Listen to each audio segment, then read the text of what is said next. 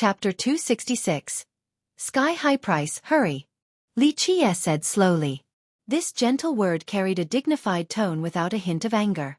Qi Xiaodia's heart shivered for a moment after being stared at by Li Qie. She didn't know why, but her heart suddenly acquiesced at this moment as she angrily spoke. Fine, I'll bid then. At this time, Qi Xiaodai loudly shouted amidst the clamoring crowd to the auctioneer. If this ruler starts at 3,000 heavenly sovereign refined jades, then I will be willing to bid. Qi Xiaodia's sudden declaration of 3,000 heavenly sovereign refined jades attracted the gaze of many people. It was not a small amount. A memento worthy of such a price would be quite amazing. 3,000 heavenly sovereign refined jades to buy a wooden ruler memento? Are you crazy? Is this broken ruler really worth that much money? Li Qie looked at Qi Xiaodai and exclaimed with an exaggerated expression. Qi Xiaodai was fed up since she was supposed to act with him, but right now, he was making fun of her. How could she not be angry? She angrily glared at him and snapped. What does it have to do with you? I like to collect mementos. If I like it, then I'll buy it. Unsuspecting spectators watching their noisy scene actually thought that they were quarreling lovers and laughed at the interesting spectacle. If sister likes it, how about I buy it for you? Seeing an opportunity, Sima Longyun immediately voiced his concern. Qi Xiaodai coldly glared at him and responded, I will buy the items that I like myself. It is not only your furious immortal saint country that has money. Sima Longyun could only smile awkwardly after being met with Qi Xiaodia's response. Little sister, if you like it, then I'll buy it for you. At this time, Bing Yuxia actually decided to join in as she cheerfully smiled. A girl like a noble canary with some temper. My favorite type. How about I buy it for you? Finished speaking, she told the auctioneer. 3,000 virtuous paragon refined jades. I want this wooden ruler. This is too crazy. Everyone immediately became lost in a furor the moment Bing Yuxia stated this price. 3,000 virtuous paragon refined jades to buy a ruler like this. This was truly having too much money without an outlet for spending. But what can one do? This person came from the Ice Feather Palace and she was the descendant. She truly had such wealth.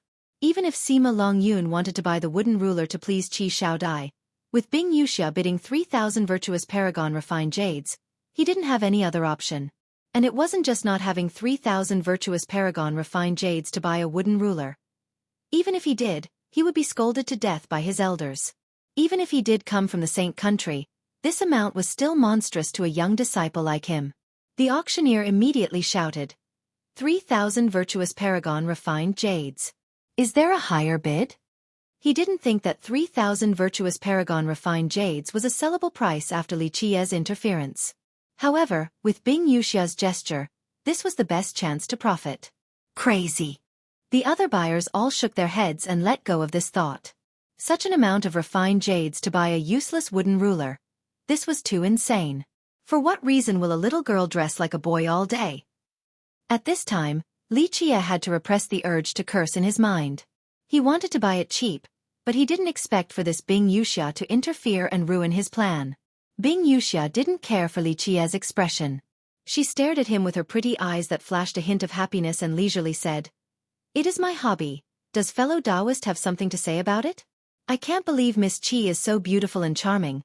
Are you interested in visiting my Ice Feather Palace as a guest?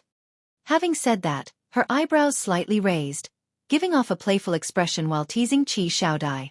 Qi Xiaodai was at a loss for words.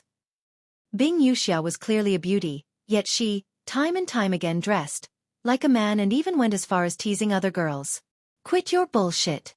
Li Qie put on a rough appearance and pulled up his sleeve to say, Oh, how grand you are. You, this pervert, actually wants to steal my woman? 3,000 virtuous paragon refined jades? Your father will go with 4,000. As long as Miss Qi likes it, I will buy it even if it is at a higher price. This is so crazy.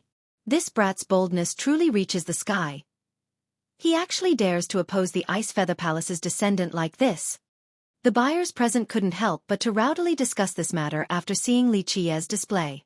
Another buyer added, This is called a newborn calf not being afraid of a tiger. This brat probably just recently came out with high spirits, so he doesn't know the immensity of the heaven and earth. This is probably why he dares to provoke the Ice Feather Palace. 4,000. 4,000. Is there a higher bid? The auctioneer immediately shouted after hearing Li Qi's bid. 4,000. Just 4,000 jades and then you can obtain the happiness of the beauty and bring her back. This is absolutely worth it. At this time, Bing Yuxia stared at Li Qi with a cheerful smile and a provocative furrow of her brows. Initially, she was a great beauty, but dressing as a man gave her a different attractive flavor. My grandmother! Why are you, a girl, competing with me for a woman? Li Qi couldn't help but curse with a rude attitude. Your father only wants to lose money, but not lose the battle. I will do 20,000. In fact, he wanted to tell her to stop. This was really messing up his good matter. He could initially buy it with a low price, but now, it was a sky-high price. So insane. At this moment, everyone became staggered with shock while shaking their heads. This was no longer an auction, but rather, a competition for one's lover. You're crazy. Even Qi Xiaodai could not bear to watch any longer. Spending 30,000 virtuous paragon refined jades to buy this wooden ruler was too irrational. However, her attitude, in the eyes of others, made her seem to be a distressed lover who was sad about her honey wasting money. Sima Longyun was especially cold to the extreme as his eyes flashed a frightening murderous intent. 20,000. 20,000 refined jades. Is there a higher bid? The auctioneer couldn't contain his excitement. Naturally, he wished that this love competition would become even more intense. Oh, quite a character. Bing Yuxia laughed and looked at Li Qi with simpering eyes. She leisurely said, It seems like. I have to bid 30,000 then? Li Qi was quite annoyed. He could have bought this for a much cheaper price, but because this young miss was causing trouble, his plan completely failed. You are a girl, so why are you causing a ruckus here? If you were a boy and came here to flirt, then I wouldn't blame you, but why is a girl like you competing for a girl with me? Do you have nothing else to do? You're just a little girl. Don't pretend to be a boy all day long. Go back to your ice feather palace. Go to the Grand Monarch Ridge and take a good look at the heaven-cutting tablet. This is something a girl should do. Li Qi snappily scolded her with some rude gestures. However, Bing Yuxia was quite shocked when Li Qi brought up the Grand Monarch Ridge's heaven-cutting tablet. Her eyes became serious as she glared at Li Qi. This brat is too arrogant. He actually went as far as to offend the Ice Feather Palace like this. Buyers were quite amazed at Li Qi speaking to Bing Yuxia in such an unrestrained manner. Sima Longyun, on the other hand, was sneering in his mind. This thing that doesn't know the immensity of the heaven and earth. He dares to provoke Ice Feather Palace like this, truly courting death. But right when everyone thought that Bing Yuxia would explode, she suddenly revealed a beautiful laugh that was capable of toppling cities and kingdoms in her male outfit, stirring an indescribable feeling in others. Fine, since you want to buy this item to please the heart of the beauty so much, I will oblige and let you have it. Bing Yuxia beamingly smiled and said. Li Qi rolled his eyes a bit. If it wasn't for this girl messing around, he would have been able to buy this wooden ruler at a much lower price. 20,000. 20,000. Does anyone else want to go higher?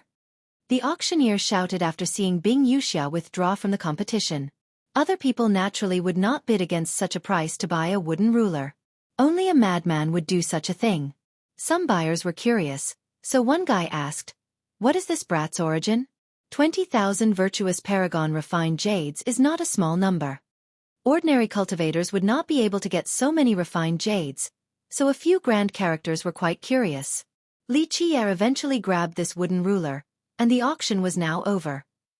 The majority of the buyers already left, but one buyer couldn't help but to express his feelings of regret. It is a shame that there were no monarch medicines like within my expectations. Sima Longyun was filled with anger, but right before he left, he still maintained a gentlemanly air. He said goodbye to Qi Xiaodai and sent her an invitation. Would sister be available to visit my furious immortal saint country as a guest? I am willing to be your tour guide.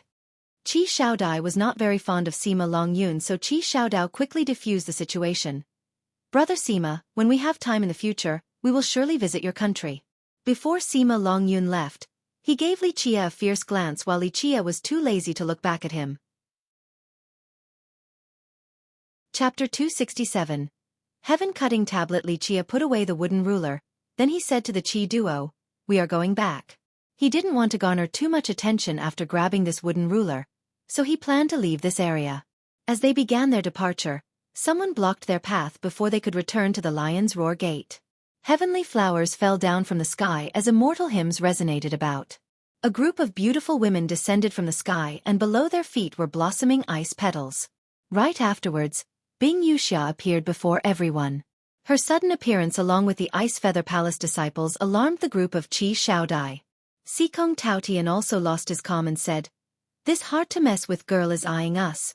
The wary Qi Shaodai and Qi Shaodao both knew that the Ice Feather Palace was absolutely a monster that their Lion's Roar Gate couldn't afford to offend. "How about the two of us talk for a bit?" Bing Yuxia walked forward as if she was dancing and cheerfully smiled towards Li Qia. Li Qia narrowed his eyes at this strange Bing Yuxia before him and smiled. "We can talk. My favorite thing to do is to speak with pretty girls with our knees pressed close." As the successor of the Ice Feather Palace, Bing Yuxia's power was unfathomable. She was a girl, but she always dressed as a man without a care for the world. However, she was still very famous within the Eastern 100 cities, and others had always been wary of her. Yet today, this little demon in front of her didn't think much of her despite her threat. He maintained his calm as if victory was already within his grasp. "It seems that you are confident enough," Bing Yuxia slowly spoke. It was rare for someone to bluster like this in front of her. Even the descendants from ancient kingdoms would not necessarily be able to speak such arrogant words. Li Qia glanced at her and smiled to say, "Because I am Li Qia." They were such dull words, yet they carried an imposing and majestic aura that shot straight to the sky. "Because I am Li Qia." Such a sentence exuded a sensation of being above all. This kind of confidence was capable of being the sole ruler of the 9 heavens and 10 earths. Not bad, this phrase, "because I am Li Qia." After a while, Bing Yuxia laughed in a valiant and refreshing manner while exuding an alluring charm. After cracking up for a while, Bing Yuxia asked Li Qia, "What do I have to do to convince you to talk about the heaven-cutting tablet? How about I connect the strings for you with some people within the Eastern 100 cities, whether they be the princesses of ancient kingdoms, saintesses of grand sects, fairies of sacred gates? I actually know quite a few of them. Do you want me to hook you up?" Li Qia smilingly shook his head and said, "Women who can grab my attention aren't limited to the few around you. Even though they are not bad, they're still a bit short. How about this? If you stay by my side and be my maid, I will tell you an ultimate secret regarding the heaven-cutting tablet of your Ice Feather Palace. The fact that your matriarch was too arrogant cannot be denied. Otherwise, she wouldn't have only brought back the heaven-cutting tablet that year.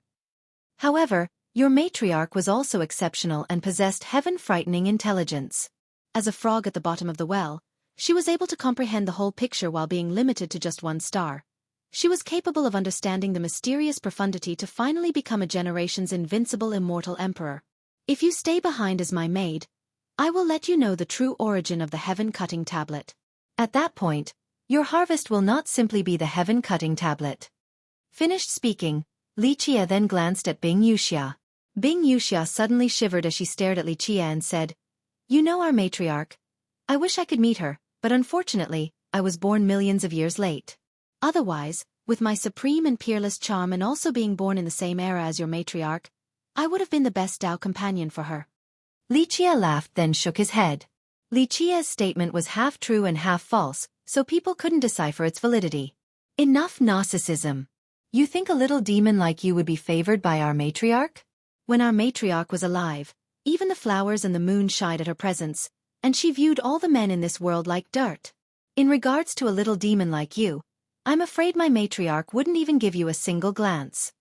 Bing Yuxia looked at Li Qia and shook her head disapprovingly. Li Qia simply smiled in response and didn't say anything else. "What do you want before you're willing to talk about the heaven-cutting tablet?" A moment later, Bing Yuxia asked with more gravity. Li Qia couldn't help but smile while staring at the cross-dressing Bing Yuxia before him. Even though Bing Yuxia and little girl Bing Yu's appearances were different, their charm was quite similar, especially when both of them were cross-dressing. However, Bing Yuxia, right now, was not as great as immortal Emperor Bing Yu that year. Bing Yuxia was just a little girl who was arrogant to the extreme. Nevertheless, she really had the ability to be so domineering. Forget it. I am the type who finds joy in helping people. This is all because I've read so many books and became this knowledgeable, resulting in gaining greater responsibilities. Am I right? Li Qia smiled before continuing. I'll give you a little hint. Don't waste time on the inscriptions on the tablet. The meaning of the inscriptions is that it is fundamentally meaningless. Chapter 268. Wooden Ruler's Secret. Having heard this, Bing Yuxia couldn't help but murmur. The inscription's meaning is fundamentally meaningless. Little girl, don't be cross-dressing all day long. A girl should be a girl. Don't try to be a man. Don't be like your matriarch who lived alone for the rest of her life. In the end, Li Qie said with some emotions. Then he turned away and left. Upon hearing this, Bing Yuxia suddenly became shocked. She looked up to find Li Qie, but he had already left the pavilion, so she couldn't see his expression. In the end, Bing Yuxia left along with the female disciples of the Ice Feather Palace. Before leaving, she closed the fan in her hand like a gentle young noble and smilingly said to Li Qie, "If fellow Li is interested, I will connect your red strings in the future and introduce a few princesses from ancient kingdoms to you." Li Qie could only force a smile at Bing Yuxia's still not caring for the world appearance. When he was watching her back during their departure, he couldn't help but to softly sigh. Although she looked nothing like a mortal Emperor Bing Yu, her charm reminded him of a mortal Emperor Bing Yu, the arrogant little girl. Even though he did not train that little girl in the past, he was the one who led her to join the War God Temple. Unfortunately, the old men from the War God Temple could not grasp the opportunity in the end, and they couldn't do a good job of training her to become an immortal emperor. Ultimately, that little girl left the temple and proudly traversed the 9 worlds by herself to finally become an invincible immortal emperor. The proud and cold as ice girl was always domineering and arrogant. She had one life of invincibility, yet she became alone for the rest of her life. That girl. In the end, Li Qie silently lamented. That girl must still be hating him more or less in her heart. Bringing up this so-called harmonious ghost tree was just his attempt at tricking the inheritance ancient pavilion. Yes, the wooden patterns of this ruler did resemble the ones of a harmonious ghost tree. However, it was not made from a harmonious ghost tree. Li Qie was absolutely certain of this as he held the ruler in his hand. This wooden ruler was made from ghost ancestral wood. There was only one ghost ancestral tree in the entire 9 worlds. Li Qie did not lie entirely back at the time of the grave auction. This item truly had something to do with the ghost race and even its origin. There were 3 claims to the origin of the ghost race. The first was the theory proposed by the ghost race themselves, and it was also the most credible theory. This theory stated that the ghost race's progenitor turned from a ghost into an immortal and finally left behind descendants in this world. Afterwards, 100 tribes were established, resulting in the current ghost race of today. Because of this theory, the ghost race was also called the ghost immortal race. Another theory was that this progenitor was a true ghost. By combining with a mortal woman, he finally gave birth to descendants which resulted in the current ghost race. There were both skeptics and believers regarding this theory within the ghost race. The majority did not deny nor admit this claim. The last theory had always been vehemently denied by the ghost race. The ghost race was also called the 100 races with many side branches. However, all of the branches essentially denied this last theory. It stated that the progenitor was a corpse that eventually gave birth to a soul and became alive. Then it bred with a mortal woman and its descendants became the current ghost race. Any believers of this last theory would be considered heretics within the ghost race. Future generations did not know why the ghost race was so antagonistic to this theory. In fact, even the ghost race themselves did not know why. The denial of this claim had existed since the Desolate Era and had continued up till now. However, Li Qie had lived for countless years and knew some inside stories regarding this last theory. It was indeed not an aimless arrow. In a very far and ancient era, an ancient corpse coming to life did appear. No one in this world knew how long this ancient corpse had lived before this. As for this corpse giving birth to a soul, future generations could not find out whether it was the progenitor of the ghost race or not. However, Li Qie knew a secret unbeknown to the future generations. The origin ground of the ghost race had a ghost ancestral tree. It was the one and only tree of its kind in this world. It was absolutely worthy of being referred to as a supreme immortal tree or peerless god tree. This ghost ancestral tree, to a certain extent, was related to the origin of the ghost race. In an extremely ancient era, legend has it that the ghost race's progenitor left behind a key, and it could unlock the secrets of the ghost race's origin. This key had a lot to do with the ghost ancestral tree. This key was called the ghost's origin ancestral key, and it had a heaven-frightening secret embedded within. In a future generation, Li Qie, as the Dark Crow, heard of another rumor. A certain alchemist clan at Eastern Descent City became in-laws with a ghost tribe. People said that this ghost tribe once had an unfathomable character, and there were whispers of him being a true ghost. Unfortunately, this ghost tribe believed in the third theory of the ghost race's origin, which eventually led to the tribe's complete destruction. And this grand character, who was possibly a true ghost, was able to escape into Eastern Descent City and hid in the alchemist clan to escape this calamity.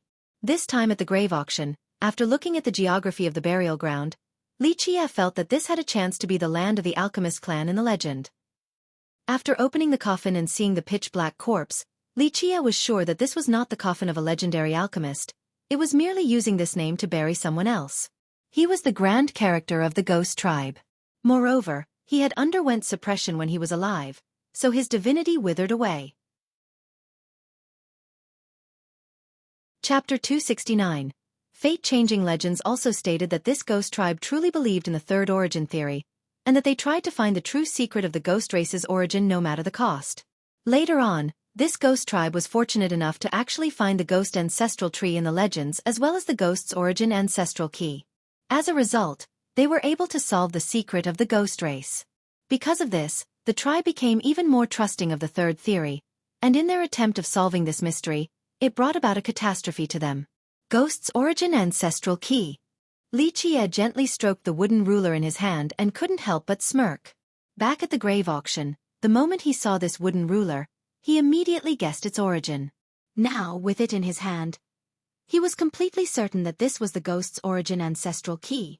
In fact, the ghost race always held a suspicious attitude regarding the ghost's origin ancestral key. They believed that it was just a non-existent item made up by a few heretics. It was not strange for them to adopt such an attitude. In the end, no future generations had ever seen this key before, let alone solving the secrets of the ghost race's origin. However, Xueqi knew more than the ghost race and others when it came to the ghost race's corpse and the ghost ancestral tree in the legends. He knew that there was indeed such an ancient corpse, but whether it was the progenitor of the ghost race or not, it was still worthy of further deliberation. 99 little ghosts. Xueqi gently stroked the wooden ruler and murmured, "Just like the legends. I also want to see what secrets and harvests you will bring me. You absolutely must not let me down." Above the wooden ruler were 99 little ghosts with different expressions. In fact, Xueqi knew that these 99 ghosts were not carved on it. Although the ruler was in his grasp, Xueqi still needed time to research it. It was not such an easy matter to understand the mysterious profundity of the ghost's origin ancestral key. However, 20,000 virtuous paragon refined jades to buy this key was absolutely worth it. This was an item that was desired by him. As the saying goes, being unable to find the destination after wearing out iron soles, then inadvertently finding it without any effort. Once Qi Xiaodao prepared the materials, Xueqi was ready to change his fate. The elders that were not in secluded meditation wanted to observe Xueqi's fate changing to determine whether it was true or false. However, Xueqi rejected this. Xueqi only allowed Qi Xiaodai to observe from afar. The truth was that Qi Xiaodai was worried as well. In the end, fate changing was not a trivial matter. Qi Xiaodao would become a cripple if there was a mistake. Before they began, Qi Xiaodai was still quite restless as she couldn't help but ask, "Isn't this too difficult?" Fate changing. This is defying the heavens and it will bring about the heavens' wrath. Qi Xiaodia's fear was not unjustified. Even a legendary alchemist would not necessarily have the ability to change one's fate. Fate changing was an extremely mystical matter. Some legendary alchemists spent their whole life yet they were not able to understand its mystery. Xueqi glanced at her and answered, "Don't worry, this is a trivial matter. To be more exact, this is not fate changing but fate advancement. Xiaodao is of a turtle fate, and your Qi clan are all natural-born turtle fates with a great chance of passing on this characteristic. Your progenitor was of the heavenly turtle fate, so this is only advancing his true fate back to its original level, nothing more. True fate changing is another story. For example, if you had an ordinary fate type and you want to change it to a saint fate, that would truly be fate changing. Such a heaven-defying matter would bring about the heavens' extermination. The high heavens would never allow for such a thing to happen," Xueqi said dismissively. Xueqi was 100% certain regarding this type of fate advancement. During an older era, he and the alchemist god had actually performed true fate changing. They even worked on what was called the immortal fate in the legends. Later on, he had performed true fate changing a few times.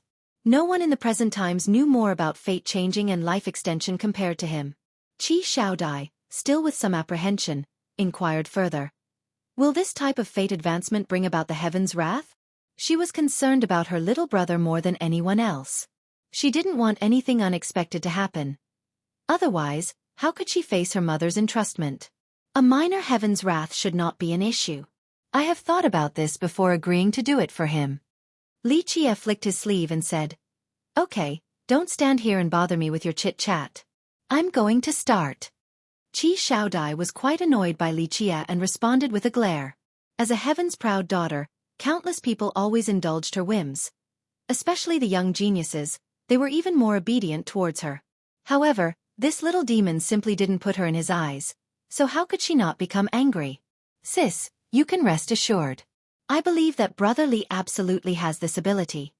Qi Xiaodao quickly comforted his sister. He was really afraid that these two will argue again. Good, get ready for it. Do you remember the method I told you before? Li Qie asked Qi Xiaodao. Qi Xiaodao then took a deep breath and gently nodded his head. Brother Li, I am prepared. Go for it. Li Qie summoned the myriad heavenly cauldron and slightly shouted. Open, as his words rang down, the myriad heavenly cauldron fell to the ground and turned into a gigantic cauldron with its frog mouth shut tight. The inside became its own vast heaven and earth.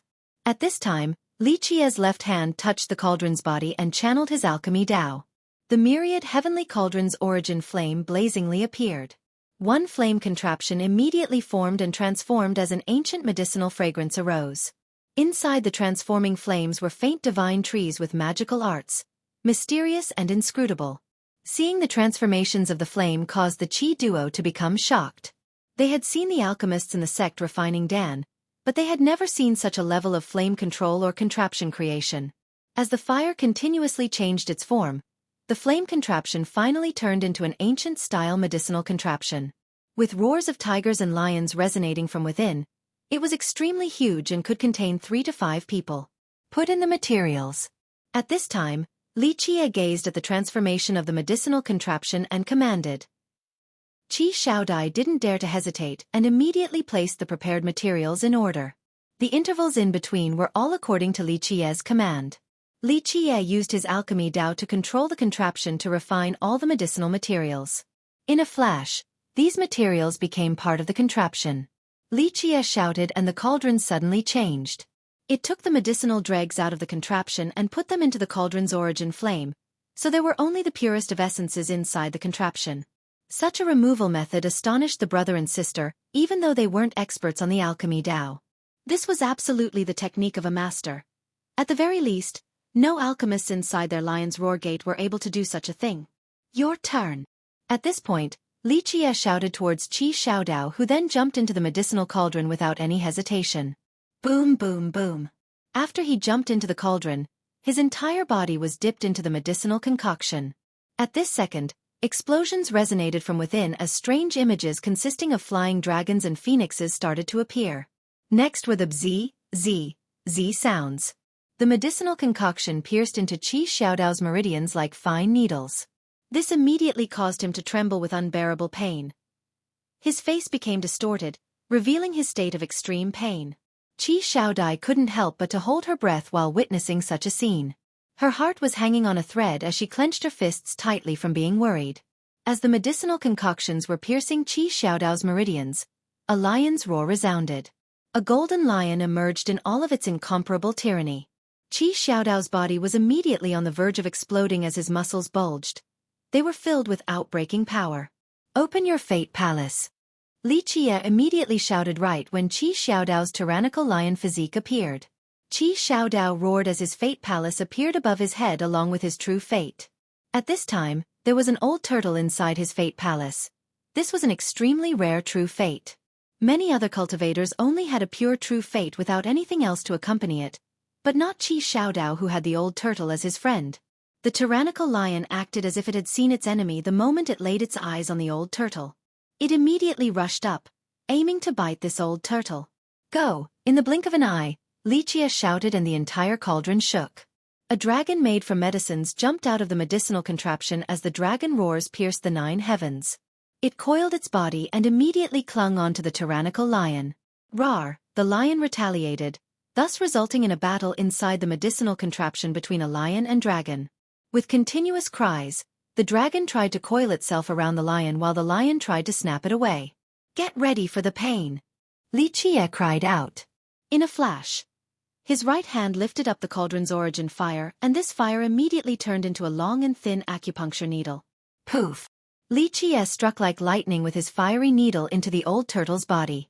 In a split second, the old turtle was writhing around in pain. Qi Xiaodao also had a difficult time bearing this pain. This was a type of suffering from the depths of the soul. It was far beyond the pain threshold of flesh. He screamed out in pain as he nearly crushed his teeth in agony. Chapter 270, Tyrannical Lion Physique, Heavenly Turtle Fate, Settle Down, Xueqi cried out.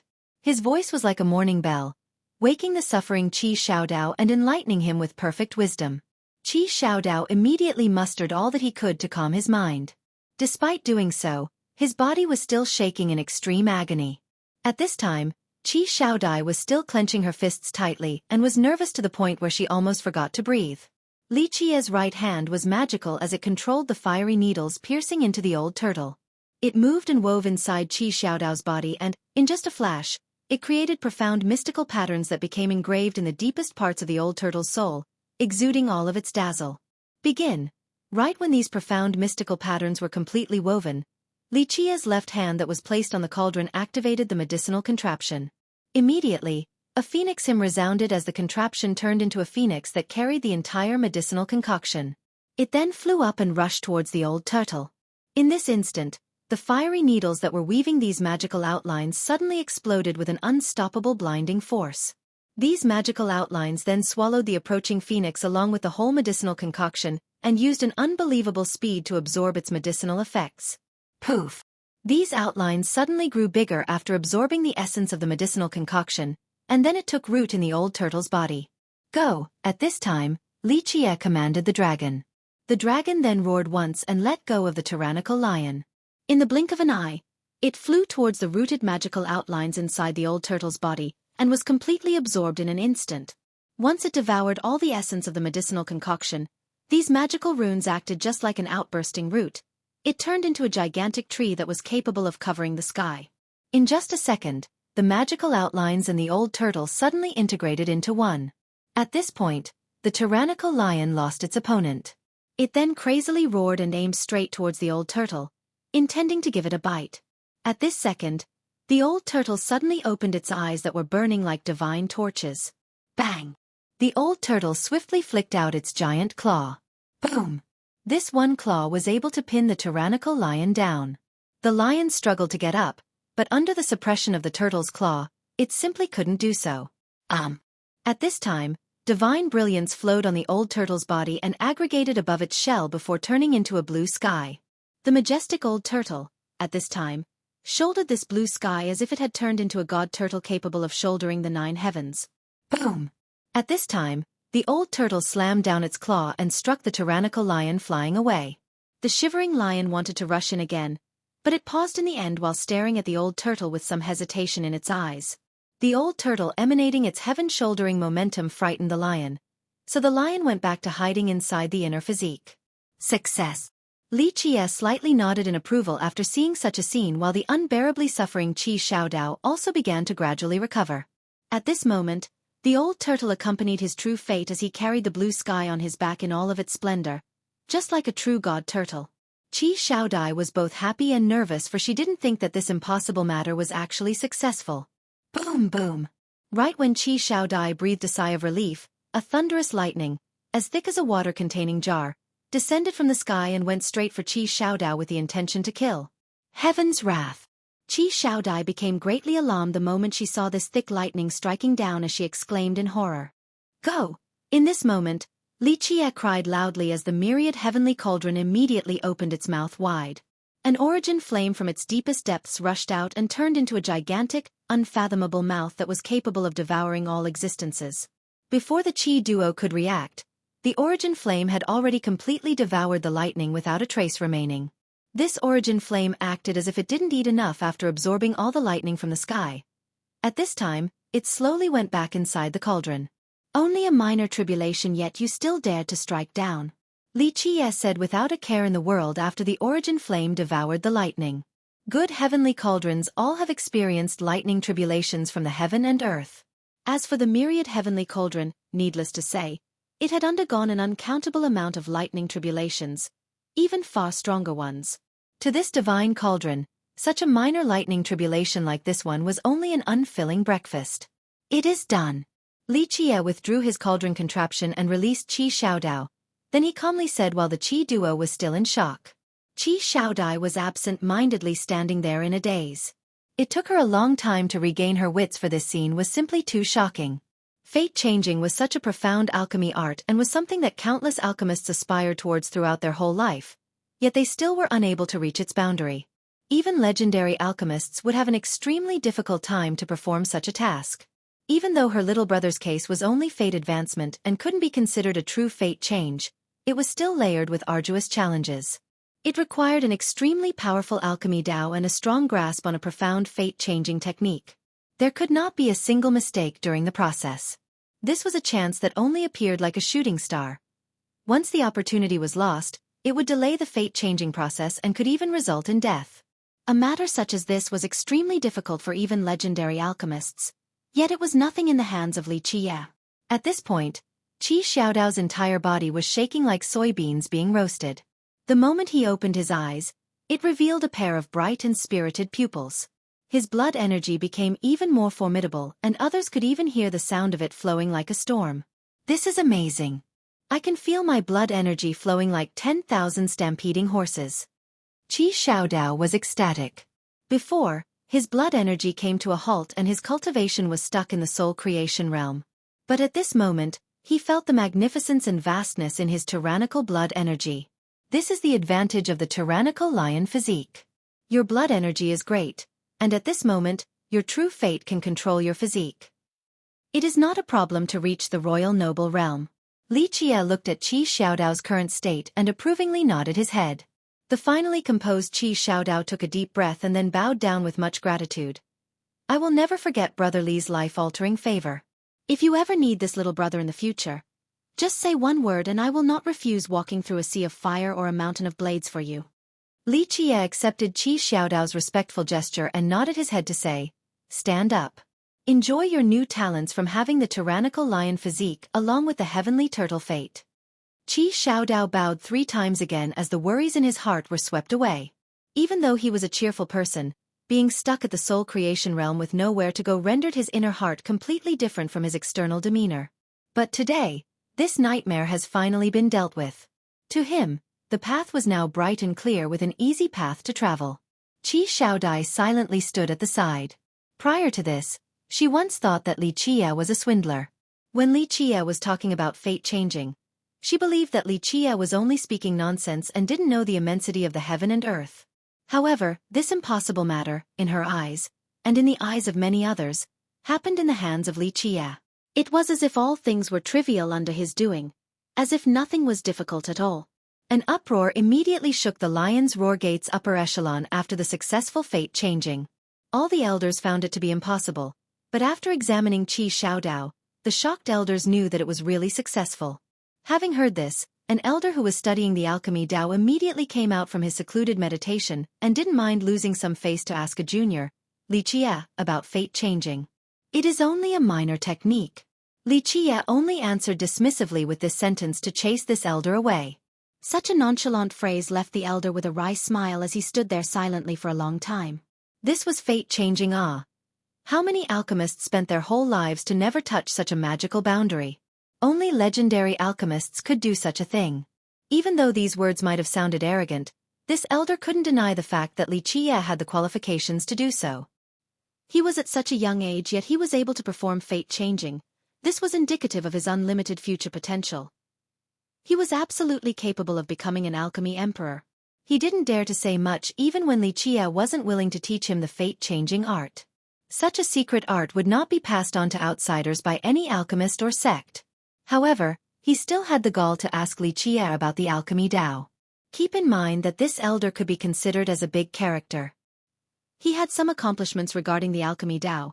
However, in front of Li Qie, he acted like a respectful student with complete devotion as he came again and again beseeching for Li Qie's teaching. Fine, taking your ancestor into account, I will teach you one or two things. In the end, Li Qie agreed to teach this elder the alchemy Dao. Li Qie was not interested in teaching the alchemy Dao to outsiders. However, this elder was indeed full of sincerity, and Li Qie, out of love for the absolute loyalty of the Lion's Roar Gate's ancestors to him, made an exception to teach him once.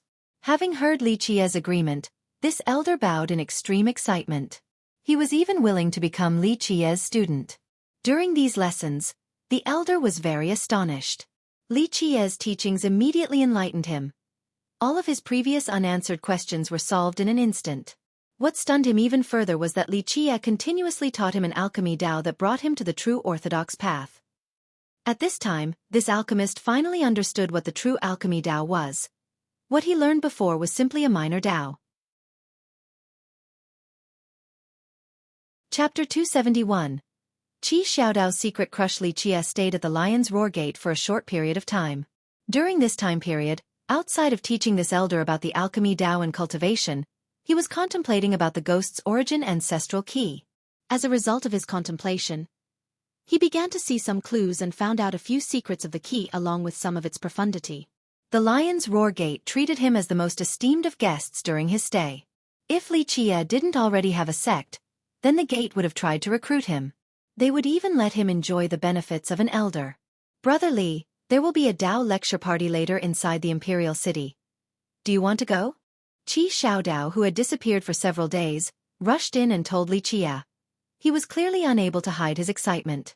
Li Qie noticed this excitement, so he immediately looked at him and said, "Your excitement, don't tell me your spring is coming? It is only a Dao lecture.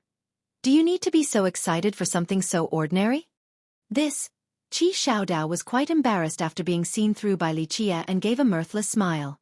At this time, a voice rang from the door as Qi Xiaodai was standing right there. She looked at her little brother and said, "Princess Bao Yun is coming." Today, his matter was taken care of and he could cultivate normally again. This was his renewed hope as his will to fight surged once more. "So, you don't even have the courage to chase after a girl?" Li Qie smilingly said after being met by Qi Xiaodao's hesitation. Qi Xiaodao clenched his fists and said, "Good, even Brother Li will support me. If I don't try my best, then it would be a shame to your goodwill. Don't worry, Brother Li, I will not back down. If she doesn't like me, then so be it. However, if she is willing, then no matter what, I will battle to the end." At this point, his blood was boiling as his fighting intent surged high. Li Qie laughed and patted his shoulder before saying, "Now you sound more like a man." Qi Xiaodao was quite bold at the moment. At this time, his feelings were out of control and he wished that he could see Princess Bao Yun right away.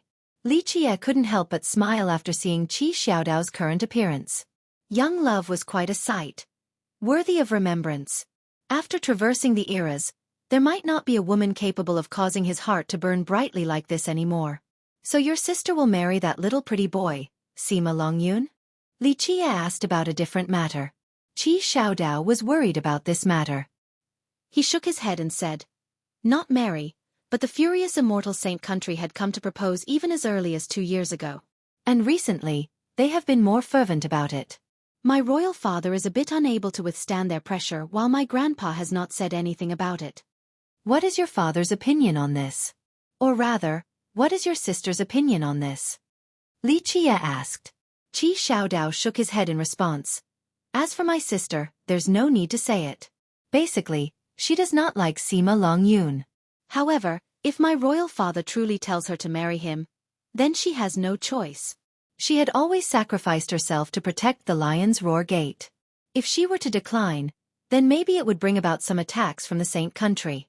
Even if my sister is not willing, she will agree to this marriage for the sake of the Qi clan and the gate." "What is your father's opinion?" Li Qie asked. Li Qie didn't have much to say about Qi Xiaodai, but out of love for the Qi clan ancestor, he will still lend her a hand. Qi Xiaodao bitterly smiled. If my royal father was willing, then he would have already married her off. Royal Father believes that the Saint country only wants our supreme immortal physique law, and that they have no good intentions. If my sister wanted to marry, then he wouldn't stop her. If she didn't want to, then he wouldn't force her either. However, in my opinion, if the Saint country keeps on pressuring my royal father, then I'm afraid my sister will agree to protect our country. Having said this, he couldn't help but sigh. He desperately wanted to help out his sister, but with his strength alone, how could he fight against a monster like the furious immortal Saint country? Furious immortal Saint country. Li Qie smiled. He knew its progenitor, a grand completion immortal physique. He went on to say, the lower tyrannical immortal physique law, it is flawed.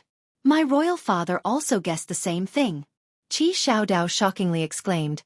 Brotherly also knows this secret. It is only a secret for now. Li Qie smilingly said. The furious immortal ancestor cultivated the furious immortal tyrannical physique, one of the 12 immortal physiques. After he reached grand completion, he swept through the 8 desolaces. This matter was quite shocking at that time. There used to be a saying in that era, unless an immortal emperor came out, no one would be able to defeat him. In fact, Li Qie, as the Dark Crow, had seen his physique in that era. The truth was that his physique was flawed. Even though people said that he created a supreme law for the furious immortal tyrannical physique, unfortunately, he was missing just one part. Logically speaking, he had no chance of reaching the grand completion stage of the immortal physique, but he obtained a miracle that allowed him to survive the powerful physique tribulation. If it wasn't so, then he surely would have died under the terrifying tribulation. Qi Xiaodao emotionally said. My royal father also thought the same. He speculated that they only want our immortal physique law. After their progenitor, they no longer produced another grand completion immortal physique, so my royal father guessed that there is a problem with their law. They want to start with our immortal physique law in order to find a solution. Chapter 272. Goddess Mei Suyao. Qi Xiaodao's ancestor was Lion Monarch Ba Xian. The Lion Monarch cultivated the furious immortal tyrannical physique. During that era, people said that he himself personally created a supreme immortal physique law, but others said that he obtained an extremely ancient version of this physique law. Li Qie looked at Qi Xiaodao and asked, Does your lion's roar gate have the furious immortal tyrannical physique law? A supreme immortal physique law was something coveted by all great powers. Even immortal emperor lineages wished to obtain such an item. This, Qi Xiaodao hesitated for a moment before finally answering Li Qie. This is our Qi clan's secret, but since I owe brotherly a great debt, I can divulge a thing or two to you. The truth is, I don't know the exact details. Our ancestor's supreme law has been lost, but 10 years ago, my grandfather went to the Heavenly Tao Academy because my maternal ancestor had cultivated at the academy. And so, my grandfather hoped to find an answer there. After his return, he underwent his death meditation and he never revealed the exact details to us. My grandfather is a natural-born saint physique. Alas, his youth was a struggle since he did not have a suitable saint physique law, thus his saint physique suffered great limitations. Regarding this meditation session, my grandfather told me that if he was successful, then he would obtain a grand completion saint physique. Because of this, outsiders always thought that my grandfather found our ancestor's supreme immortal physique law. However, since outsiders didn't have absolute certainty, there have not been people attacking all the way to our door yet. At this point, Qi Xiaodao was quite worried. Their current lion's roar gate was weak and far from being a match for a gigantic monster like the furious immortal saint country. Li Qie smiled and understood the inside reasonings, then he asked, All the elders are devilishly training via meditation while maintaining a heavy guard. Is this to prevent outsiders from stealing the supreme immortal physique law, or is it for a different reason? I'm afraid that it is both. Qi Xiaodao wryly smiled and said, At the same time, it might be out of fear of an attack from the Saint country, so they made good preparations. Ever since the Saint country came to propose to my sister, my royal father ordered for us to be on guard. My royal father himself does not dare to leave the Lion's Roar Gate and had always been residing inside the imperial city, lest he risks internal unrest. Li Qie stroked his chin and asked, When is your grandfather coming out? I want to meet him for a bit. He still had the treasure box of Lion Monarch Ba Xian in his possession. This was meant to be passed down to his descendant. The Lion's Roar Heavenly King, Qi Xiaodao's grandfather, was the descendant of Lion Monarch Ba Xian. It's hard to say, and I also don't know. Royal father said that if grandfather was successful, then it could be within 3 to 5 years. If not, then it would not be any time in the foreseeable future. Qi Xiaodao said. Li Qie pondered for a moment after hearing such an answer. His karma with the Lion's Roar Gate was not shallow. The Qi clan ancestor was his general, while there was a karmic fruit formed between him and Lion Monarch Ba Xian. Brother Li. At this time, Qi Xiaodao lifted his head to look at Li Qie while scratching his head. Then he asked, "How do you feel about my big sister?" He wanted to hook Li Qie up with his big sister. In fact, he also felt that Li Qie was completely worthy of his big sister. Li Qie simply smiled and didn't answer Qi Xiaodao. "I understand." Qi Xiaodao wryly smiled. Even a supreme character like Bing Yuxia could only be a maid in Li Qie's world. Even though his sister was the Lion's Roar princess, but compared to Bing Yuxia, no matter whether it was their status, beauty or talents, she was far from being Yuxia's match. Bing Yuxia could only be a maid in Li Qie's eyes, let alone his sister. Brother Li must come to this Tao preaching. Qi Xiaodao became spirited and changed the subject. The person preaching the Tao this time is quite amazing. Maybe this person could enter Brother Li's sight. Li Qie smiled and asked, "What makes you say that?" The Tao preacher this time is the Eternal River School's goddess Mei, the contemporary #1 prodigy of the Eastern 100 cities. She can also be considered the #1 person in the region. Qi Xiaodao quickly explained to Li Qie. He couldn't help but admire Goddess Mei. In fact, no one would be able to stay calm when it came to Goddess Mei of the Eastern 100 cities. Eternal River School. Li Qie narrowed his eyes and murmured. Qi Xiaodao continued on. Yep, the Eternal River School, the Eastern 100 cities' #1 sect. Goddess Mei is its current successor, and she is also their spokesperson for this generation. Only admiration could be found when the name Eternal River School was brought up at the Eastern 100 cities. Even in the entire mortal emperor world, this name was like thunder next to one's ears. Eternal River School.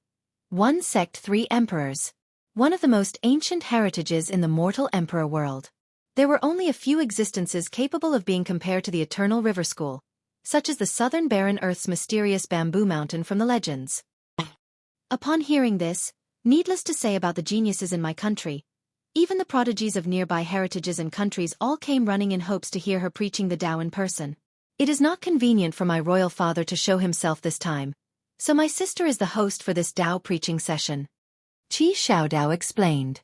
Li Qie let a smile bloom and looked at Qi Xiaodao before saying, "Is your father using this Tao preaching opportunity for your sister to meet some men, or is he using this opportunity to climb up the Eternal River School?"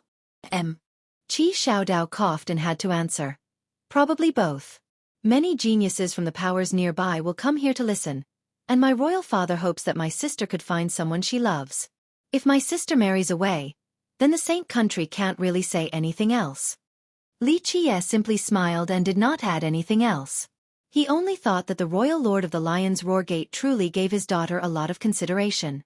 For this Tao preaching session, my sister will be the host and I will only be helping out. Qi Xiaodao quickly said, "How about Brother Li help my sister out? I trust that Brother Li can deal with anything." Although Qi Xiaodao understood that his sister didn't have a chance and that his efforts were useless, he still tried his best to create such an opportunity for his sister. "I'll just watch from the outside," Li Qie smilingly said. "You and your sister can take care of such a small matter." How could he not know Qi Xiaodao's intentions? Qi Xiaodao said no more. After staying together with Li Qie, he understood that one must grasp their own opportunities. His sister really missed a good chance and didn't win Li Qie's favor. Goddess Mei's Tao preaching at the Lion's Roar Imperial City became sensational news throughout the entire country. Maybe even the entire Eastern 100 cities. In just a short amount of time, there were many rowdy discussions. Countless cultivators came to see the famous person, especially the younger generation who were too excited and wanting to see the supreme heir of the goddess. Goddess Mei, the Eternal River successor. The person who entered the secular world, Mei Suyao.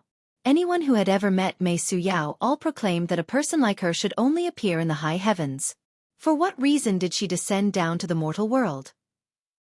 There were once countless saintesses and princesses along with noble daughters who were proud of their appearances and talents, but rumor has it that after these girls met Mei Suyao, they couldn't help but become dejected with low self-esteem from being utterly eclipsed.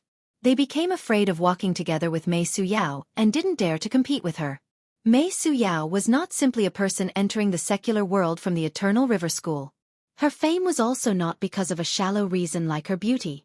The more frightening part was that legend stated that she was a natural-born immortal bone, unrivaled and extremely rare even through the rivers of time.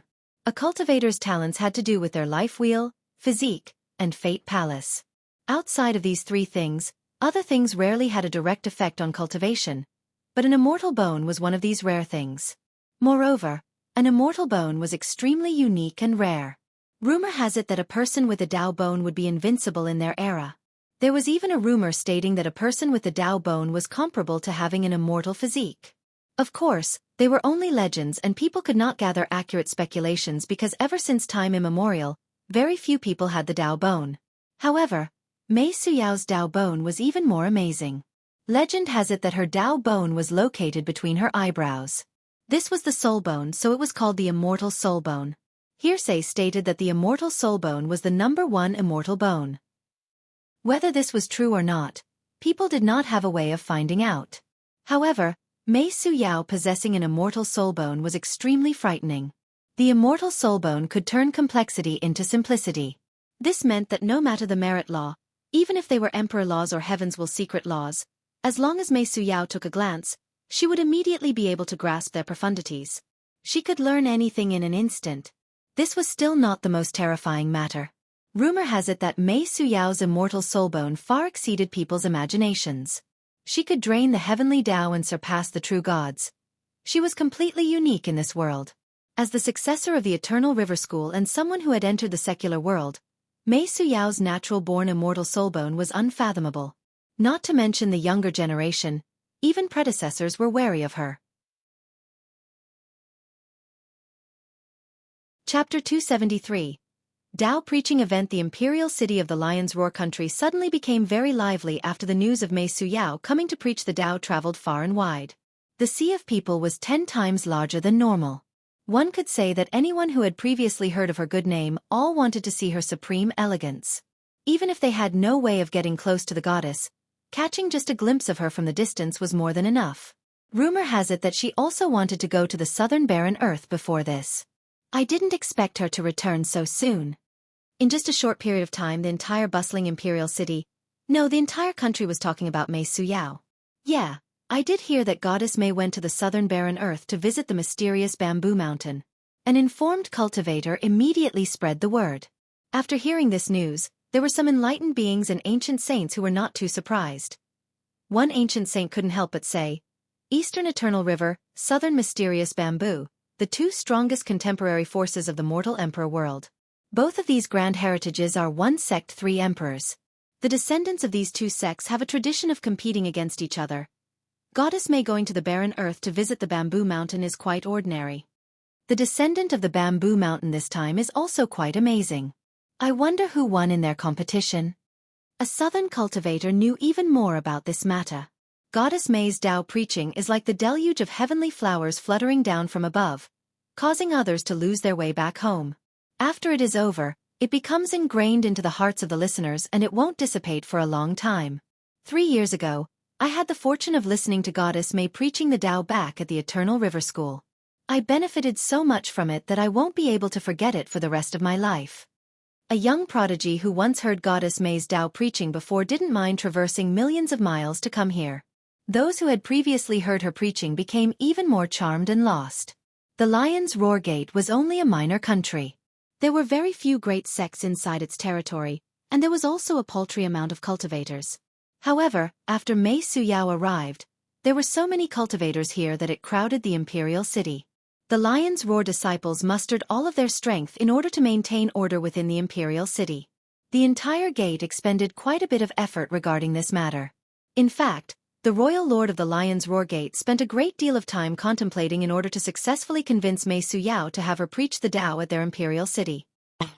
The charming spirit race were the high heaven's favored child, and it could be considered the most gifted race out of the myriad of races. Immortal Emperor Xueqi came from the charming spirit race and finally became an invincible immortal emperor with the heaven's will. Her life could be considered to be the most brilliant during the desolate era. Even though many eras passed, even today, Many people still relished in her old tales. Immortal Emperor that year. Li Chia couldn't help but lament after recalling the old matters from a long time ago. Goddess May has arrived. Right when Li Chia was in a daze while recalling his past, the imperial city suddenly went into an uproar as waves of people like primordial wild beasts rushed out. As Li Chia was just standing there, he was pushed around until he arrived at the side of the monstrous crowd. Goddess May is here. Hurry and come watch. Suddenly, deafening cries resounded everywhere. Both men and women were excited, especially the younger males who were extremely obsessed.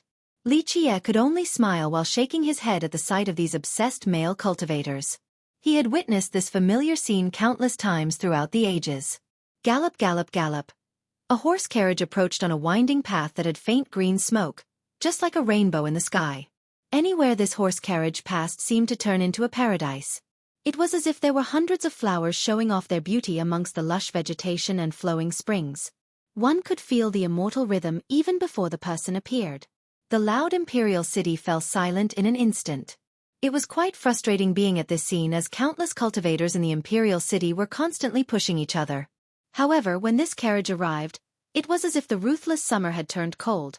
A sensation penetrated one's soul, allowing them to be very refreshed. The carriage driver was an old man and Mei Suyao was nowhere in sight. The only discernible thing was a faint shadow inside the horse carriage. It was like a graceful present, like a fairy coming into being, extremely peerless.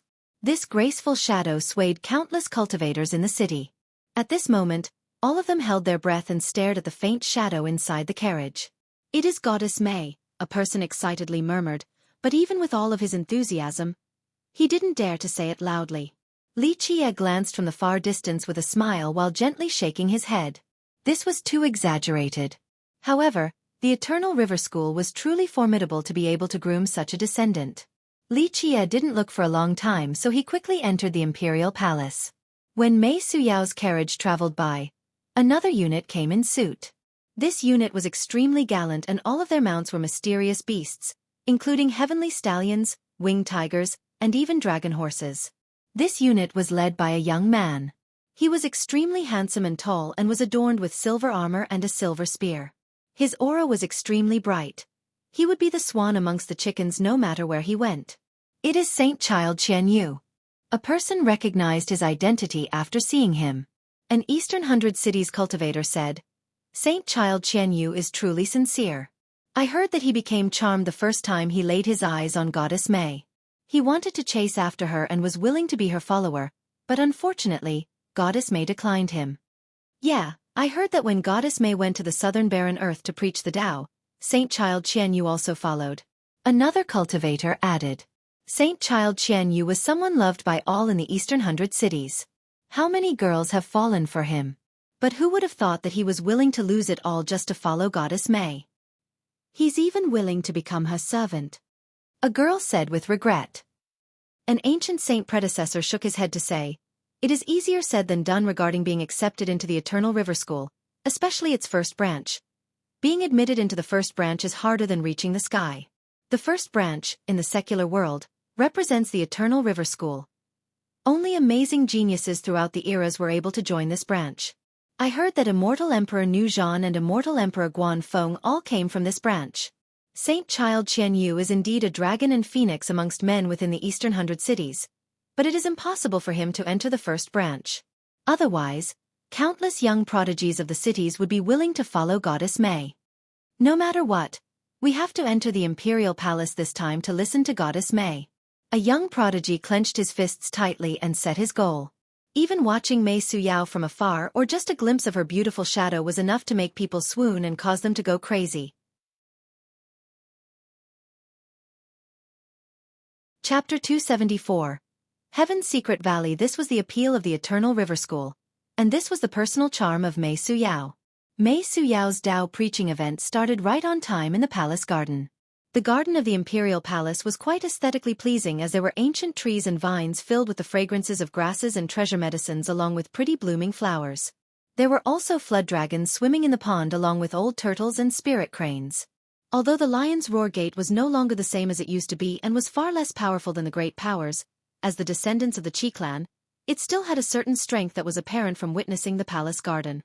Many young prodigies who qualified to be inside had entered a long time before the start of the event to not miss such a rare opportunity. It was as if a waterfall made of people was entering the imperial palace. Some prodigies were riding their ancient chariots, signaling the pride of their clans. Others rode rare and precious beasts while some soared with their flying swords. Then, there were those who were sitting on their treasure mountains and came from above. In a short amount of time, the palace garden became very bustling and crowded. Most of these young prodigies all had exceedingly high statuses. There were princesses and saint childs as well as descendants from the great powers or giants from different countries. As the organizers, the Qi duo were quite busy. They quickly greeted the guests that came from everywhere without any breaks. The young prodigies all came in groups of 3 or 5. They were all dragons and phoenixes amongst men. It was quite a beautiful spectacle to behold when all the men were extraordinarily handsome and all the women were pretty enough to cause fishes to drown and the birds to fall down from the sky. These groups were talking about all the important matters inside the Eastern 100 cities and other geniuses of the great powers. I heard Ba Xia was in the vicinity. I wonder if he will run here for this event or not. A young saint child said. Many of them were quite wary of Ba Xia. A royal prince shook his head and said, I hope he doesn't come here. That guy is too crazy and will always cause trouble wherever he goes. He has been even more insane recently. Some people said that his furious immortal tyrannical physique made some progress. I wonder if he had surpassed his minor physique tribulation or not. A different friend said. Ba Xia, the descendant of the furious immortal saint country, was the oldest royal prince.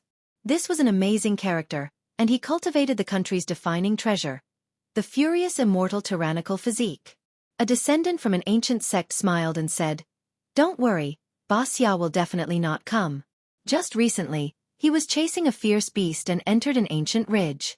I'm afraid he won't be able to come back so soon. Ba Xia might not come, but his martial junior brother, Sima Longyun, will definitely come. The royal prince said. A saint child sneered and said, What is so special about Sima Longyun? He is only one of the 48 Xiantian physiques. He simply relied on the prestige of his older brother, Ba Xia. Humph, he himself is very unlikely to be more powerful than me. Places with people will have Jianghu. Even the people of the younger generation of the Eastern 100 cities were not always friendly to each other. There was jealousy and revenge amongst many other things. A person comparable to Mei Suyao was definitely not just with hollow prestige. Li Qiye also came. He silently sat in an ordinary obscure corner of the garden and poured his own drink. Even though there were countless saint childs and princesses in the garden, Li Qiye didn't want to start a conversation with any of them. He simply sat there in silence in a forgettable corner. Li Qiye also didn't want to go bother Qi Xiaodao, who was very busy at this moment. Big brother is sure enjoying yourself. After Li Qiye finished drinking a cup, a person immediately poured him another. With a tan skin color, this young man carried a heroic presence. His body was the embodiment of natural sunlight. Especially his little smirk hanging above his slightly dark face, it gave him quite a different style. This person sat down and immediately poured a cup for Li Qiye while revealing a big smile. Li Qiye glanced at him and said, Do you not feel itchy after changing your face every day? Isn't it a great thing to just be yourself? Having said that, he started drinking along. He didn't hand another cup to the young man either. The young man dryly smiled and said, Big brother is messing with me. I am not as confident as Big brother, heh. I have many enemies at the Eastern 100 cities, so I have to hide from the wind. This guy was not a new person. It was Xikong Taotian who escaped some time ago. At the moment, Xikong Taotian returned once again and actually penetrated the royal palace. This brat was truly skilled. However, he had completely changed his appearance at the moment, and outsiders did not know that he was Xikong Taotian. Of course, he couldn't escape from Li Qiye's eyes. Big brother, the Space Trample Mountains deity also came. Xikong Taotian passed a message to Li Qiye. So what if the people from the Space Trample Mountain came? What does it have to do with me? Finished speaking, he drank another cup. Xikong Taotian hurriedly poured another cup for him and said, I heard Big Brother killed Jikong Jian back at Ancient Sky City. I'm thinking that Jikong Wudi will find you to get even. Xikong Taotian himself was quite amazing. However, in front of Li Qiye, he didn't dare to bluster and actually went as far as acting like a little brother. You really have some abilities, ah. You actually ran over to the Grand Middle Territory in such a short amount of time and found out about this matter so clearly. Li Qie glanced at him and said, "Are you scheming against me?" Xikong Toutian's expression immediately changed as he pointed his finger towards the sky and said, "Big brother, your joke is too much.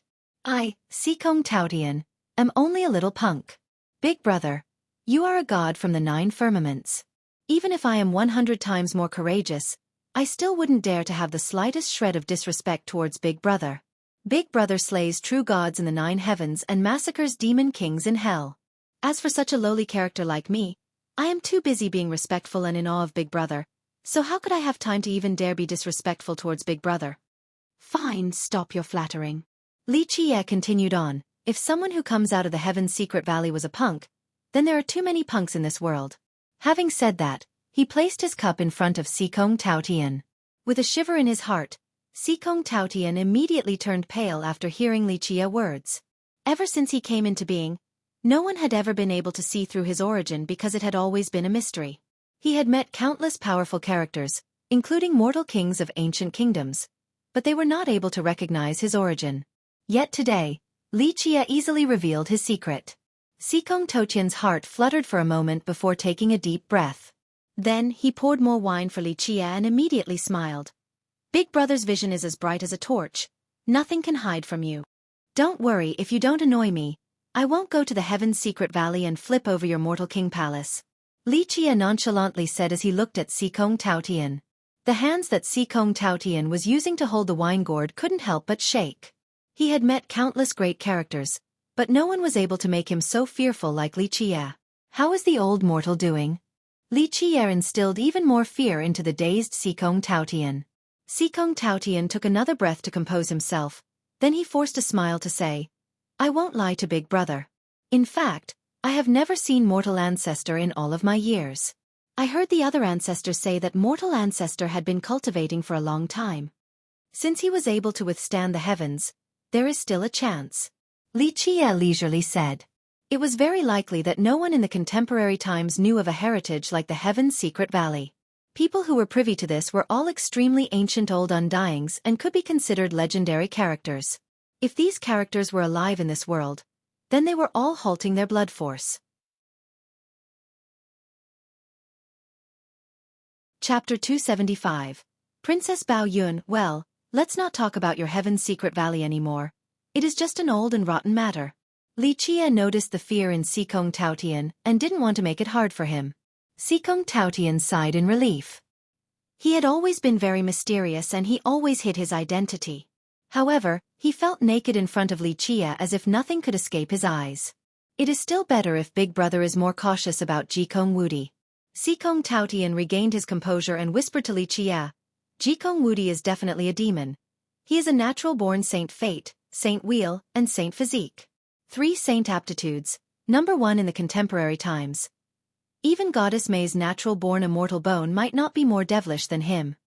Anyone who heard about the 3 saint aptitudes would faint from fear. From the ancient ages till now, not many people actually had 3 saint aptitudes.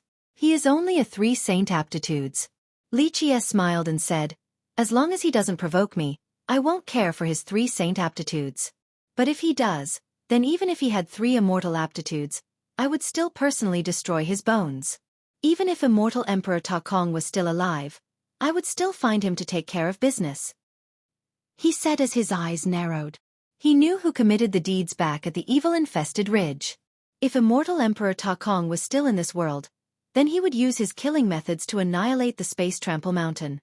However, if immortal Emperor Ta Kong was not in this world, then he was too lazy to find his descendants and destroy the Space Trample Mountain just because of immortal Emperor Ta Kong's actions.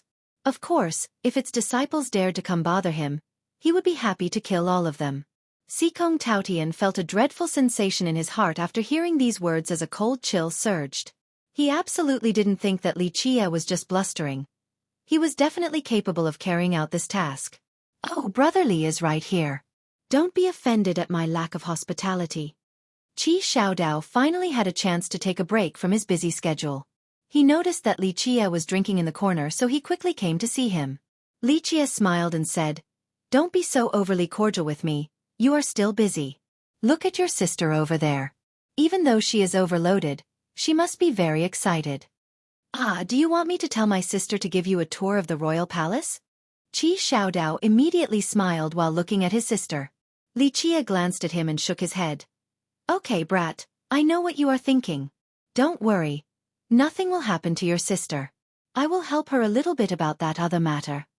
Qi Xiaodao would not let a single chance of hooking his sister up with Li Qia slip by. But how could Li Qia not know his good intentions? Li Qia was very approving of Qi Xiaodao, but as for Qi Xiaodai, it was normal for a golden girl like her to have some arrogance, so he had no ill will towards her. Since Qi Xiaodao was trying so hard for his sister, Li Qia would help Qi Xiaodai just to give Qi Xiaodao some face. Ah, is this a friend of brother Li? Qi Xiaodao immediately greeted Xikong Taotian, who was sitting together with Li Qia, because he did not recognize him. It is that thief. Li Qia looked at the embarrassed Xikong Taotian and smilingly replied. The little bandit. Qi Xiaodao stared after hearing Li Qia's words and immediately glared with caution at Xikong Taotian. Little bandit, why did you come to this place? Don't ruin this. This Dao preaching event is a grand matter to our Lion's Roar Gate. If you mess it up, then we will have an irreconcilable grievance. Qi Xiaodao's reaction was understandable. He especially didn't want to mess this event up, and Xikong Taotian, in particular, didn't have a good history with him. Who knows what heaven-frightening matter he would cause after sneaking into the royal palace. Must you be so dramatic? Xikong Taotian wryly smiled and said, I am a good person. I came here this time to give Brother Li some news. Really? Qi Xiaodao skeptically asked. You even dared to dig the ancestral graves of the Tiger's Howl Gate. Who knows whether you are here to steal our treasures or not? Xikong Taotian was suddenly speechless, but there was nothing he could do. His notoriety was quite well known to the point where everyone wanted to hunt him down. Don't worry, I will observe him. Nothing will happen. Li Qia didn't know whether to laugh or cry at Qi Xiaodao's caution and said. Xikong Taotian immediately smiled. Is it okay now? With Brother Li's assurance, you can rest assured, I will absolutely be good and not do anything. I am only here to hear Goddess May's Dao preaching for a bit. If he dares to do anything, I will help you destroy his bones. Li Qia also smilingly said. Xikong Taotian, who was excited for a bit, immediately became dejected, so he had to say, I definitely will not do anything, I will guarantee it right now. He patted his chest right after speaking. So, earlier you were still planning on doing something bad? Li Qia looked at him and leisurely asked. No, absolutely not. Xikong Taotian immediately denied the accusation and pointed to the heavens to swear. Brother Li, do not worry. I will be a good boy in the Lion's Roar Gate's territory. I will not even touch a single blade of grass or a single petal on a flower. Qi Xiaodao did not trust this guy even when he swore. His bad name had traveled far and he had committed a plethora of bad deeds, ranging from digging ancestral graves to stealing treasures. When it came to fooling and tricking, he was a master scoundrel. However, Qi Xiaodao was at ease with Li Qia vouching for him. Is my character really so poor? Xikong Taotian couldn't help but moan after being suspected so heavily by Qi Xiaodao. Qi Xiaodao angrily exclaimed. How can your character be any good? You still haven't returned my ingredients back to me. Once you give them back, then we can discuss about your character. Of course I will pay you back. Xikong Taotian embarrassingly smiled and assured him. I have been a bit strapped recently. Wait until I find enough money, then I will personally hand everything back to you. Qi Xiaodao couldn't trust such words from Xikong Taotian. He already felt that the medicinal ingredients that fell into the hands of this little bandit were meat buns thrown at dogs. There was no hope of getting them back. At this time, a round of applause sounded with the arrival of a girl. The flowers would give way while the moon was ashamed at her appearance. There was a hidden sense of nobility which incited a sense of admiration from others because they instantly knew that she was a girl made from golden branches and jade leaves. The moment this girl came in, Qi Xiaodao, who was wary of Xikong Taotian, suddenly forgot everything and stared at her in a daze. The princess of the Bao Yun clan. Xikong Taotian explained. At this moment, even if Xikong Taotian didn't say anything, Li Qia would still know after seeing Qi Xiaodao's expression. Xiaodao, hurry up and greet our esteemed guest. Qi Xiaodai immediately called for Xiaodao after seeing the arrival of Princess Bao Yun. She wanted to give her little brother an opportunity. Qi Xiaodao regained his composure and glanced at Princess Bao Yun from the distance. He was still a bit hesitant. You're already shy before the battle. This attitude will not do. Li Qie reminded him. Go, demonstrate a man's courage. You have to be bold to conquer a woman. Whether you are successful or not, you have to let go of it all for one gamble. Even if you fail, it is not a big matter for you didn't lose anything. If you don't even give it a shot, then your defeat has already been determined. Losing before the battle begins. This is even more shameful than completely losing after the battle. Remember well, even invincible immortal emperors had moments of defeat, let alone you. This is no big deal. Go, the beauty is waiting for you over there. Li Qie's encouragement shook Qi Xiaodao's heart. He took a deep breath and lit up his spirit. His eyes became bright and his aura changed, just like a gladiator inside an area. He walked towards Princess Bao Yun with an impressive demeanor. This brat's spring is coming. Xikong Taotian couldn't help but murmur after seeing Qi Xiaodao's refreshed air. I apologize for our poor hospitality when Miss Bao Yun came from so far away to visit. Qi Xiaodao was glowing with confidence as he went to greet Princess Bao Yun. He was already a handsome man, so when he exuded so much confidence, it was indeed quite charming. Princess Bao Yun also revealed a slight smile after seeing Qi Xiaodao and gently nodded her head. Brother Qi, long time no see. Qi Xiaodai tried to create a chance for her brother, so she immediately told Princess Bao Yun. Little sister Bao Yun, I can't accompany you at the moment, so my little brother will be your guide. If he does anything that lacks manners, then just give him a good beating. Princess Bao Yun immediately laughed at Qi Xiaodia's words. Qi Xiaodao also used this opportunity to take the princess to another quiet place away from the people so that they could be alone together. Qi Xiaodao was a cheerful and talkative person, so, in just a short moment, voices of laughter came from that place. Without a doubt, he was getting along very well with Princess Bao Yun. I didn't think that this brat would be so good at courting girls. Xikong Taotian stared at Qi Xiaodao and Princess Bao Yun having fun in the distance and said with some surprise. Li Qie gave a faint smile and said, There are no cowards amongst the Qi clan's disciples. Back in the grand era of the Qi clan, even during the most dangerous of times, they had always moved forward with their heads held high. Although millions of years have passed and the Qi clan has fallen, how could the Qi descendants throw away the glory of their ancestors? Having said that, he couldn't help but feel a bit emotional. Xikong Taotian was touched and didn't say anything. He had also heard of the Qi clan's ancestors, a generation of supreme fighters who fought in the Immortal Massacre War and were renowned in the historical annals. Sima Longyun came. Someone announced this and many young prodigies stood up. Sima Longyun came in with quite a personable and extraordinary bearing. His haughty air from his powerful background was apparent from just a glance. Many young prodigies stood up to greet him as he was quite popular. Both Sima Longyun himself and his upbringing from the furious immortal saint country decided that he would be high above in status and well received everywhere. Chapter 276.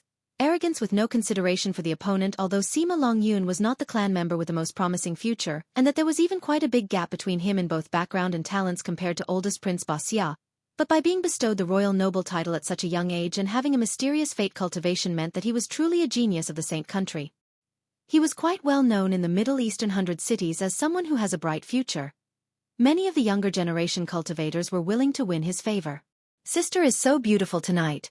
Anyone will surely fall in love at first sight once they see you. Sima Longyun immediately praised Qi Xiaodai upon his arrival. Even though Qi Xiaodai hated Sima Longyun, but as the host of this event, she had to put on a smile to greet the approaching Sima Longyun. After he took his seat, Qi Xiaodai let other disciples take care of him. Meanwhile, many other young prodigies immediately rushed forward to greet him in order to form some ties. As the moon surrounded by the stars and being called friends by everyone, Sima Longyun was riding high with quite an impressive aura. Even though some of the prodigies present did not like Sima Longyun, they couldn't deny that coming from a powerful country like the Saint Country gave him some advantages that other powers could not compare to. Sima Longyun was laughing and enjoying himself as the star of the room, but when he saw Li Qie sitting silently in a corner, he suddenly became serious with a feeling of annoyance. He suffered quite a loss not long ago at the grave auction. He even lost quite a bit of face. Today, when he saw this nobody Li Qie at this place, how could he maintain his good mood? Today at Goddess May's Dao preaching session, anyone who can enter are all exceptional people. All prodigies. Don't tell me a few nobodies took advantage of the situation and secretly snuck in? At this time, Sima Longyun coldly stared at Li Qie, and everyone here could hear his words. Thus, many people looked over at Li Qie, who had kept a low profile in his lonely corner this whole time. They only now noticed him after Sima Longyun's provocation. In fact, they didn't even know who Li Qie was. The Grand Middle Territory was too far from the Eastern 100 cities. The previous difficult Dao era had just ended recently, so very few of the younger generation entered the Grand Middle Territory. It was understandable that they didn't know about Li Qie. Many people felt strange regarding Sima Longyun's sudden attack on Li Qie. Of course, him being arrogant was not a matter of just 1 or 2 days, so they weren't too surprised. However, some of them carried a bit of schadenfreude while others lamented the person who provoked the Saint country. This was causing trouble for oneself, especially as an unknown junior. This was akin to courting death. Li Qie, who was drinking alone, lifted his head at this time and saw Sima Longyun provoking him. His eyes couldn't help but narrow. On the other hand, Sikong Taotian was laughing because he knew this Sima Longyun, who doesn't know life from death, actually came here to provoke Li Qie. He wouldn't even know how he died after the matter was over. Only contemporary heroes can come to this Dao preaching today. You're just a nobody, yet you still dare to come here. Will you even be able to understand the mysteries of the Grand Dao? You aren't embarrassed at all. Sima Longyun smilingly said. A few young prodigies who wanted to flatter Sima Longyun also added with laughter. Brother Sima, even if they don't understand it, there are those who will pretend they do. They will close their eyes and meditate on the ground. Even if they fall asleep, at least others will think that they were listening to the Dao preaching. A wave of disdainful laughter suddenly appeared. As for the young prodigies who didn't want to mingle with Sima Longyun, they simply shook their heads and felt that this unknown junior ahead could only lament his misfortune. He would absolutely suffer humiliation after provoking Sima Longyun. Li Qie narrowed his eyes and also smiled back at Sima Longyun, sneering. Then he said, "Ah, isn't this the foolish Sima who used 1 million refined jades to buy some trash rotten beans? You're dumb to the point where you can't even distinguish between good and bad underworld rotten beans. Yet you still came running here to listen to the Dao preaching session. In this society, even a little 3-year-old child would be able to discern between good and bad rotten underworld beans. You are even dumber than a 3-year-old child. Coming for the Dao preaching session, this is even more nauseating than an ox chewing on peony. At least, when an ox does it, it will learn the taste of the peony. As for you, I'm afraid you won't even know how to write the 2 words, Dao preaching, afterwards. You have such a low level of intelligence, yet you still don't mind showing yourself in public. With your level of comprehension, even if you take off your pants and reveal the short to the point of negligible thing on your crotch, you would still be proud of it. It is not shameful to be foolish, but coming here as if you are afraid of others not knowing just how dumb you are, then starting to display your stupidity like this is just too embarrassing. You should just go back to your Saint country's playground and play in the mud. But watch out, don't mistake the shit in the manure pit for mud. Otherwise the stench on your body will be unbearable. Li Qie leisurely spoke without any sign of annoyance. These words should be coming from a fishwife shouting profanity in the streets. Yet when they came from the composed mouth of Li Qie, they sounded as if they belonged to the preachings of a heavenly scripture. Don't come outside if you are so intellectually impaired. Stuttering the whole time and can't even finish an orderly sentence. Run and hide back in your Saint country. Don't show your face around here and embarrass yourself. You're seeking your own death. In just a second, Sima Longyun unleashed his rolling momentum towards Li Qie. What are you trying to do? At this time, Qi Xiaodai scowled as her pretty eyes became serious with golden lights. Qi Xiaodai already hated Sima Longyun. At this moment, even before the event had begun, he was already causing trouble. This was truly the same as destroying her reputation, so she was quite enraged. Sima Longyun replied, "Sister, this is not me wanting to cause trouble, but this brat is going too far and doesn't know life from death. Today, I will teach him an unforgettable lesson so that he won't cause trouble in the palace." Sima Longyun was still a genius and somewhat witty, so he immediately came up with a decent excuse. Qi Xiaodia's angry heart became even more annoyed with Sima Longyun. If she was not cautious of the Saint country, then she would have immediately kicked a person like this out of the royal palace. Brother Li is our Lion's Roar Gate's esteemed guest and has been in the palace for some time. How could he have caused any trouble? Qi Xiaodai said. Sister, Sima Longyun hurriedly said. But Qi Xiaodai cut him short and coldly said, I am the organizer of today's Tao preaching session. I do not wish for any controversy. Today, I will gladly welcome everyone who came to my royal palace as guests. However, if there are any grievances, then wait until the end of the event and take it outside of the royal palace to resolve it. Over the years, Qi Xiaodai was very cautious towards the Saint country, so her attitude today was very tough. Fine. I will give some consideration to sister today. Sima Longyun took a deep breath and suppressed his anger. He then stared at Li Qie and coldly declared, "You better not leave the Lion's Roar country, or you will die without a grave." Li Qie was too lazy to give him another glance and continued to drink. Sikong Taotian poured him another cup right away. To Sikong Taotian, Sima Longyun was not someone that could get into his sight. Qi Xiaodai silently looked at Li Qie and secretly shook her head in her mind. She knew that Li Qie was a bit unfathomable, but she couldn't understand where Li Qie got his confidence from. He actually dared to use the strength of one person to provoke the Saint country. One has to know that the Saint country was not so easily provoked in the Eastern 100 cities, not even by the other great powers. Qi Xiaodia's apprehension was not without reason. The Saint country was indeed very formidable.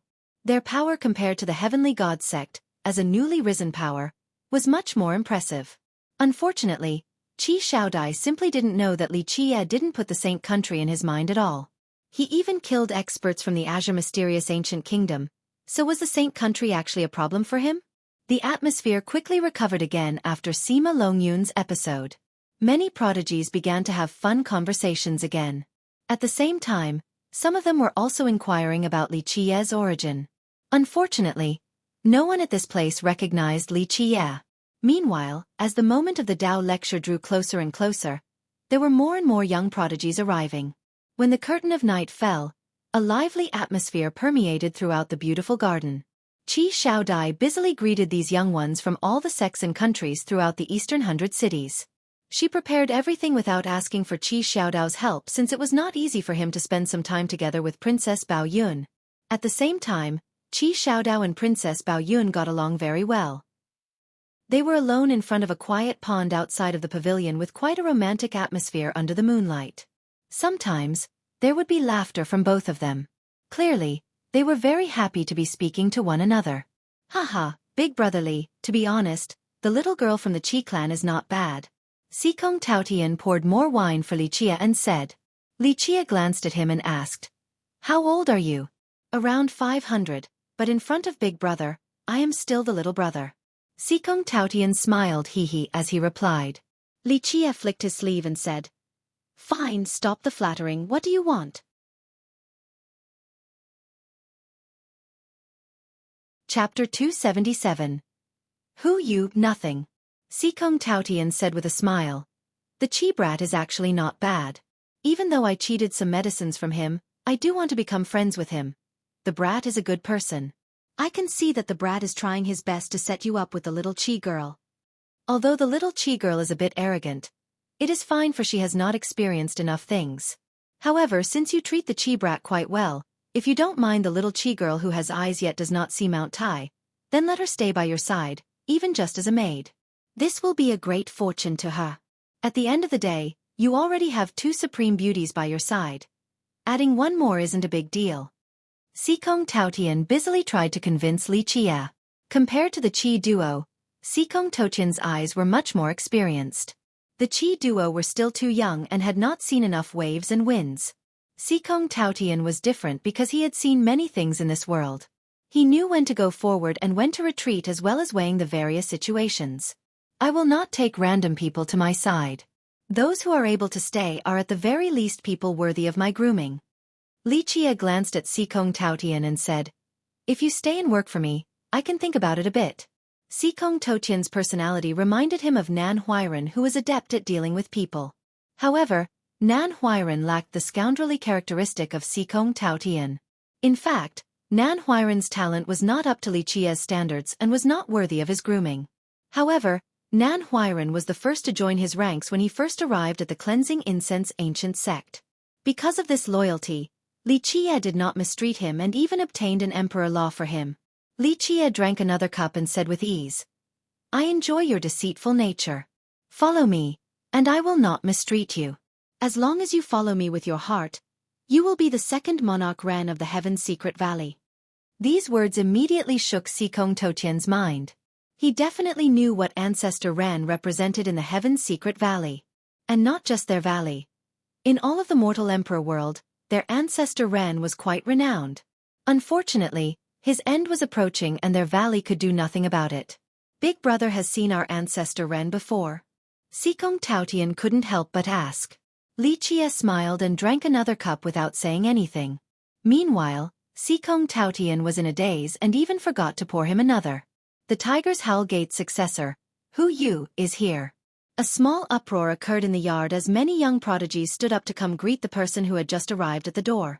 A young man with tiger-like eyes and a tiger-like forehead walked in at this time with a suppressive, beast-like aura like a tidal wave sweeping through the scene. Anyone met by his gaze would feel the sensation of being observed by a fierce beast, giving birth to an uneasy and dangerous sense of crisis. Qi Xiaodai also changed her expression at this young man's arrival. Rumor has it that Princess Bao Yun was most likely betrothed to this person. This was her little brother's biggest love rival and also the most dangerous rival. Even though Qi Xiaodai held some hostility against Hu Yu, but as the host, she still personally went to greet him. Brother Hu Yu, long time no see. At this time, many young talents went up to greet Hu Yu one after another while clasping their hands together. No matter how arrogant they were, they couldn't afford to let it show. Even Sima Longyun from the Saint Country came to greet him. The Tiger's Howl Gate was a very powerful inheritance within the Eastern 100 cities. Legend has it that their progenitor was a demon tiger who became a god, and he called himself a true god. He left behind a considerable amount of power to the gate. He then stood up with surging battle intent, not willing to take a step back. Today, he will strike to make his own opportunity. Princess Bao Yun also changed her colors the moment she saw Hu Yu. Her pretty face also turned cold. The one she did not want to see the most was Hu Yu, but this marriage was outside of her control. Qi Xiaodai was also quite alarmed at the scene since she knew something big was about to happen. She clearly understood that her little brother was far from being Hu Yu's match. In just a short moment, the atmosphere became tense to the point of being noticeable by those present as they all looked over at this direction. Then, the silence was broken. Brother Qi, thank you for your hospitality towards Bao Yun in my stead. You are a busy person, so allow me to accompany Bao Yun right now. Hu Yu came and spoke to Qi Xiaodao with polite words. Qi Xiaodao then took a deep breath to calm down and calmly said, Brother Hu is too cordial. Princess Bao Yun is a guest, so I will do my best as the host. Hu Yu laughed in response and said, The Tao preaching session is about to begin, so I'm sure you are all busy. I'll stay with Bao Yun, and we'll talk about the marriage between our two houses as well. Qi Xiaodao's expression greatly changed after hearing these words. Princess Bao Yun's face also dimmed down, but she couldn't comment on it. At this time, Qi Xiaodai clenched her fists tightly, but the situation was not appropriate for her to act. So you are Hu Yu. Right when Qi Xiaodao was in a bind, Li Qia's carefree voice appeared as he slowly walked towards them. Hu Yu's cold tiger eyes swept by and slowly said, I don't care who you are, I'm not interested in being polite at this moment. He carried an aggressive aura as he spoke. Polite. Li Qie smilingly replied, You think too highly of yourself. I'm not here to be polite with you. Hu Yu immediately turned around as the cold flashes in his eyes became even brighter and oppressive towards Li Qie.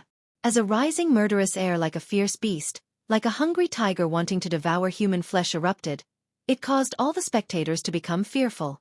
It doesn't matter who you are, if you are smart, then get the hell out of here. Otherwise, I don't mind staining my hands with blood even before the Tao event. Hu Yu's murderous aura instantly rose, causing many people here to have shivers without being cold. Li Qie batted his brows and said, A 5 Celestials enlightened being, right? Okay, today, I will break the bones of a 5 Celestials enlightened being. Li Qie's words were immediately met by an uproar. Many young prodigies glanced at each other, and a prince said, This brat is too crazy, does he not know who he is messing with? Suddenly, numerous people present all thought that Li Qie was courting his own death. Hu Yu at the Eastern 100 cities was a grand character. As a 5 Celestials enlightened being, he could sweep across the younger generation. Blind little beast. At this time, Sima Longyun suddenly stood up and coldly shouted, A nobody like you is not worthy of brother Hu personally making a move. I alone will be enough to slay a little beast like you. Scram! Li Qie didn't even move his eyelids. His hand turned into a fist, and the fist turned into a hammer as he chopped downward. His hell-suppressing godly physique immediately exploded. Under this chop, thunder and lightning broke out and space itself shattered. The power of this fist was as strong as the earth itself, capable of crushing a myriad of domains. A minor completion immortal physique was unstoppable.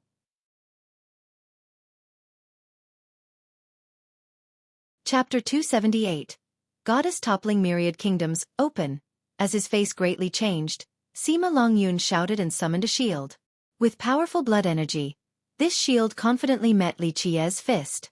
Bang! This fist heavily assaulted the shield as was Sima Longyun continuously pushed back. The ground behind him was stomped by his feet, and from the force exerted by his body, one hole formed after another. Then, with a snapping sound, the shield in his hand immediately cracked into several pieces that fell to the ground.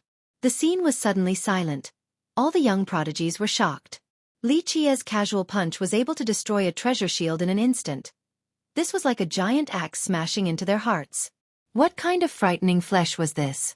Little beast, you don't know who you are provoking. Upholding an ugly expression, Sima Longyun crazily roared. His blood energy immediately surged and the energy around his body turned into a powerful ox. At this time, his body was encompassed in a golden light as if it was a set of golden armor. A huge ox with golden brilliance surrounding its body as if it was made from gold appeared right before Sima Longyun's body. Mo! A cow's bellow rang as the ox's aura slammed into the air like a tidal wave. In a flash, it was as if there was an army of stampeding oxen breaking the dam. Golden ox physique. Many young experts lost their colors after seeing the majestic aura of Sima Longyun. A grand completion Xiantian physique. A person took a deep breath and murmured, "Only a minor art." At this time, Li Qie turned around and didn't even bat an eye, for he did not place Sima Longyun in his sight. In a flash, Li Qie's ocean-sized blood energy appeared along with his fate palaces. The Kuan Pang appeared in the air as its emperor energy also assaulted the atmosphere. The moment the spectators felt this presence, they couldn't help but exclaim, "An emperor's law!" Even Sima Longyun was alarmed after hearing the words emperor's law. He then coldly shouted, "Kill!" Bang bang bang. In just a second, the golden ox ran like crazy as its 4 hooves punished the heaven and earth. Its steel heel kicked forward as fast as lightning with a force capable of destroying the mountains and rivers. Scram, the mad cow with its steel hooves carrying a monstrous force, did not daze Li Qie. He shouted and his hand that was akin to a heavenly rod suddenly smashed forward. The invincible hell-suppressing godly physique took action with an unstoppable, suppressive might. Boom! Li Qie immediately struck the golden ox, flying away. Sima Longyun's entire body also flew outside as he spat out blood. Next was a series of explosions as Sima Longyun slammed into and collapsed parts of the palace. He was quite a mess after he struggled to crawl up from the broken debris. This course of events rendered everyone astonished. With a grand completion golden ox physique, Sima Longyun, a royal noble, was struck flying away by one fist. The enemy simply did not regard him as an opponent. At this point, Qi Xiaodai was also quite amazed and couldn't calm down for a long time. Until now, she had always assumed that Li Qie was only versed in the alchemy Dao, and didn't feel that his cultivation was particularly stronger than her. However, it was one thing if he didn't take action, but once he did, it was quite unbelievable. Even Qi Xiaodao shouted out in fear from witnessing Li Qie's dominance as he drew in a cold breath. Needless to say about other people, even Hu Yu's expression sank as the cold glimmers in his tiger eyes carried a frightening murderous intent. At this time, Li Qie didn't bother to give Sima Longyun another glance. He turned around and revealed a calm smile as he spoke to Qi Xiaodao. "I am always ruthless and cruel when killing tigers and dragons. Xiaodao, take Miss Bao inside the palace lest fresh blood spray on her." Goddess May. At this time, everyone forgot about the battle earlier as they quickly turned around towards the voice. A woman adorned with a snow-white outfit arrived by treading on the moon. She carried an unrivaled ethereal appearance like a descending goddess, like a fairy beneath the moonlight. The pen and ink could not describe this woman nor her transcending aura. It was as if the flames and smoke of mundanity could not touch her peerless grace. Her shape was just perfect. A bit skinnier would be too thin, a bit more round would be too plump. Both her features and figure could be considered supreme. Along with a gentle atmosphere, strange images appeared due to her arrival. It made others feel as if they were merchants trapped in the desert only to suddenly find an oasis with hundreds of blooming flowers and budding seeds. The snow was starting to melt and the water began to form gurgling streams. These strange images made others forget about worldly troubles, leaving behind all disputes and grievances. Humans were truly susceptible to such an aura. Even Yu, who wanted to deal with Lichie, lost his anger.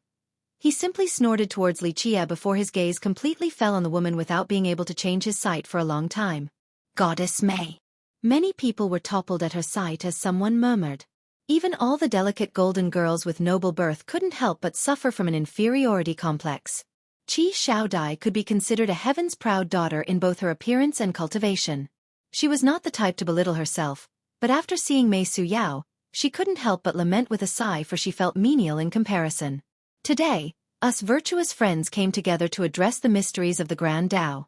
As someone who was not tainted by the mundane world, Mei Suyao only used one word to resolve the conflict. This was indeed a frightening woman. Everyone sat down after Mei Suyao took her seat. They focused their thoughts with an air of solemnity while listening. To all the cultivators, being able to listen to Mei Suyao's Tao preaching was a great fortune. Many people had a great harvest after hearing just one of her lectures. Suyao will first reveal my lacking aspects and start with a section. If it is flawed, please correct me. Mei Suyao sat in an orderly fashion with the air of a supreme goddess. The origin of the Tao is the heart, and it is also the origin of the heaven and earth, the origin of all the myriad of existences. Suyao's Tao preaching was pleasant and sweet to the listeners. It had the power to linger in their hearts for a long time. Her Tao preaching contained a profound content along with an easy-to-understand rhetoric. She used simplicity to explain complexity. Then she turned complex ideas into simple concepts. Strange images started to form at the height of her lecture as the heavenly flowers bloomed amongst the golden spring that gushed forth from the earth. It was as if an immortal monarch was preaching the Tao as the visiting saints and the holy Buddha were also chanting. In just a moment, everyone here became fascinated. Many of their questions regarding the Grand Tao were suddenly solved. Many young people here felt as if their souls were drifting in the air. Even characters like Yu became spellbound from the lecture. While sitting in his corner and carefully listening to Mei Suyao, Lichie also nodded his head. It was truly not simple for a girl this age to understand such profundity. The Eternal River School was truly unfathomable to train a successor of this level. This girl was worthy of her natural-born immortal soulbone. Other geniuses could not compare to such a peerless advantage. Once one had such a supreme talent like the immortal soulbone, all techniques would be made simple and all Tao were common. It would be difficult for someone of this talent to not be heaven-defying. After listening to a section, Lichie silently left and entered the depths of the royal palace to truly enjoy its beauty. This time, Lichie did not enter the royal palace to listen to Mei Suyao's Tao preaching. He was only here to support Qi Xiaodao. At this moment, he had given Qi Xiaodao a chance, so after listening to a part of the lecture, he became disinterested and decided to leave in order to enjoy the dim moonlight overlooking the pretty scenery of the royal palace.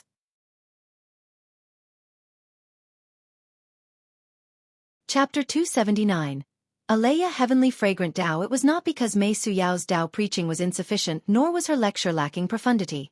In fact, Lichie was quite approving towards her teachings. However, Lichie had no need to listen. In this regard, he had traveled much further than Mei Suyao. Even without a technique like Mei Suyao's, he would still be able to create wonderful images from his Tao lecture. He once taught immortal emperors and dispelled true gods' confusion. He was once called the immortal emperor's teacher. Someone as young as Mei Suyao could not compare to him with regards to the comprehension of the Grand Tao. Lichie trod on the moonlight while watching the pretty scenery and lost track of time. In the distant past, he had came here before. He once protected the Qi clan for 3 generations, so he was very familiar with this place. However, compared to the past, the Lion's Roar country had fallen and didn't have its secret strength nor resources of the past. In the end, after millions of rolling years, the Qi clan descendants had used up all of the things left behind by the ancestors. Lichie planned to leave the Lion's Roar country because there was not much left for him to do here. The only remaining matter was to personally hand the treasure box left behind by Lion Monarch Ba Xian over to Qi Xiaodao's grandfather. Brother Li is feeling quite poetic. The great Grand Tao is one where you stand alone and step towards the everlasting. This is the Alea heavenly fragrant Tao that you need to search for. You are wasting away your talent. The immortal soulbone combined with the Alea Tao is enough for you to compete for the heaven's will in the future. Enlightening all living beings isn't something that you need to do. Moreover, you won't be able to enlighten me. Today, even if your progenitor, immortal Emperor Xueqi, personally came, she wouldn't necessarily be able to enlighten me. Don't use such a minor scheme against me in the future. Otherwise, I will spank you in front of everyone. Finished speaking, Li Qie took his leave. Mei Suyao watched Li Qie's shadow as her peerless pretty eyes became extremely deep. She leaned her head in contemplation, resulting in a charm that affected all living beings. Even the blowing breeze became gentle. When Li Qie returned to the garden, the event had ended and all the prodigies had left. Where did you go? Qi Shaodai hastily asked Li Qie after seeing him. I was looking everywhere to try and find you. Li Qie looked at her and asked, Where is Xiaodao? He took Princess Bao Yun back. Qi Shaodai then continued, My royal father wants to meet you, what do you think? Fine, we'll meet for a bit then. Li Qie thought for a moment. If Qi Xiaodia's father was trustworthy, then he would hand Lion Monarch Ba Xian's treasure box over to him. Having heard this, Qi Shaodai couldn't help but wryly smile in her mind. Normally, people who wanted to see her royal father would not be able to. However, this guy was actually reluctant. At this time, Qi Shaodai couldn't say anything since she couldn't see through Li Qie. Under her lead, Li Qie met the Lion's Roar royal lord inside the royal palace. He was a middle-aged man around 50 who had a bright spirit. Qi Shaodao was a lot like his father. For rulers of kingdoms with a cultivator's origin, their titles all had a certain meaning. Usually, they were all called royal lords, and there were those who were called mortal kings or demon kings. For example, Demon King Luan Ri and Heavenly Jewel Mortal King used those titles. Only extraordinary royal lords were called mortal kings or demon kings. Demon King Luan Ri and Heavenly Jewel Mortal King were the most talented geniuses of the last generations in the Grand Middle Territory. The royal lord of the Azure Mysterious Ancient Kingdom was also a mortal king. And because his country was an ancient kingdom, he was absolutely qualified to be a mortal king. Therefore, most rulers all claimed to be royal lords and did not dare to recklessly call themselves Demon King or Mortal King. The Lion's Roar ruler was one of these cases. The Lion's Roar country was only a minor nation, so he didn't dare to take the Mortal King title. Most royal lords were enlightened beings or ancient saints. Of course, a few rulers of small nations were only of the royal noble realm.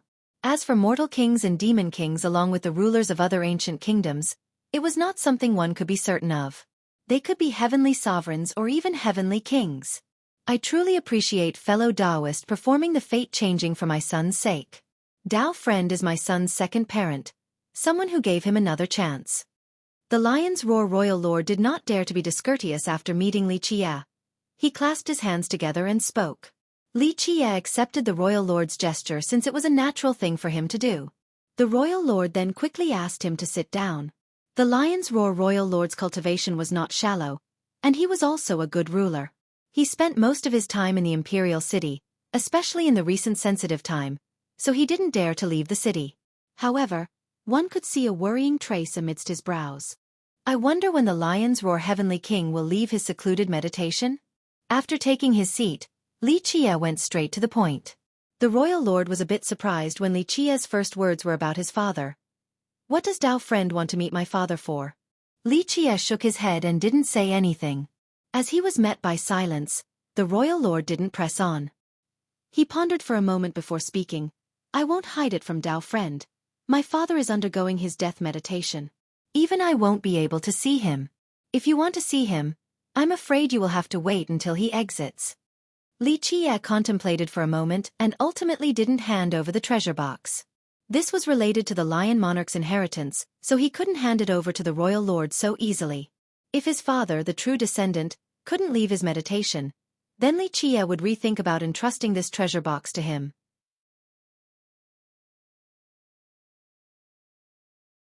Chapter 280. Princess as a servant. While Li Qie was contemplating about the treasure, the Lion's Roar royal lord was also pondering. He wanted to say something but hesitated.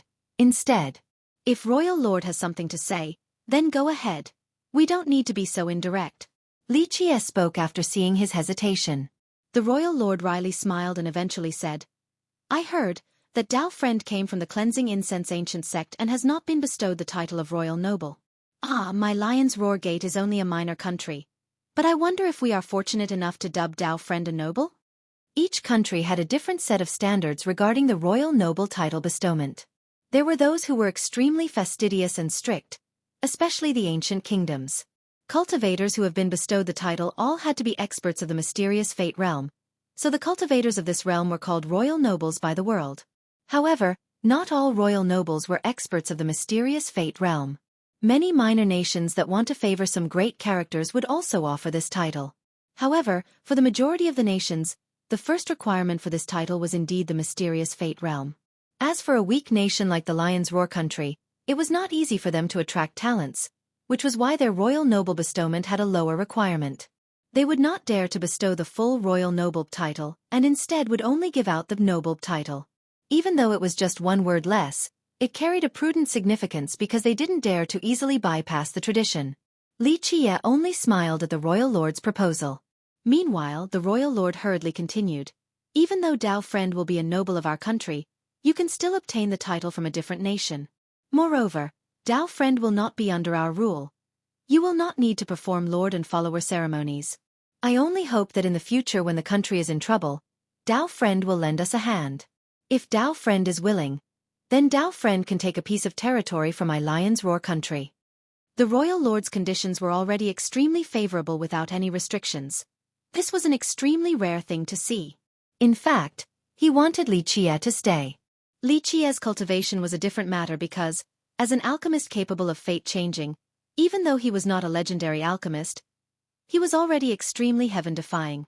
If the world knew about such a talent, then not to mention their Lion's Roar country, but even the great sects and powerful nations would all compete for him. This was absolutely a highly sought-after talent. Li Qie narrowed his eyes and pondered for a moment, then he replied, I remember that your Lion's Roar Gate once had a block of territory named the Ancestral Divine Region. It is still there. It is a fiefdom to the north of my country. The royal lord quickly answered. Li Qie smiled and said, Okay, I will accept the noble title. Land is not an issue for me, so I will temporarily stay at the Ancestral Divine Region. Just like you said, if your country has a calamity in the future, I will lend you a hand. Li Qie's condition left the royal lord and even Qi Shaodai in a momentary daze. They both assumed that Li Qie would pick the richest region of their country if he was willing to accept the title. However, they didn't expect for him to pick the Ancestral Divine Region. This region that was situated to the north of the country could be considered far away from the central power. Moreover, the populace was quite sparse and it couldn't be considered a piece of fertile land. And in the end, Li Qie chose this barren land.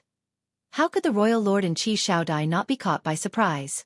Yes, okay, as long as it is something Dao friend wants, it is absolutely no problem. After the royal lord regained his wits, he immediately nodded his head. This was even better than his highest expectations. Li Qie nonchalantly said, The Ancestral Divine Region is desolate and I am missing an attendant. So be it, have Qi Shaodai follow me. These words greatly changed the royal lord's expression. Even though his nation was a minor one, his daughter was the precious jade in his hands. No matter what, he would never allow his daughter to become someone's servant. Don't worry, I am only missing an attendant, I will not do anything to her. Li Qie smilingly said. This sentence left Qi Shaodai enraged with flames. It sounded as if she was a super ugly girl. Li Qie wanting her to be a servant was far from being as annoying as his last phrase just now. Royal father, I will follow him. Right when the royal lord wanted to refuse Li Qie's request, Qi Shaodai stood up and coldly said while looking at Li Qie. About this, on the other hand, the royal lord was hesitating. He stared at Li Qie, then back at Qi Shaodai. He was quite confused. He naturally didn't want his daughter, the jewel in his eyes, to become someone else's servant. However, at this moment, his daughter actually accepted the proposition herself. The furious immortal saint country's Sima Longyun had come to propose. Even though his daughter didn't directly oppose it, as her father, he knew that she was not willing. Yet at this moment, she wanted to become Li Qie's servant, thus resulting in him becoming a bit stunned. Never mind, do as you see fit. In the end, the royal lord gently sighed as a sign of acquiescence. Eventually, Li Qie accepted the bestowment before the golden throne room. The royal lord handed the grand seal which signified one's sovereignty over the ancestral divine region to Li Qie. So Li Qie immediately became the highest ruler and sole owner of this land. Li Qie did not linger around. On the second day after the bestowment, he immediately headed for his territory with Qi Shaodai alongside him. At that time, the royal lord didn't want his daughter to go. He was still trying to convince her to let go of this idea. However, for unknown reasons, even with the status of a servant, Qi Shaodai was determined to go as if she was possessed. In the end, he could only gently sigh and send Li Qie off with his daughter. Unfortunately, Qi Shaodao didn't come to say goodbye. Qi Shaodao had to bring Princess Bao Yun back to her clan as her flower escort. After the end of the Dao preaching event, this brat had escaped to an unknown place. Even Qi Shaodai, as the host of the event, didn't see where he had run off to that night. Li Qie didn't pay it any mind. The chance was in Sikong Toutian's hands, just like Qi Shaodai. If she let go of this opportunity from her grasp, Li Qie would not catch it for her. Li Qie left the royal city and entered the ancestral divine region, but he didn't go towards the region's capital where the ruler presided. Instead, he kept on heading northwards. Are we not going to the regional capital? Qi Shaodai was surprised to see Li Qie not intending to enter the capital. We are not. Li Qie casually threw the seal that signified one's power of the region to Qi Shaodai and said, "In the future, you will take care of the ancestral divine region's administration. I will do whatever I want because I will only stay for a short period of time." Noble bestowment. This was only because your Qi clan and I have a karmic relationship.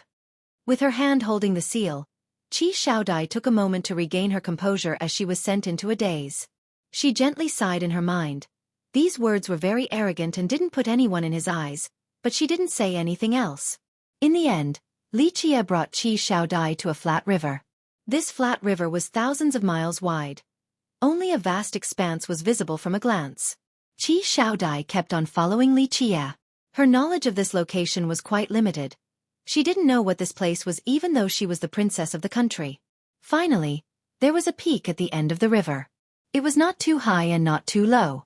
Even further ahead across the range was a towering geographic spectacle with high mountains and foggy clouds. It was extremely splendid and majestic. Qi Shaodai looked ahead and gave an evaluation. The rolling mountains before us are surely part of the Heavenly Dao Academy's territory. Then she gave it another careful look. This place seems to be the far western region of the Academy, and it is very far from the Academy's ancestral ground. Correct. Across these mountains is the territory of the Heavenly Dao Academy. Li Qie looked ahead and nodded in agreement. Qi Shaodai was lost for a bit. She didn't know why Li Qie ran to this place. If he wanted to visit the academy, then he should have gone east because its ancestral ground was in the far east. Even though in front of them was still the academy's territory, its disciples would not come to this western land. Eventually, Li Qie and Qi Shaodai climbed on the fair-sized peak. As she was climbing this peak, she noticed that there was an abandoned temple at the top of the peak. This abandoned temple had not been visited for countless moons and was extremely decrepit. The walls and the roof beams had lost their colors. Moreover, along with entrenched old vines, there were weeds and wild vegetation running rampant in all directions. Small creatures like rats and snakes infested this place. When they entered the abandoned temple, there was a thick layer of dust accumulated throughout the ages with spiderwebs everywhere. While standing inside, the only discernible thing was that there were two statues within. The ancestral divine temple. Li Qie gently sighed with some emotion while standing in this tattered hall. Qi Shaodai was also a bit confused as she stood in this place.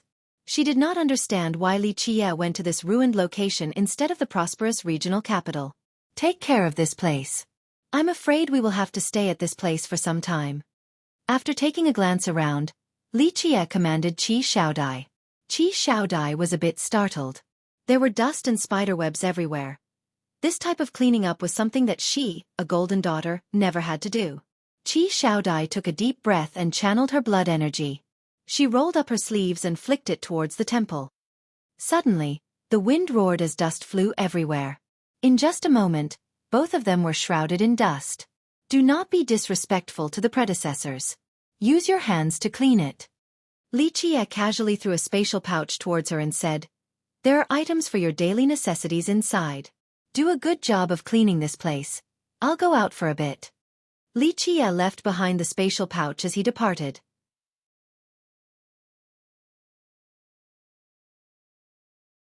Chapter 281. 100 Battles. God King Li Qie left behind the spatial pouch, then turned around to leave. Qi Shaodai stood inside the tattered temple in a daze without being able to say a word. She felt very aggrieved. Even though the Lion's Roar country was not comparable to Grand Sects or ancient kingdoms, it still had hidden forces and was far stronger than an ordinary minor country. As the princess and golden daughter who was adored by the heavens, Qi Shaodai was always spoiled by others. Yet today, she came with Li Qie to this desolate area as a servant. This was already one thing, and now she even had to do this dirty and tiring work as well. She had never done such a menial task before, but today, she undertook this task like an ordinary servant in the secular world. Qi Shaodai was speechless for a long time before she eventually picked up Li Qie's spatial pouch and began to clean. Even though she was a royal noble, it was still a big challenge for her since this was her first time doing these menial tasks. Dusting the floor and walls, then taking care of the weeds. Qi Shaodai did quite a messy job, for she couldn't use her power, which resulted in a silly scene. Despite this being the case, Qi Shaodai quietly did her job. Even though she felt wronged and dejected, she kept on doing this dirty work that was proven to be a challenge for her. She was angry, and she didn't know whether she was angry with herself or Li Qie. To sum it up, Qi Shaodai would never do such a thing in the past, and her previous self would be quite surprised to see her doing this in the present. Qi Shaodai patiently endured her hot temperament with grief in her heart. Eventually, she managed to clean the temple. After leaving the ancestral divine temple, Li Qie took a stroll around the area to gaze at the rolling mountains ahead. These mountains were like waves that reached all the way to the high clouds. There were also valleys with indiscernible depths, filled with unpredictable dangers. Quite a magnificent spectacle. Li Qie slowly walked forward. Although they seemed to be nearby, after a closer look, one would find that these mountains were several dozen miles away. Li Qie eventually reached the area opposite of the temple. This was a small peak. Compared to the high mountains and vast rivers before it, it was truly insignificant and garnered nearly zero attention. However, there was a Tao shrine with only 5 rooms above this small peak. It had green tiles and gray walls, and one couldn't tell how long ago it was built. The green tiles had become gray from the accumulation of dust with weeds that spanned amongst its cracks. However, compared to the decrepit ancestral divine temple, this Tao shrine was still doing much better since, at the very least, there were still traces of visitors. Once one approached the building, one could see that there was a plaque hanging on its main door with 2 words, "Everlasting Courtyard." One couldn't tell how long these words had endured the passage of time, because the initially pitch-black words already became an indiscernible white. The gate of the shrine was wide open and unlocked, so Li Qie slowly entered. Once inside, he heard a thunderous snore that shook the shrine. It emanated from one of the rooms. Li Qie eventually walked in it to find an old Taoist lying on a bed. The old Taoist was lying face up in quite an unflattering pose. His arms and legs were spread wide to occupy the entire bed. It was quite unbecoming of a Taoist. He wore a shabby and old, oily Taoist robe that had not been washed for who knows how many years. It was fortunate that his disheveled hair was not smelly, contrary to its appearance. Otherwise, the stench would be unbearable. Although this old Taoist was unkempt, with a lion-like nose and broad mouth, his face was quite well sculpted. He was quite imposing, just like a traveler that was full of vigor and spirit. The old Taoist's slumber was quite deep. Even when Li Qie walked in, the old man still continued to snore. His thunderous snoring made others wonder whether he would actually wake up if someone were to carry him out of the Tao shrine. Li Qie then looked at the old sleeping Taoist without saying anything. He slowly glanced around the Tao shrine and meticulously analyzed each tile as if he was conducting an archaeological study. Li Qie didn't touch anything and only let his eyes do the work. In the end, Li Qie carefully looked at the name, Everlasting Courtyard, and then quietly left. Li Qie arrived back at the ancestral divine temple when it was almost dark, and the temple had become bright again. The wild weeds and vines around the area were all picked.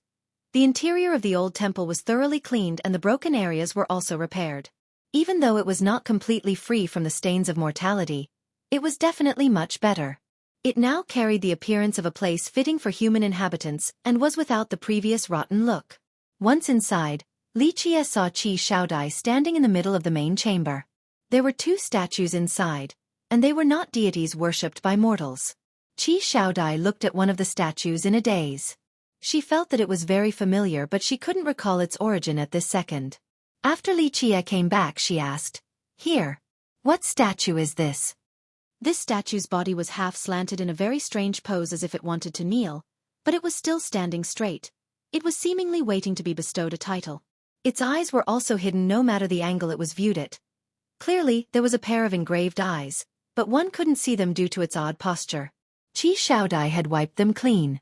When she looked at them, especially the statue in the strange pose, she felt a familiar yet unrecognizable sensation. Li Qie also looked at the statue. He didn't give an answer and instead replied with a question. "What do you think?" He secretly sighed. The years were heartless, but the high-spirited time was just like yesterday. Qi Xiaodai wistfully responded. "If I knew, I wouldn't be asking you." Li Qie burst out in laughter then slowly said, "This your Qi clan's ancestor?" Qi Xiaodai exclaimed after hearing Li Qie's response in shock. "Am I Qi clan ancestor?" At this time, she understood why she felt that this statue was so familiar. The ancestral hall of her Qi clan also worshipped the ancestor. Even though they rarely went back to honor him, Qi Xiaodai had seen it 2 or 3 times. She then inquired once more, "But why is the pose so strange?" She felt that Li Qie knew everything. She, as the descendant of the Qi clan, did not know about its ancestor as much as an outsider like Li Qie. Perhaps Li Qie was right. One must read more. The more one reads, the more one knows. Li Qie was silent for a moment while looking at the statue.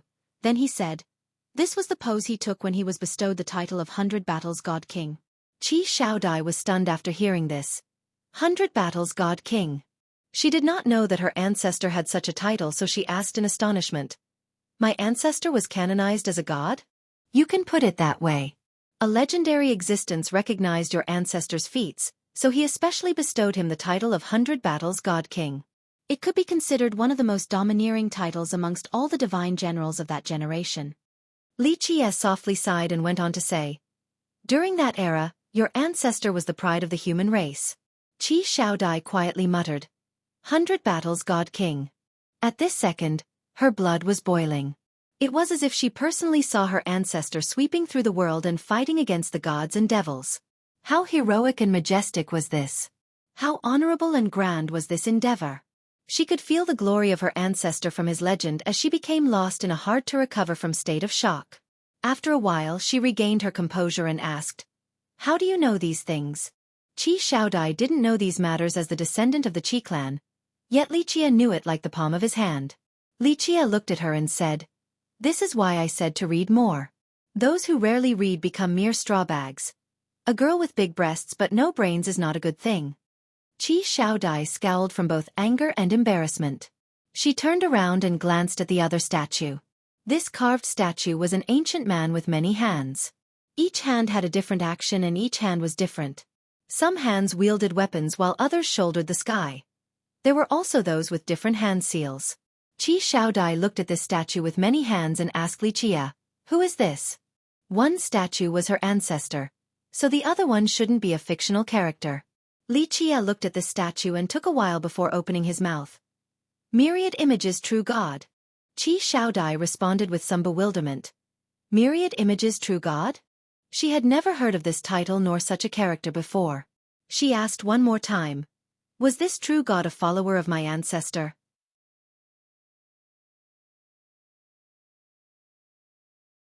However, once they carried the heaven's will, they alone would stand at the highest peak and achieve solitary invincibility throughout the rest of their lives.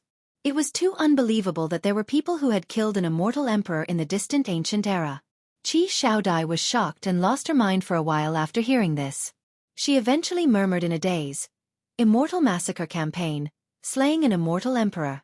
No one would believe such a tale about the Qi ancestor participating in the immortal massacre campaign, and how he was present in a war to kill an immortal emperor. Even Qi Xiaodai couldn't believe it, but somehow she trusted that this matter actually happened. One did not need to envision such a scene. Only hearing about the legends regarding slaying an immortal emperor was enough to make one's blood boil with excitement. After a while, she became calm again and took a deep breath to look at Li Qie before asking, "What was the outcome?" She very much wanted to know the result of this mythical war. However, Li Qie didn't answer Qi Xiaojie's question. He simply gazed at the far distance with a profound glare. Li Qie withdrew his gaze after a long time and then looked at Qi Xiaodai to say, "You must be tired, go get some rest. There will be a lot more things to do in the next couple of days." At this time, Qi Xiaodai was quite dirty as her pretty face was covered in dirt. After a full day of manual labor, she almost turned into a stray cat. After hearing Li Qie's words, she became spirited again. After smelling the unpleasant scent on her body, she was both angry and annoyed as she quickly went to take a bath. After she left, Li Qie looked at the Qi ancestor statue and slowly spoke. "You were truly loyal that year and used your death to protect me. I gave your descendants 3 generations of prosperity, so our karma was considered to be over. Today, I brought your descendant here in commemoration for your past devotion. Whether she will obtain a great fortune or not will depend on her and her alone." Li Qie then changed his gaze to look at Myriad Image's true god and whispered, "Today, I came to take it away since you promised me that year. As for the Void Gate, I will investigate it closely to find out the truth." Li Qie had his reasons for picking the ancestral divine region as his fiefdom.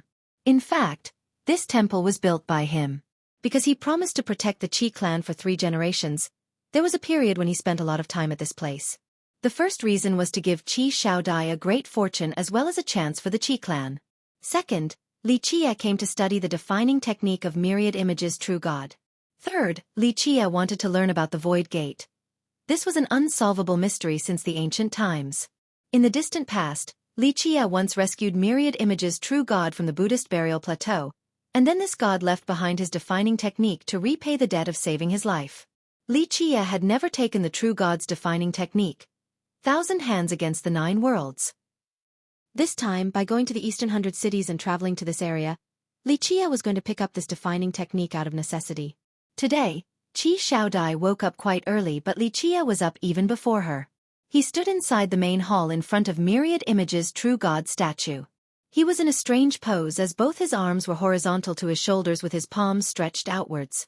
He stood on one leg and was half squatting.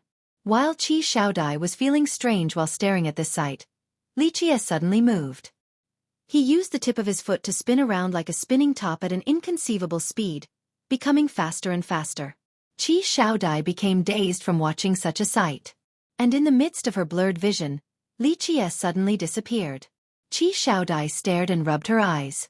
Li Qie indeed disappeared, and it was not because of her eyesight.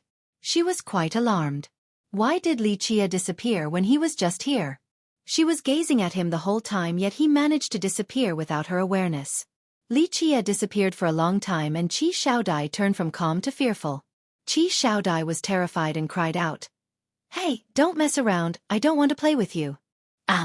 While Qi Xiaodai was horrified, the true god statue suddenly lit up as a brilliance appeared on its chest.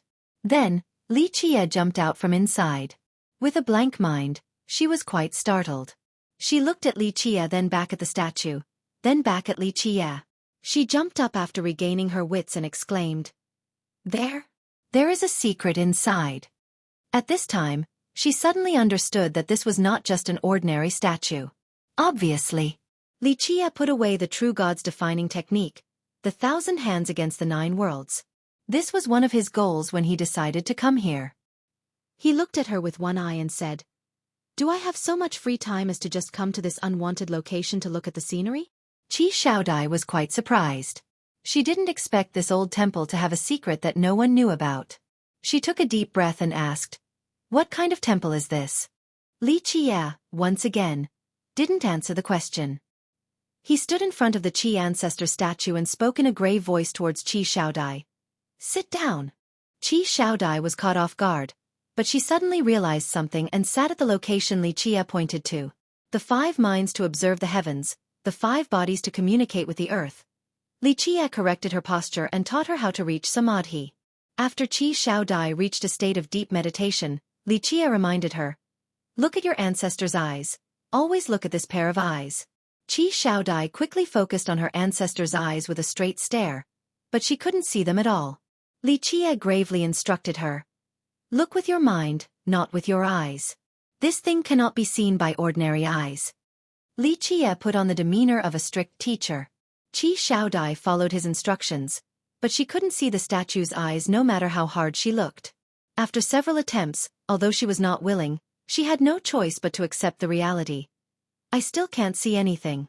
Even after following Liqia's guidance and despite her hardest effort, she couldn't see her ancestor's eyes.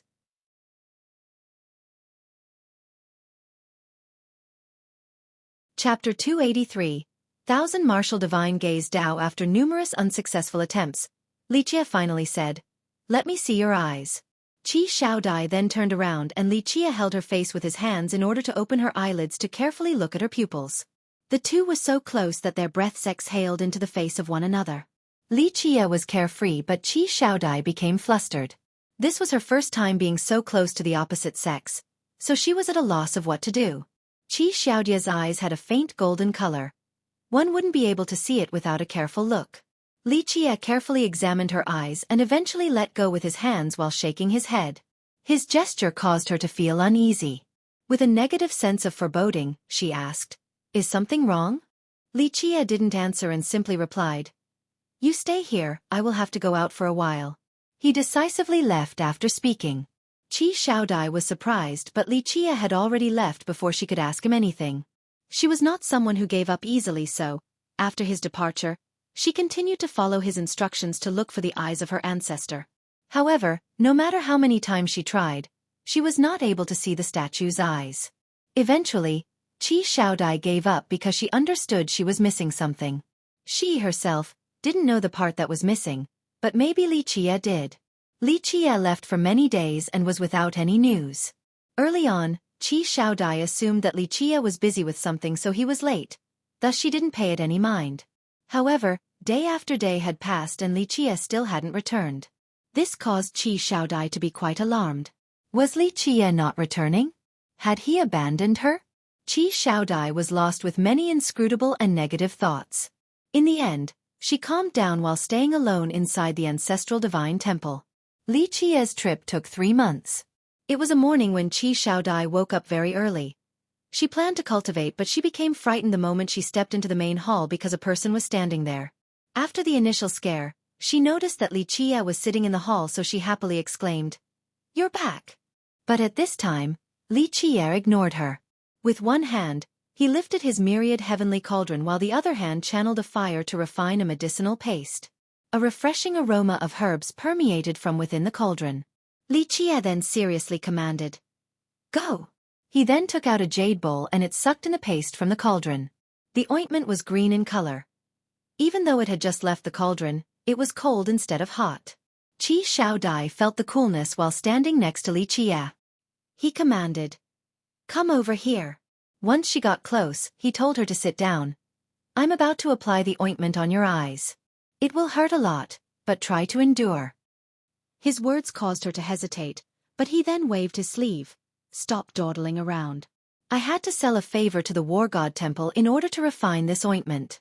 If you keep on standing there, the medicine will become hot and my precious rare herbs will be wasted." Her heart shivered after hearing Liqia's words. She then bit her teeth and lifted her head. She let Liqia do whatever he wanted as he applied the paste onto her eyes. At first, Qi Xiaodai felt the medicine was cold and comfortable. It was no big deal. But a moment later, she began to scream miserably. "Ah!" A stinging sensation pierced her eyes. It was unbearable to the point where it was as if her eyes were being penetrated. A frozen winter overcame her eyes as her pupils loomed into the darkness.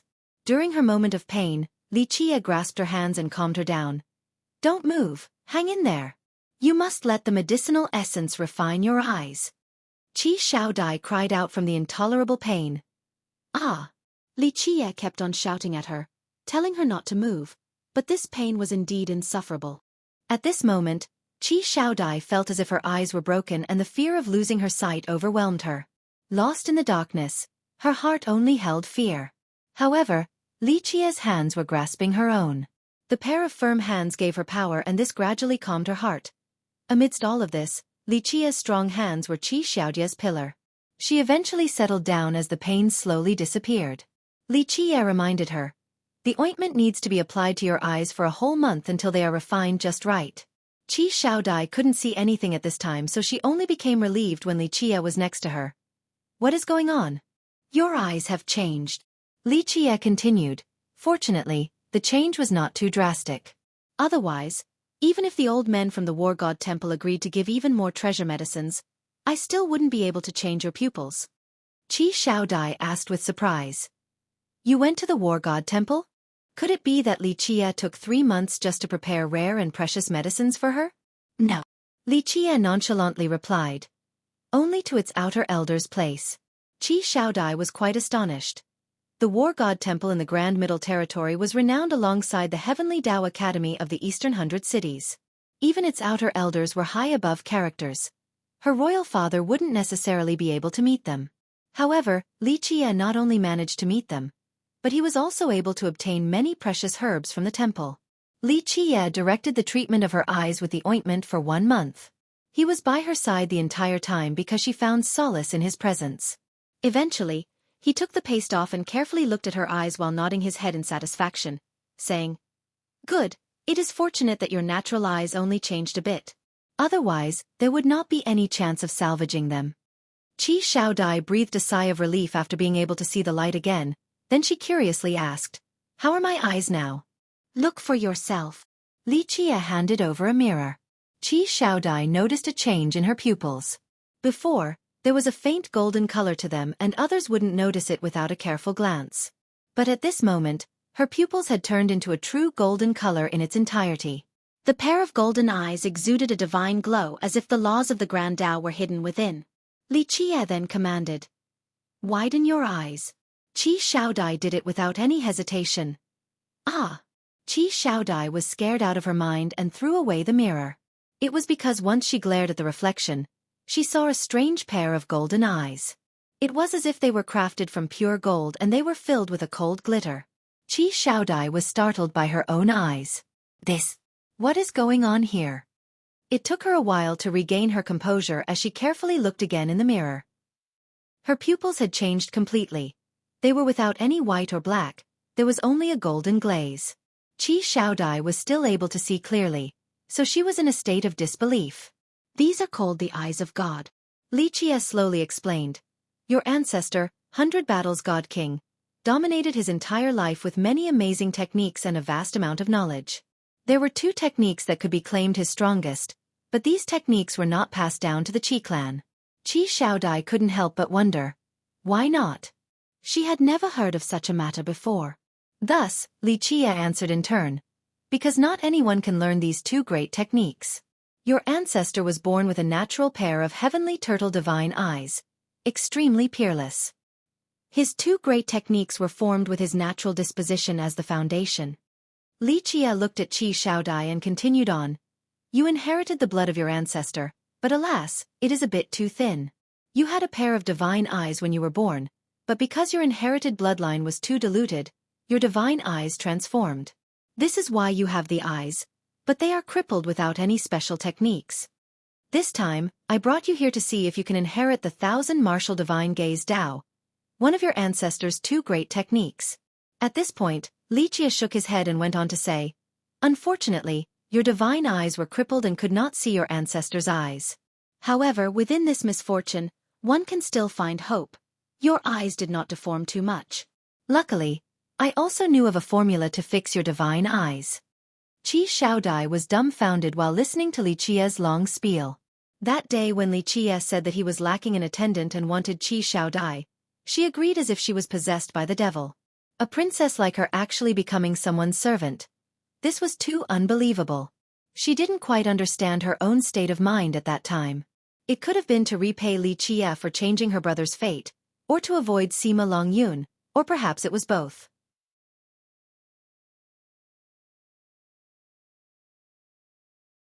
Chapter 284. Space crossing Earthworm. Back when she made the agreement, she didn't think it through and didn't expect for Li Qie to bring her here just to impart her ancestor's great technique to her. Qi Shaodai suddenly froze and muttered. Why did you? There were many unclear emotions mixed in her heart and she didn't know what to say. Because of your talents, knowledge and personality. I initially didn't want to train you. Li Qie said dismissively. But because of the Qi clan, I gave you another chance.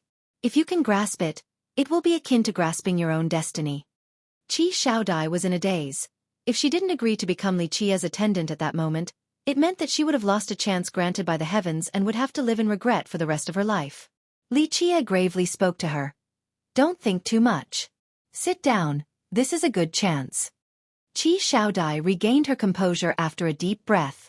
She slowly sat down according to Li Qia's instruction and closed her eyes. Use your mind. The divine eyes use the mind to point straight at the source.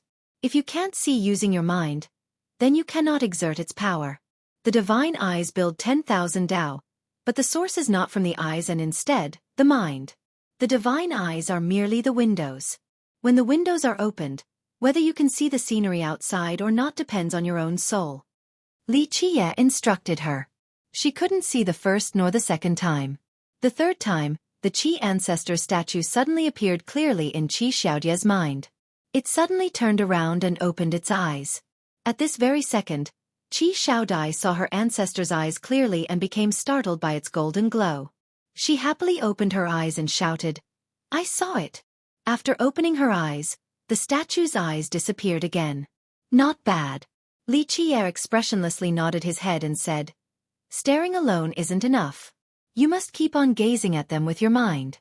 It is up to your own fortune whether you can obtain the 1,000 martial divine gaze Tao from your ancestor or not." Qi Xiaodai took a deep breath and solemnly nodded her head. Then she said, "I will try my best." Qi Xiaodai was obviously older than Li Qia by several years, but at this moment, she acted like a proper student before him, creating quite an inconsistent scene. She closed her eyes and gradually saw her ancestor's eyes again. It was a golden pair of eyes that began to change gradually.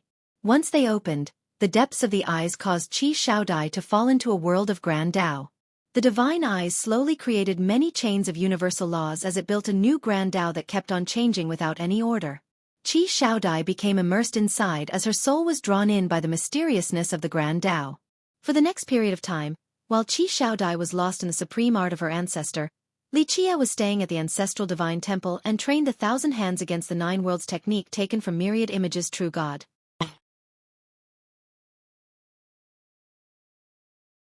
Chapter 285. Little Autumn. There was nothing inside when Li Qia opened the yellow trunk, and this caused his expression to change. Suddenly, a lazy voice rang out. "Are you looking for this?" The appearance of this person shocked Qi Xiaodai. The old Taoist who was sleeping in the Tao shrine was standing right next to them without any warning. His eyes still contained a blurry drowsiness and were half opened. The old Taoist carried a clay cannon in his hand. The cannon was not huge, but it seemed to be very heavy from his posture. Li Qia jumped out from the mud as his eyes gazed at the clay cannon in the old Taoist's hands. The old Taoist lazily said, "Coming to my Tao shrine to steal stuff is not good." Li Qia looked at him and nonchalantly replied, "Steal? You are the one who is stealing. My ancestor once buried the space-crossing earthworm at this place for generations just so that, one day, I could come and take it back in the future." With his tired eyes, the old Taoist glanced at Li Qia and asked, "Your ancestor? Who is it?" His question was also something Qi Xiaodai wanted to ask, but she didn't want to pry. Li Qia slowly placed the earthworm down and said, "You ask too many things. There are some matters that shouldn't be asked. Otherwise one will die an unsightly death." "Really now?" The old Taoist beamingly smiled and said, "This old Taoist has been wanting to die for a while now, but it is simply not possible. Since you dug out the earthworm, you should just give it to me, right? Hee, last time, this thing escaped way too fast. Otherwise it would have been a side dish to accompany my wine."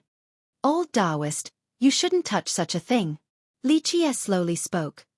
"Did the patriarch of the everlasting courtyard not tell you?" The sleepy old Taoist didn't care, so he grinned. Hee, little demon, don't boast too much, this old man doesn't believe your ruse." Li Qia narrowed his eyes while staring at the old Taoist and asked, "Where is Magu? Where did Magu go?" The old Taoist suddenly stood up and the initial drowsiness was dispelled completely. His old eyes gazed at Li Qia intensely. They became extremely frightening as if they were capable of swallowing all things. Qi Xiaodai was quite startled. Although she hadn't seen a real expert before, she knew that this old Taoist was very scary. However, she didn't understand why the old Taoist was so alarmed after hearing the name Magu. The old Taoist was aghast while he stared at Li Qia. He then said with a grave voice, "You? Who are you?" The old Taoist then unleashed a bloody light. Qi Shaodai could feel the suppressive aura that was capable of destroying all things. The old Taoist tried his best to hide his blood energy, but even the faint bloody light was enough to make Qi Shaodai feel as if there was a dragon in front of her. Li Qie slowly said without a worry in the world, "Old Taoist, it is best not to make a move against me. Even if Wang Yuan of your Heavenly Tao Academy crawled out of his grave, he would not dare to take any actions against me. Otherwise, I will destroy your Heavenly Tao Academy." Qi Shaodai cried out after hearing the name. The second sage. Wang Yuan. This name was like thunder in one's ear, especially within the Eastern 100 cities. Wang Yuan was not an immortal emperor, but he was no less prestigious than one. In an ancient era, he once revived the Heavenly Tao Academy, causing the fallen academy to rise once again. Because of this, his status in the academy was the same as its progenitor. Millions of years had passed and Wang Yuan had died a long time ago, but the academy still remembered his contributions, so they called him the second sage. Only Wang Yuan alone carried this title in the Heavenly Tao Academy. The old Taoist was stunned with his eyes wide open as they locked onto Li Qie. He didn't dare to take any reckless actions, so he slowly converged his blood force. Li Qie ignored him and gently knocked on the yellow trunk of the earthworm with a rhythmic tapping pattern. A noise suddenly appeared. Foh! A moment later, the space-crossing earthworm woke up and scurried far away. After creating some distance, it started cursing. "Ay-ya! My mother ya! Which bastard sneak attacked your father?" Qi Shaodai was frozen. She had never seen a talking earthworm that knew how to curse at people. This was really going too far. Hundreds of different flowers bloomed in the Eastern 100 cities, and Qi Shaodai had seen many great demons, but she had never seen an earthworm successfully cultivate the Tao. The space-crossing earthworm saw the old Taoist and then jumped up to exclaim, "Ay-ya, my mother, it is this smelly Taoist ah." Seeing the old Taoist carrying the clay cannon, it became angry and yelled out in an angry tantrum, "Bastard Taoist! Stinky Taoist! Quickly give me back my divine cannon. Otherwise, this divine immortal will blow up your little shrine." The old Taoist narrowed his eyes and laughed. "Such a loud earthworm. Watch out or I will make you my wine side dish." "My ass, your bullshit stinks so bad. You only managed to sneak attack me a couple of times. With just your lame skills, you still dare to dream about stealing my divine cannon? Bah, bah, bah, stinky Taoist, return my divine cannon." The earthworm angrily threatened the old Taoist. "Otherwise, this boss will banish this place where the chickens don't even want to lay their eggs at, to a different dimension. Damn your ancestor. If this boss didn't promise to not leave this place, then I would have banished you and your shitty shrine a long time ago. Hurry up and give me back my divine cannon." Qi Shaodai was shocked. It was not strange for a person to curse someone else like this, but a cursing earthworm was quite an unbelievable sight. Li Qie patted the position next to him and told the earthworm, "Okay, little autumn, hurry up and come over here, I will get you back your divine cannon." The earthworm jumped and stared at Li Qie in astonishment while saying, "How do you know about the Nihility Temple?" He was in disbelief and asked, "Who are you?" The earthworm with the foul and vicious mouth suddenly became cautious. Li Qie leisurely replied, "I even know the bird that clipped you out from the Nihility Temple. If you keep running your mouth, I'll have it eat you." "Mother!" The space-crossing earthworm suddenly jumped up as if it had seen a ghost, and it started to stutter. Are you being serious?" "You tell me." Li Qie spewed out a true mantra, and this true mantra turned into an orderly universal law that entered the earthworm's body. The earthworm then shivered and deafeningly shouted, "Oh my God! Young Noble! Young Noble is invincible in this world, in the 9 heavens and the 10 earths, in the 5 desolaces and the 6 Tao, in all the realms and myriad dimensions." This little autumn knew that nothing could stop young Noble from returning.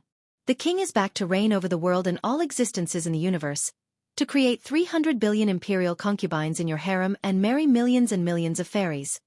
The earthworm started to spew out a plethora of praises towards Li Qie in just a moment. Qi Shaodai and the old Taoist's eyes opened up wide. The arrogant earthworm that was cursing at everyone earlier could actually act like a sycophant in this manner. Li Qie then told the earthworm, "Okay, if you keep on talking rubbish, I will throw you back to the Nihility Temple." The space-crossing earthworm hurriedly ran over to Li Qie's side and dawdled around with an incomparably affectionate appearance. It seemingly wanted to win Li Qia's favor. Li Qia had to tap the yellow trunk on its back before it laid down next to him. With Li Qia as his backing, the earthworm became even more arrogant. "Stinky Taoist, give me back my divine cannon." He shouted loudly at the old Taoist. "If you don't give it back, my young noble will knock all your teeth to the floor and break your home. No, he will destroy this rotten temple of your heavenly Tao Academy." Li Qia tapped the earthworm again and said, "Okay, stop talking so much." The earthworm immediately became silent. Li Qia looked at the old Taoist and said in a carefree manner, "Taoist should give the divine cannon back to my pet now." Li Qia spoke in a polite and formal tone. There was no longer any trace of drowsiness in the old Taoist's sleepy eyes. He carefully looked at Li Qia and pondered for a bit before forcing a laugh. "I was just kidding. It was just a joke with the earthworm and its rotten mouth. I only took its divine cannon when it was unprepared, but there is no malice behind it." The old Taoist then handed over the divine cannon in his hands over to Li Qia. Li Qia then placed the divine cannon back in the yellow trunk on the earthworm's back. However, the earthworm did not let it go so easily and cursed. "Your grandmother, you dared to sneak attack me before? This boss will let you off this time. I want to find Magu." The earthworm was out of control with Li Qia behind him. The old Taoist's face became frozen after hearing the name Magu. Li Qia appeased the earthworm and said, "Okay, fellow Taoist has given it back to you, so just let it go. You also borrowed the heaven and earth vein of the Heavenly Tao Academy. Humph, it seems like this smelly Taoist is lucky this time." The earthworm was still feeling indignant, but it had no choice other than to eventually drop the matter.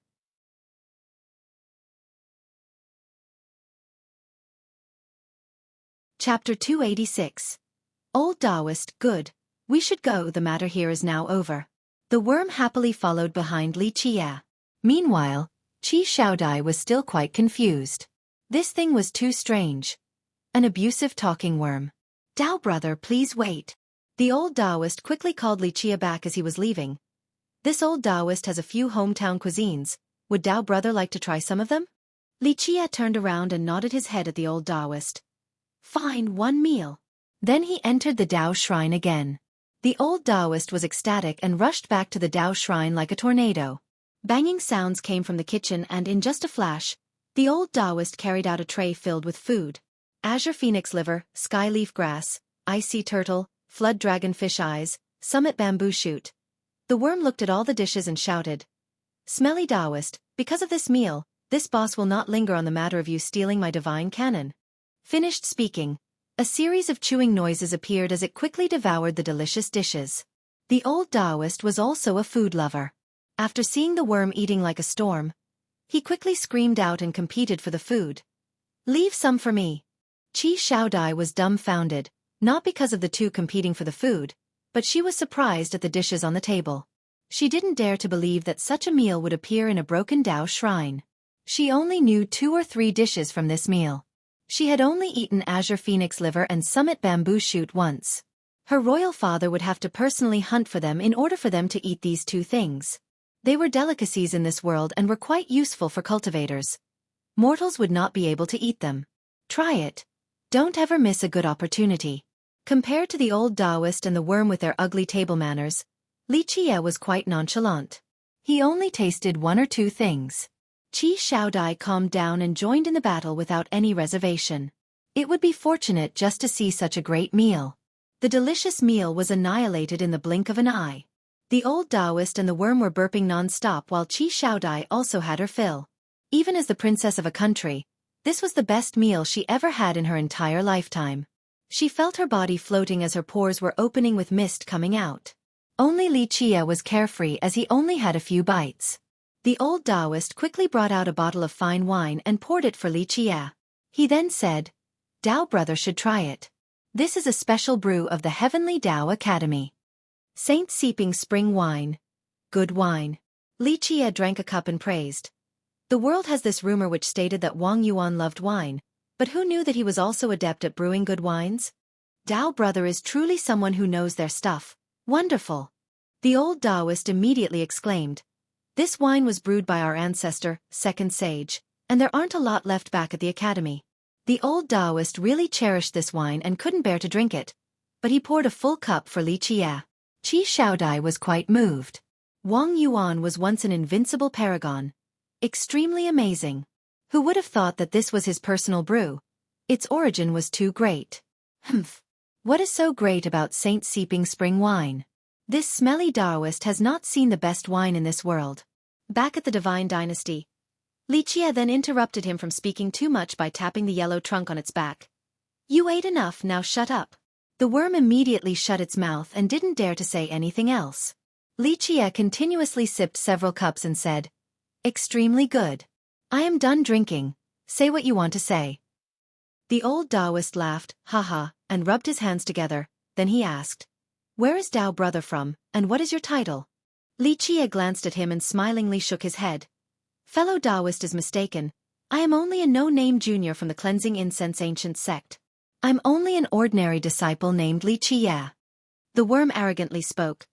Ha, you may refer to my young noble as deity Li, no, as immortal monarch Li. Li Qie tapped the worm again and said, Don't speak nonsense. Little Autumn forced a wry smile and closed its mouth. The old Taoist stared at Li Qie for a bit and sighed. Then he stopped inquiring any further. It was not important whether Li Qie's name was real or fake because he understood that Li Qie was unfathomable. Li Qie looked at him and asked, What is your name? Which generation are you from in the everlasting courtyard? The old Taoist clasped his hand together respectfully and said, I'll be candid with Tao brother. This old Taoist's name is Pang Kang. I am a disciple of the everlasting courtyard 7th generation, and I'm also its only disciple. At the moment, I am in charge of this place. Li Qie said, I am still young, don't refer to me like I am so old. You can call me young noble. Li Qie said. At this moment, he paused and didn't say anything else.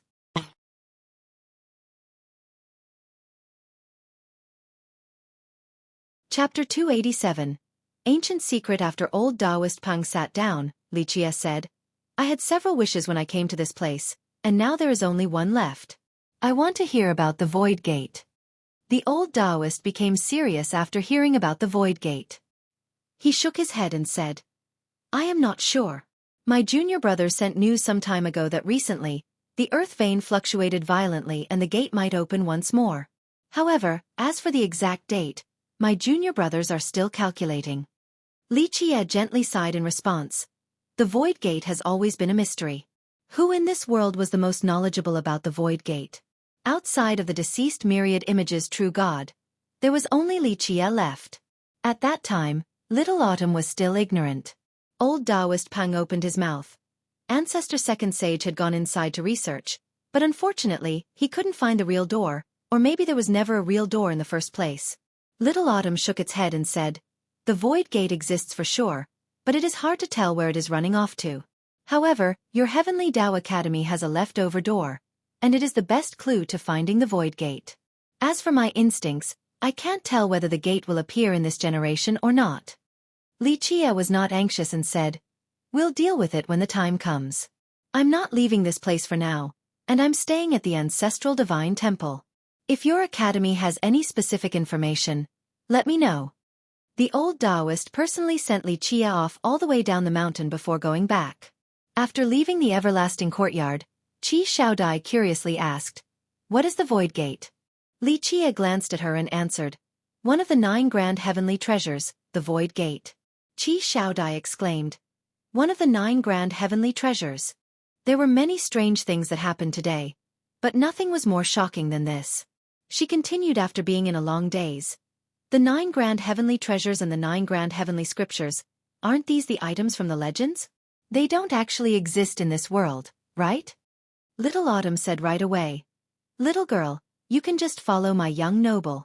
Ha, you don't even know, the 9 grand heavenly treasures and scriptures really do exist, and the Void Gate is even more real. Ha, here. Li Qie glared at it so it shut up and was afraid to say anything else. Qi Shaodai was too surprised to pay attention to his words. These treasures were part of the bedtime stories she heard when she was young. The world had always assumed that there were no such items. However, when Li Qie said that the Void Gate was real, it became quite credible. She took a deep breath to calm down, but she didn't dare to ask more when Li Qie remained silent about the matter. However, she still had one more question. Does the everlasting courtyard belong to the Heavenly Tao Academy? The academy was renowned in the Eastern 100 cities and even the entire mortal emperor world, but she had never heard of this courtyard before. It was established later on. Li Qie said, the courtyard was not initially part of the academy, but Wang Yuan integrated it later on. Wang Yuan, second sage of the academy. He was not an immortal emperor but was just as famous. Why did Li Qie always know these heaven-shaking secrets? After arriving at the ancestral divine temple, Little Autumn couldn't help but feel strange with a sigh. Ancestral divine temple. Li Qie commanded, find a spot for yourself. Don't mess anything up and don't speak nonsense. Having said that, he went back to his room. Meanwhile, Little Autumn stayed in the grand hall to look at the statue of the Qi clan ancestor. He lamented, 100 battles God King. Then it crawled in front of myriad images true God and bowed down. Master, rest in peace. Little Autumn has been sleeping in a special dimension and finally escaped the nightmare of being trapped by those old monks. Don't worry, Master. In this life, I will definitely cultivate into a human form. It is quite a shame that Master couldn't escape the nightmare from that place. Damn their grandmothers. One day, young noble and I will definitely take that broken urine pot. Although Little Autumn's words were still quite crude, they respectfully worshipped the statue. Qi Xiaodai stared at Little Autumn's demeanor in confusion. She waited until it was finished bowing before asking, myriad images true God is your master? Then, have you lived for a really long time now? He is my previous master. Little Autumn stared at the statue in remembrance. I haven't lived for too long. I have been hiding and sleeping in my own realm, and I woke up around 100 or 200 years ago. Could he be the descendant of myriad images true God? The he Qi Xiaodai was referring to was Li Qie. She felt that this hypothesis was very likely to be true. Li Qie was the descendant, so he came here to worship his ancestor and to take the things that were left behind. Little Autumn only glanced at Qi Xiaodai and smiled without saying anything. Qi Xiaodai didn't give up and continued prying. Where are you from? Could it be the world of the gods from the legends? Is there really such a place in this world? Little Autumn looked at her and said, Miss, don't inquire about my origin, lest it brings about a calamity. Little Autumn had a big mouth, especially after sleeping for countless years inside his realm. He wanted to talk a lot. However, after being warned by Li Qie, Little Autumn knew what to say and what not to say. Otherwise, his young noble would really show him what's up. Without Li Qie's permission, Little Autumn would not tell anyone that it came from the Void Gate. At that time, it was only an unwitting worm and its master myriad images true God took it out. The idea that it came from the Void Gate was only its master's speculation. Later on, in order to explore the Void Gate, myriad images true God actually went into the Buddhist burial plateau to obtain an item, and they became trapped in a strange and inescapable place. Li Qie, as the Dark Crow, came to save them, but unfortunately, the true God couldn't surpass the arduous time. As for Little Autumn, it was put into its realm to escape the calamity, and it had been asleep until now. Little Autumn asked while looking at Qi Xiaodai, Why is Little Miss staying by my young noble? Qi Xiaodai was caught off guard and didn't know how to answer. Was she a servant? Not quite. Was she a maid? Also not quite.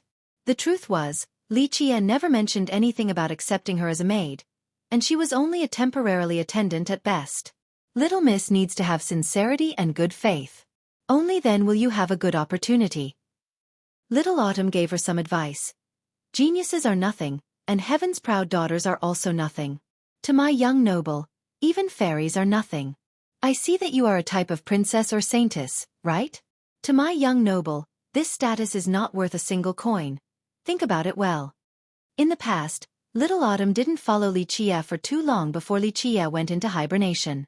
But in that era, it had seen many great characters around Li Qie. Goddesses and fairies were only his maids. Little Autumn slowly went into a room while Qi Xiaodai was still standing there. The next day, Li Qie told Qi Xiaodai, Practice well, I have to go outside for a bit. Having said that, he took his leave. Young noble, wait for me. Needless to say, Little Autumn followed him like a shadow. Qi Xiaodai didn't ask where Li Qie was going and stayed behind silently. She was used to Li Qie's mysteriousness and knew that she alone couldn't influence his actions. Maybe, in his mind, she was only someone he was teaching a thing or two to. Thinking up to here, Qi Xiaodai sighed. Since when did her emotions become affected by Li Qie? Li Qie left for the western border of the Heavenly Tao Academy with Little Autumn right behind him. The Academy's territory was vast. One could only imagine its inner power since it stood strong all the way from the Desolate Era until now. The Academy's barren western territory spanned for millions of miles with majestic mountains and rivers. Perilous peaks and valleys were found everywhere. Because of these dangers, humans were not around. Only heavenly beasts and longevity spirits infested this zone. You, stay aware and check to see if the Void Gate can appear or not. Li Qie told Little Autumn once they stepped into this area. He had calculated the time and was certain that the gate would appear in this generation, but the exact time remained a mystery. Roger. Little Autumn knew what to do without Li Qie's command. It was likely born in the Void Gate, so it had a natural talent with space and void. It was capable of leaving and entering different dimensions. It was more sensitive to the Void Gate than anyone else, which was why Li Qie dug it out. Little Autumn was sensing a fluctuation of the heaven and earth while following Li Qie into the deep wilderness, checking the changes of the earth, step by step. Young noble, maybe the Void Gate isn't in this area of the Academy. Little Autumn continued on to say, in the past, Old Master had checked the Academy's door several times for an opening, but he couldn't find the real thing. Could it be that Old Master was misguided from the outset? The Void Gate, one of the 9 grand heavenly treasures. The space scripture was born from within. The space scripture was extremely mysterious, and since time immemorial, no one had ever heard of someone being able to enter the Real Void Gate.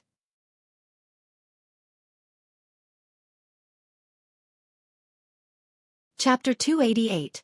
9 words true. Bao Li Qie shook his head and said, I'm 80 to 90% certain that the way to the Void Gate is located in the Academy's territory. However, the exact location and generation that it will appear is hard to tell. Regardless, it will not be away from this territory. In the past, the progenitor of the Academy was knowledgeable about the heaven and earth. He calculated his whole life and eventually founded the Academy at this location. It had to be here because he noticed that the world's vein and the void space had something to do with each other. Little Autumn couldn't help but mutter, easier said than done. Old Master said that all the wise sages of the Academy had always studied the Void Gate with a countless amount of effort. Even though they opened several portals, they couldn't find the Real Void Gate. Li Qie casually said, how could it be so easy? Since time immemorial, which immortal emperor did not lust after the 9 grand heavenly treasures? And which one of them actually obtained one of the 9? These treasures are even more unfathomable compared to the heavens will by 10,000 times since they already existed before the heaven and earth.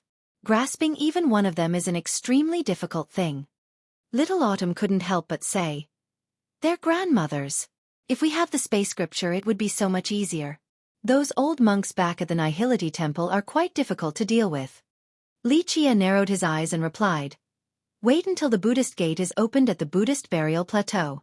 I will then personally go to the Nihility Temple once. How could I ever let go of such an item?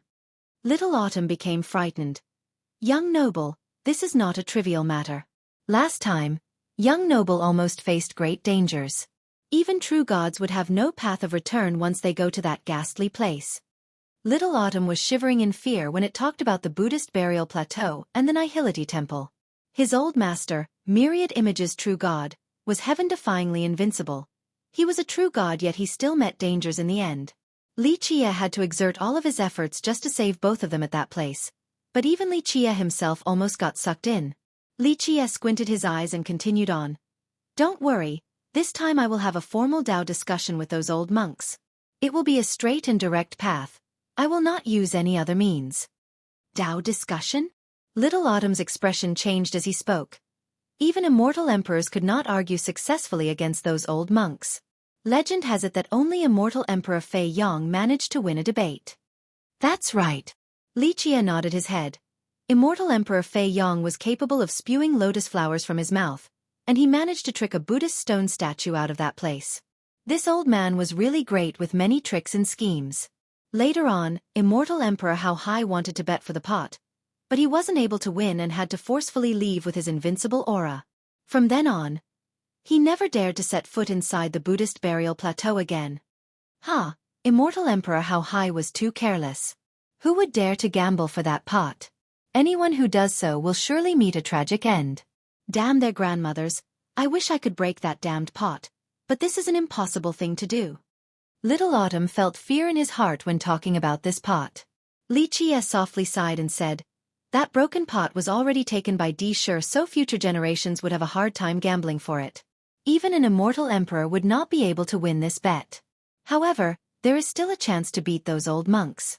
The moment the Buddhist gate is opened, I will go to the Nihility Temple at once." Little Autumn was silent. It also wanted to take revenge for its old master and beat those old monks in order to expel its grievances. However, it didn't have the same heaven-defying capabilities as its young noble, so it could only depend on its young noble to defeat the Nihility Temple. That year, Little Autumn and Myriad Image True God went to the Nihility Temple for one of the 9 grand heavenly treasures. Even an invincible existence like the True God was defeated in the Nihility Temple, and Li Qie had to save them using countless means. Even though the True God was saved at that time, he couldn't escape the nightmare and still died an early death. Little Autumn searched for the changes within the earth veins while Li Qie was looking for heavenly beasts and longevity spirits amongst the wilderness. In the end, Li Qie finally found a 500,000-year-old longevity spirit. Even ancient saints would lose their colors when hearing about a 500,000-year-old longevity spirit. Slaughtering one was extremely difficult. There would need to be 2 or 3 ancient saints just to kill one of these longevity spirits. The most frightening part was being tracked by one because this was more dangerous than anything else. However, Li Qie was actually tracking a 500,000-year-old spirit instead. Anyone who heard of this would think that Li Qie was crazy and was searching for his own demise. After silently tracking one, he took out the 9 words True Bow. Little Autumn had once followed the True God, so he knew his stuff. After taking a careful look at the bow in Li Qie's hands, it lost its colors and said, "Oh wow, my mother. This is 9 words becoming a true mantra. A 9 words true mantra treasure metal found in the legends. It is extremely rare throughout the ages and even immortal emperors crave for it." Then it exclaimed in astonishment, It is the first true mantra in this world. This is pristine worldly metal. My grandmother. If it grows for billions of years more, then it could become another heavenly treasure. Little Autumn spit everywhere and said with greed, "Ha ha ha. Young noble, I heard that you had a treasury in the past? Ha ha. I heard that even immortal emperors borrowed items from this treasury? How about you grant me 3 or 5 treasures?" Li Qie glanced at Little Autumn and dismissively said, "Help me find the real void gate, then it will not be a problem." Of course, Li Qie had a treasury, but it was not within his reach. It was buried in the most fortified location in this world. If Li Qie didn't personally open it, then even immortal emperors would not necessarily be able to enter. Little Autumn patted his chest and confidently said, "Young noble can rest assured, I will definitely find the void gate for you." Unfortunately, as an earthworm, it didn't have a chest. Li Qie burst out in laughter. He also wanted to find the real void gate, but this was much easier said than done. Countless wise sages had searched for the void gate since the ancient times and they only came back empty-handed. Qi Shaodai kept on practicing diligently after Li Qie's departure. 3 days later, Li Qie, along with Little Autumn, brought back a giant thing. Li Qie's body was stained with blood. Qi Shaodai was quite frightened to see his state and cried out in surprise, You are hurt. Only a minor injury." Li Qie threw the giant thing on his back down to the ground. Boom! This giant beast hitting the ground created a large hole. Qi Shaodai looked at the giant beast and exclaimed, "A tyrant earth dragon, a 600,000-year-old heavenly beast." Qi Shaodai was quite amazed. Even her royal father would not dare to mess with such a fierce heavenly beast. "I just killed it and I didn't take out its marrow nor Dao bones." Li Qie continued, "You are cultivating the divine gaze and it is not so simple to master. You need to grasp the making of the Grand Dao as well as the weapon techniques. From today on, you will use a saber to carve into beasts until you are more than familiar with it." Qi Shaodai was startled after hearing this. She didn't expect that he left in order to hunt and help her cultivate the divine gaze. Li Qie was a strict teacher and didn't spare any leisure time for Qi Shaodai. He commanded, "Start right now." Qi Shaodai took a deep breath and focused her gaze. Her eyes suddenly became completely golden as a sound of metal clashing appeared. Qi Shaodai's eyes created a divine saber that gleamed with golden light. Clank! The divine saber shot out from her eyes and slashed the tyrant earth dragon's chest, causing blood to spatter everywhere. Wrong. Li Qia's voice sank down. Weapon controlling is more than just pure force and more than just a divine aura. The most important part is the technique. You must grasp the technique before freely controlling thousands of weapons. Only when you are well versed in the technique will you be able to control any treasure, even immortal emperor life treasures. Then, you will also be able to understand its mysticism with a single glance and create immortal emperor life treasures. Li Qie gave her more pointers. The dragon's skin is hard and tough. You using brute force will only hack the beast marrow and damage the natural treasure that is its body. Your saber needs to slice off the skin, soft yet swift, strong but flexible, acute and sharp. Qi Shaodai took another deep breath. She gathered her energy again and unleashed another golden divine saber to start from the beginning.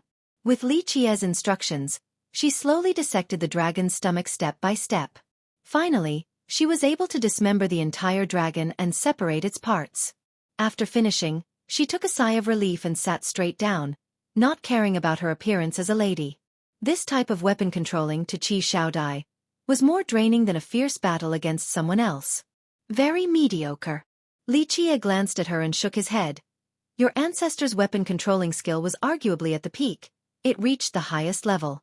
It could create immortal emperor true weapons, and they were exactly alike with the divine auras of said weapons. If you want to reach this level, then you have to grasp the weapon controlling art. Otherwise, you will only have brute strength in the end, and you will only be able to create disorganized weapons and fight wildly. This is not the weapon controlling way. Qi Shaodai quietly listened to Li Qie's teachings. Although his words were harsh, she memorized each word and engraved them into her heart.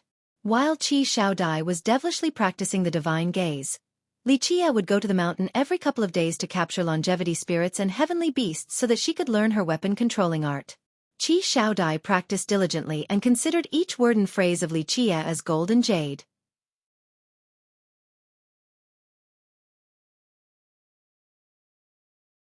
Chapter 289.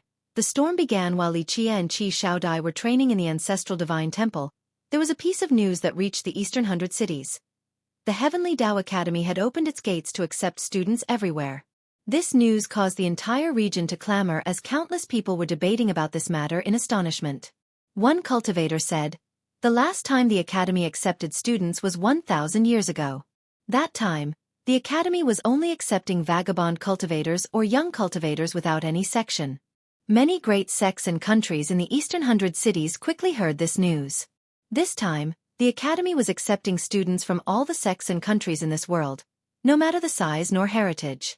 As long as the students' conditions were suitable, they were able to enter the academy. Momentarily, countless people were in an uproar. Until now, the academy usually accepted disciples, but disciples and students were two different matters. Disciples, once accepted, were disciples of the academy for the rest of their lives. Students were different. They simply trained in the academy and could leave at any time. They bore no responsibilities and only needed to have the right qualifications. Of course, the treatment between disciples and students were different. Even then, there were still many young cultivators who were willing to become a student of the academy, even those from the great powers. Many young ones ran to the academy to see if they fit the requirements. Disciples from the great powers and the secret grounds all came since these powers could afford this little fee. Although these great powers had power and secret forces, they still brought their descendants and inheritors to the academy, including immortal emperor lineages and ancient kingdoms. The academy students could not learn the academy's secret and main techniques, but the academy had an extremely perfect teaching system. Although it didn't impart merit laws to the students, it taught them about the difficulties on the Tao path, how to deal with the devils of the heart, merit law control, and metaphorizing. There were no other great powers with such a perfect system. The Heavenly Tao Academy had researched about this matter for millions of years. Indeed, the academy was very great in this regard. Since the early ages, many immortal emperors once studied in the academy and benefited greatly. After becoming an immortal emperor, they would come back and leave behind an emperor law or immortal emperor life treasure for the academy. Immortal Emperor Fei Yong, Immortal Emperor Hao Hai, Immortal Emperor Ta Kong. These renowned names were engraved on the Heavenly Tao Academy's monolith by them personally. After carrying the heaven's will, they would come back and leave their names behind. On another registration day, dragon roars emanated across the academy as if heavenly dragons were rampaging, generating rain and winds and creating a majestic presence as if a member of the dragon race was arriving. Someone found out what happened. The descendant of the crouching dragon cliff from the northern Great Sea came to the academy. This news surprised many sect masters and royal lords. One sect master couldn't help but murmur. People from the northern Great Sea actually came despite such a distance. Truly unbelievable. Within half a year of registration, many sects from the Grand Middle Territory, Northern Grand Sea, Southern Crimson Earth, and Western Desolate Wasteland all brought people here to enroll. On another day, a godly mountain suddenly appeared in the sky with divine circular lights hovering about, carrying an extremely domineering presence. The descendant of the rampaging divine mountain also came to the academy. Another demon's pawn became a student at the Heavenly Tao Academy. This situation caused many people to become dumbfounded. This is too weird. This is not the first time the academy accepted students. The majority of the students are usually from the Eastern 100 cities. Why are people from other regions also arriving? The recruitment was no longer confined to the Eastern 100 cities, and this caused many people to look with widened eyes. A few masters and royal lords were debating this matter. This is the ushering of a new golden era. Only when Second Sage was in charge of the academy would there be so many geniuses throughout the world arriving. Even geniuses from the 9 worlds also came after hearing his prestige. However, there was another explosive piece of news. Goddess May has enrolled in the academy. Mei Suyao of the Eternal River School had also joined the academy. Impossible. People were aghast after hearing this information. Eternal River School. 1 sect. 3 emperors. There were not many heritages comparable to it. Mei Suyao was the chosen one from the school to enter this world, and there was no need for further discussions regarding her. The Eternal River School's inner strength could even be stronger than the Heavenly Tao Academy. But Mei Suyao still enrolled. This was the cause for many people's astonishment. What is actually happening? Cultivators who were not aware of inside information became quite confused at the situation. Not many days have passed after Mei Suyao's enrollment when another heavyweight character emerged. That day, a person came down from the sky. This person came alone, but the myriad of laws were his followers. 1 step caused the Grand Tao to shake. 1 step to become the ruler of the heaven and earth. In just a moment, the sun and moon lost their colors. His step alone trampled the mountains and rivers. Existences in the places trod by him were shivering as if a god had descended to the mortal world. He had not yet arrived at the academy, but someone had already shouted, "Deity is here!"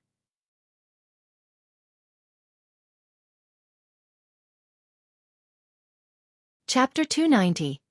Deity Jikong Wudi, Deity Jikong Wudi. Hearing this name, even geniuses who considered themselves extraordinary were shocked. Jikong Wudi. Such a domineering name. He dared to call himself unbeatable. He was peerlessly supreme. In just the blink of an eye, this river monarch fish was dismembered and each part was perfectly divided. Now, let me make a fish feast for everyone. The salivating old Taoist Peng took out the ingredients and started to make a fish feast at the temple. After his cooking was finished, Little Autumn came out of nowhere and jumped on the table. Smells so good. Then, Li Qie also came out. The old Taoist then cheerfully said to him, "Young noble, come taste my cooking skill." Although he said this, his hands were already competing with Little Autumn. The two of them were as fast as the wind. They wished that they could devour the entire feast by themselves. Old Taoist Peng was a food connoisseur, and his cooking was also great. Qi Shaodai was not shy as she also participated in this grand war for the food. Only Li Qie was nonchalant. Since time immemorial, what immortal feasts had he not participated in? Li Qie had eaten many banquets from immortal emperors. After eating his fill, the old Taoist spoke to Li Qie. "The portal of the academy will open in this generation." Little Autumn tapped its stomach with a still unsatisfied appearance and shook its head. "No, smelly Taoist, this boss can guarantee that your portal will open within half a year, or maybe 1 to 2 years if it takes a longer time. Just wait and see." Little Autumn had recently followed Li Qie everywhere within the academy's territory to analyze the earth vein, so it clearly understood the changes. It then spoke with the tone of an expert. "Your heaven and earth vein is pulsing and changing too dramatically. I am sure that there is a problem." Li Qie was not surprised in his idleness. One of the reasons why he came here was for the academy's portal.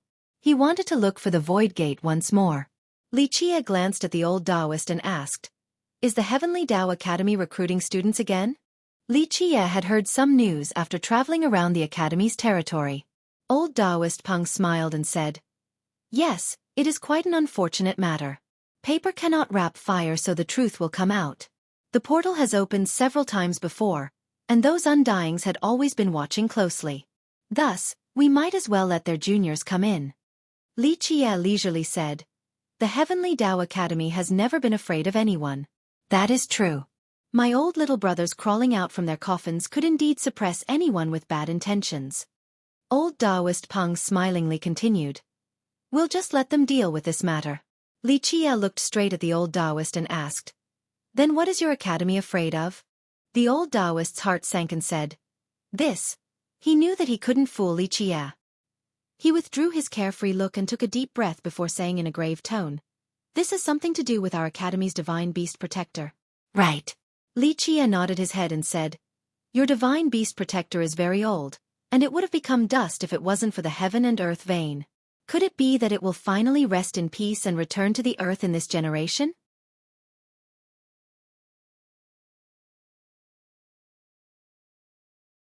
Chapter 291. Heavenly Tao Academy, the Realm God from the Legends?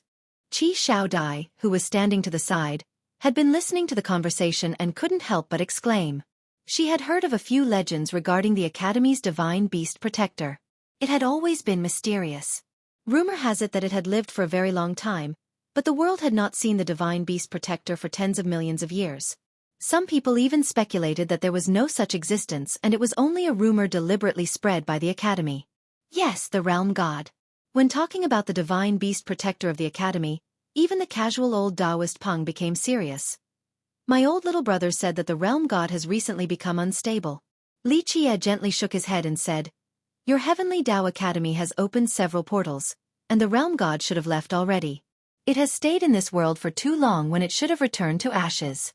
Unfortunately, your Academy from generation to generation has always been reluctant and kept on keeping it here."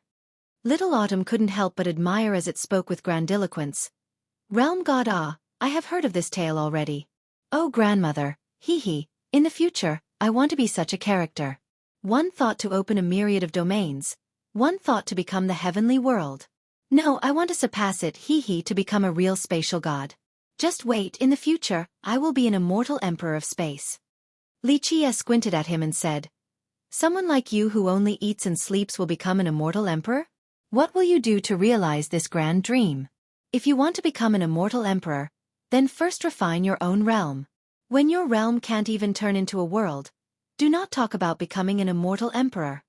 Heh, young noble, how could this insignificant underling compete with you for the immortal emperor position?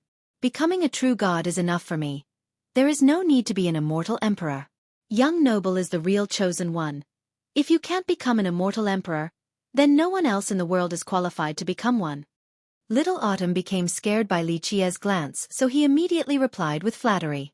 "My two bosses if my little brothers cannot stabilize the Realm God, then I'm afraid it will disappear just like the cleansing incense ancient sect's calamity god." Old Taoist Peng couldn't help but murmur. The cleansing incense ancient sect has the calamity god and the Heavenly Tao Academy has the Realm God. Both are referred to as grand gods, but which one is stronger? Qi Xiaodai couldn't help but ask while standing to the side. As a part of the ancient past, she had heard of their tales when she was younger. She didn't expect that there would be a day to discuss such matters in close proximity. No, it's very hard to say. I really can't tell you the answer." Old Taoist Peng shook his head and laughed, haha. Li Qie then replied, "This is dependent on the location. If it is inside the Heavenly Tao Academy, then the Realm God has his heaven and earth vein. It was born in this place, and this was the place where it became a god. It is firmly rooted in this earth, so this earth is for its usage. When it defends the Academy, it could repel all enemies. As long as it doesn't leave the Academy and remains rooted in this location, then even an immortal emperor would not necessarily be able to force his way in. If it leaves the Academy, then it will be harder to say. In the end, its vitality has weakened. It will surely be at a big disadvantage when fighting against the Calamity God." "It is strong to this degree?" Qi Xiaodai couldn't help but become surprised. Even an immortal emperor could not siege it successfully. How frightening was this? Li Qie glanced at her and continued, The academy standing strong for such a long time until now is not without reason.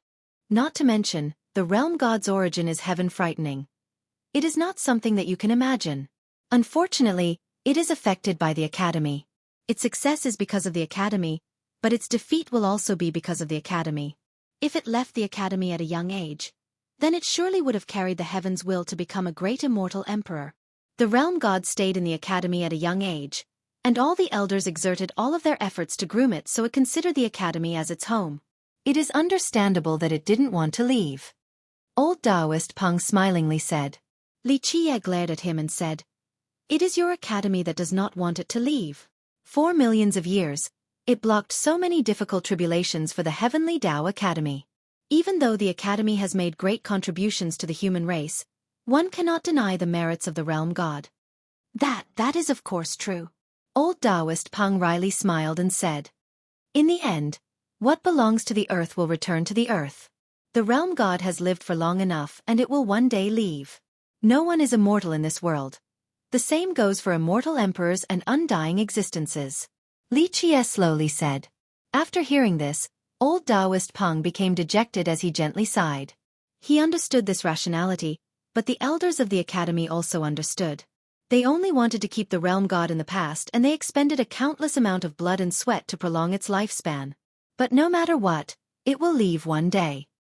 I want to go to your Heavenly Tao Academy.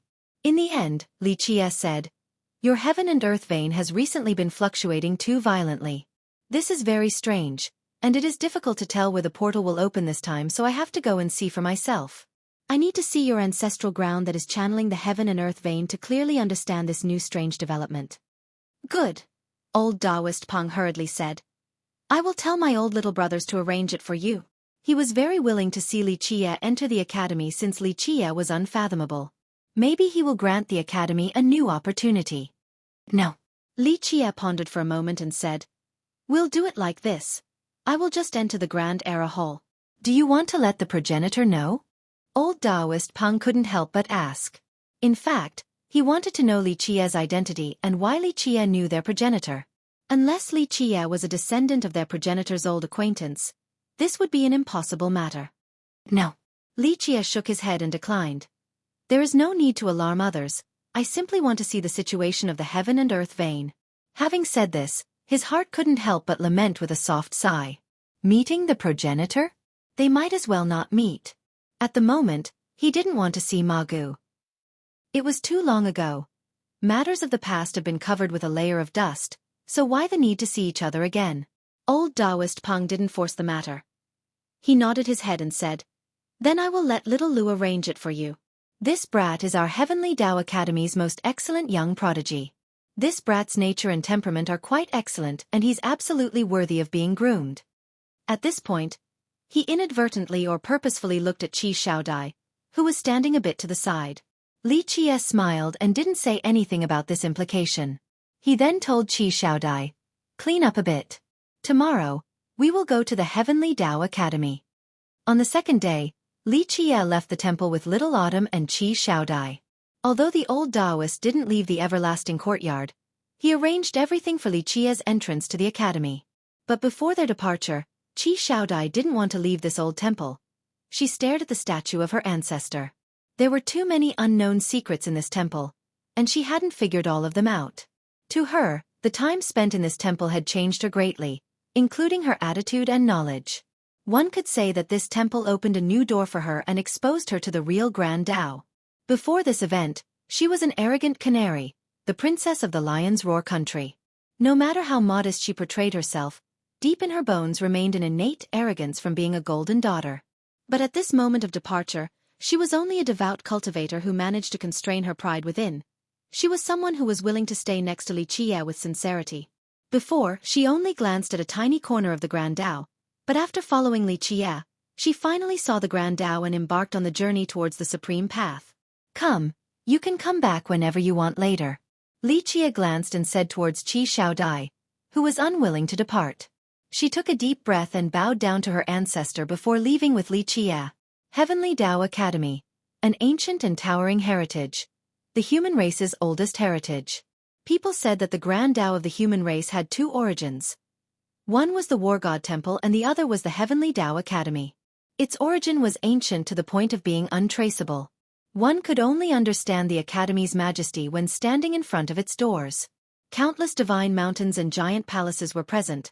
They towered all the way to the sky to gaze at the heavens. The highest place was surrounded by stars as if it was its own separate world. Amongst the giant mountains, there was a divine bridge that spanned 10,000 miles from one corner of the sky to another. Inside the academy were divine cranes flying in the sky with flood dragons riding the clouds alongside other auspicious animals. Standing outside the academy made other people question its name.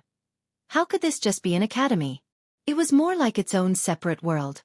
Heavenly Tao World would be a more appropriate title. Qi Xiaodai couldn't help but stare in awe at the academy's boundless majesticity. The western border was only a corner of the academy, a very desolate and unnoticeable area. The moment they set foot before the gate, they could see a giant monolith. It was more accurate to call it a giant stone rampart rather than an ancient monument. There were many names engraved on this monolith. Some resembled silver hooks and steel strokes written in a calligraphic style while others bore the dragon and serpent style. However, there were also those with the simplistic ink-splashing art. Immortal Emperor Fei Yong, Immortal Emperor Hao Hai, Immortal Emperor Ta Kong, Lion Monarch Ba Xian, Martial God, Saber Ancestor. All of these were extraordinary characters and their famous names were carved on this monolith. All of them were the most excellent students who came out of the academy.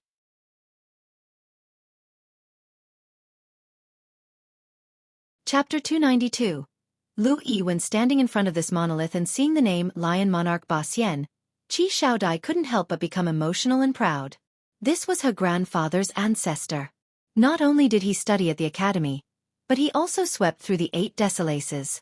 Even though he was born during Immortal Emperor Tunri's era, he was still an amazing figure for an entire generation. This was the Lion Monarch's personal autograph, a memento of their family. Staring at this magnificent keepsake, Qi Xiaodia's heart surged with pride. She couldn't help but to clench her fists tightly. Her ancestor was the 100 Battles God King, someone who was accepted by the true gods. Her other ancestor was the Lion Monarch, a paragon of a generation. As their descendant, maybe one day, she will be able to reignite her ancestor's glory and divine aura again. Li Qie stared at the monolith without saying anything. One familiar name, one famous person, one invincible character, one smiling proud genius. Alas, in the end, it didn't matter whether one was invincible or an immortal emperor, everything would disappear along the river of time. Any of the names on this monolith represented a peak at one point or another, symbolizing a golden era. He knew some of them and had heard of others, and there were even those who fought alongside his chariot and contributed greatly. Alas, all of them disappeared because walking on the Grand Tao path was a lonely road. It was a cruel and pitiless fate. Let us go. Li Qie gently sighed and spoke to Qi Xiaodai, who was in a daze in front of the monolith. Qi Xiaodai managed to calm her surging emotions and followed Li Qie. When the two of them stepped inside the academy, a young man stepped down from the stairs to greet them. This must be Brother Li, right? He clasped his hands towards Li Qie and Qi Xiaodai. Then he smilingly asked. This young man had a tall and stout body like an unshakable mountain. He didn't exude a pressing aura, but his eyes were like black stones, sparkling, firm, and heroic. My name is Lu Yi. My apologies for the late reception despite your long trip. The young man was courteous and judicious and he also had an extraordinary bearing. Li Qie didn't say anything, but Qi Xiaodai was startled after learning that it was Lu Yi. She didn't expect the academy's first disciple to personally greet them. Lu Yi was a renowned person in the Eastern 100 Cities even though his fame was not like Zhu Huangwu of the Brilliance Ancient Kingdom. Someone whose background and talents were absolutely brilliant along with an unstoppable rising cultivation. Lu Yi was also not like First Prince Ba Xia of the furious immortal Saint Country. Someone who had a suppressive and frightening aura who challenged everyone and became famous from his battles. Lu Yi joined the Heavenly Tao Academy and became its first disciple. While withstanding arduous training, his cultivation was kept very low profile. He rarely challenged outsiders to battle, but Lu Yi sat strong on his throne at the academy and never feared any challenges. He remained an unshakable mountain no matter which genius tested his might. Even when Ba Xia, with his strong natural fighting aptitude, challenged him, Lu Yi still calmly agreed. No one knew the result of this fight, but Ba Xia went into secluded meditation after he went back to his country. The Saint country then announced that the battle between Ba Xia and Lu Yi was a draw. Some people speculated that Ba Xia was not able to defeat Lu Yi and that the friendly Lu Yi stopped at the appropriate time. Curious people ranked the younger generation inside the Eastern 100 cities. One leaderboard placed Mei Suyao at first place and Lu Yi and Zhu Huangwu at second place. This ranking was not without reasons, but of course, there were those who rejected it and thought that Lu Yi's strength was not comparable to Zhu Huangwu. In short, Lu Yi was one of the strongest geniuses in the Eastern 100 cities, but he had always kept a low profile in the academy and simply trained. Thus his fame was not as thunderous as the fame of Zhu Huangwu or Ba Xia. Li Qie smiled and leisurely said, "Excuse us two are going to the Grand Era Hall to sign up." Li Qie was very carefree as if he was a tourist looking at the scenery. Qi Shaodai quietly stood next to Li Qie and simply followed his lead. "Then I will lead the way for Brother Li and Miss Qi." Lu Yi did not delay with small talk. He summoned a sailboat then boarded it before speaking. "There is still a long way to the Grand Era Hall. Allow me to take you two there." The two stepped onto the boat. Then Lu Yi controlled it to fly up to the sky. The speed of the sailboat was extremely astonishing, and it traveled 10,000 miles in the blink of an eye. Wang Yuan's transportation vehicle is indeed interesting. This boat had once sunk into the ocean but it still managed to come out eventually. Li Qie stood on the sailboat and became a bit moved after seeing this familiar old object. Qi Shaodai was startled. She didn't expect this tiny sailboat to be the second sage's treasure. How great was the second sage's status in the history of the academy? This was indicative of Lu Yi's position in the academy. "Brother Li is very knowledgeable. I am ashamed at my inferiority." Lu Yi was also surprised. Ancestral grounds of ordinary heritages would not necessarily have the same rich density of worldly energy as this place. One could only imagine how frightening the academy's heaven and earth vein was. There was a rumor that said that the academy possessed the best vein in the entire Eastern 100 cities, maybe even the entire mortal emperor world. Because of this, for millions of years, countless great characters coveted the academy's sacred territory, but unfortunately, none of them were able to shake its foundation. Li Qie and Qi Shaodai went to the top of a mountain. Lu Yi got the order from the upper echelons to give the two of them a mountain. This treatment was very generous inside the Grand Era Hall. After arranging everything for the two of them, Lu Yi said, "There are tens of thousands of disciples at the Grand Era Hall. If Brother Li and Miss Qi want to meet others, then I can introduce them to you too." Qi Shaodai would completely listen to Li Qie's command, so she didn't make any comments. Meanwhile, Li Qie shook his head and smilingly replied, "No need, I will rest for now." Lu Yi then explained the situation at the hall to Li Qie. "Very well, there will be a lecture once every 4 hours by a senior of the academy. The two of you can pick any course that you like." Finally, he finished with a polite remark, "If Brother Li and Miss Qi have anything in mind, feel free to come find me at any time." In fact, Lu Yi was quite perplexed and didn't know why the higher-ups told him to greet two students. These two students didn't go through any examinations, nor did they pay any tuition fees. There were countless geniuses in the contemporary time, but the academy did not allow for anyone to go through the back door. Even geniuses like Ba Xia and Zhu Huangwu had to pay a sky-high tuition fee or pass a series of assessments to join the academy. Even the extremely expensive tuition had a basic test. If one couldn't meet this basic requirement, then they wouldn't be able to join no matter how rich they were. Only geniuses were allowed into the academy. However, the absolutely brilliant ones would have their tuition waived if they managed to pass all the examinations. These peak prodigies were happy to undergo these examinations because it was a sort of glory. Even though the Grand Era Hall had the lowest requirements, it had always enforced its strict standards. Any students that joined this hall had to either pay the tuition or pass the test. If they passed the test with flying colors, then their tuition would be reduced. Lu Yi found it strange that Li Qie and Qi Shaodai didn't take any examinations nor pay any tuition. Qi Shaodai was one thing. Being the princess of the Lion's Roar country, there were too many characters like her. The problem was the mysterious origin of Li Qie. What really perplexed Lu Yi was that if Li Qie had a heaven-frightening origin, he would not join the Grand Era Hall but rather the Sacred Era Hall. Not to mention that even if Li Qie was an extraordinary genius, the academy would not open the back door just for him. Zhu Huangwu and deity Jikong Wudi were both powerful and invincible enough. However, even they had to pass examinations in order to enter the stronger halls.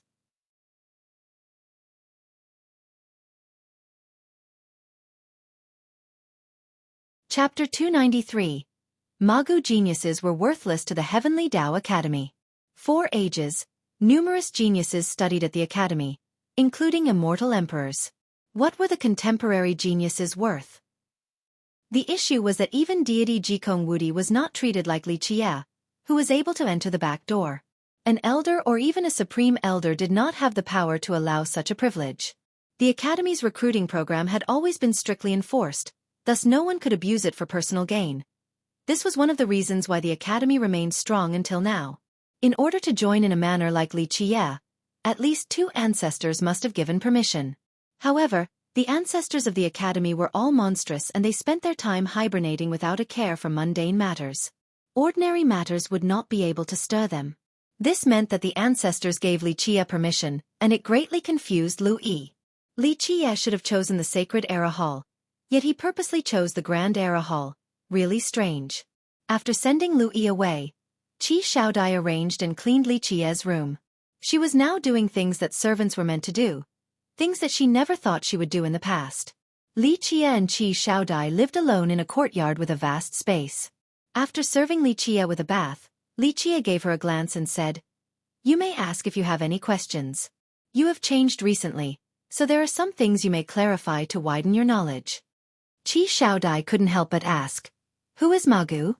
This question had been held in her heart for a long time, but she didn't dare to ask. The mysterious old Taoist Pang in the everlasting courtyard completely changed his expression every time Magu was mentioned, which was enough to illustrate Magu's heaven-frightening origin. Li Qie looked at her and slowly asked, "Have you ever heard of immortal Su Chong?" Qi Xiaodai had changed a lot recently. She worked hard and had great results. Her personality also became better, which was why Li Qie brought her to the Heavenly Tao Academy. If she didn't change, then Li Qie would have brought her back to the Lion's Roar Gate since he cared for the Qi clan quite a bit. Qi Xiaodai tilted her head and carefully thought about it before shaking her head and replied, "I have never heard of this name. Is it a real immortal?" This just means that you haven't reached the level to hear about the name. Nothing too strange. Only the undyings hiding in their coffins would know of immortal Su Chong in the present times. Li Qie did not blame her and continued on. "However, surely you have heard of Wang Yuan before? Second Sage Wang Yuan. The ancestor that revitalized the Heavenly Tao Academy." Qi Xiaodai quickly answered. Although Wang Yuan passed away a long time ago, his sacred fame in the Eastern 100 cities still lives on. Wang Yuan was not an immortal emperor, but he was just as renowned as one. This was enough to note his great influence. Li Qie slowly said, "Wang Yuan was famous, but the Heavenly Tao Academy had another giant figure. This was immortal Su Chong. On par with the second sage?" Qi Xiaodai was startled, for this information was too shocking. Second sage Wang Yuan was such an illustrious existence, and he even had the same status as an immortal emperor without becoming one. Li Qie looked towards the far horizon and spoke. A long time ago, she was not comparable to Wang Yuan. Regarding cultivation, Wang Yuan was able to fly his own banner on a solitary tree. However, looking at her skill right now, it is hard to say. Who could actually put up with cultivating the eternal physique where all they did was sleep while the speed was turtle-like? Not to mention geniuses, even the most stupid person could not withstand such a path towards the Tao.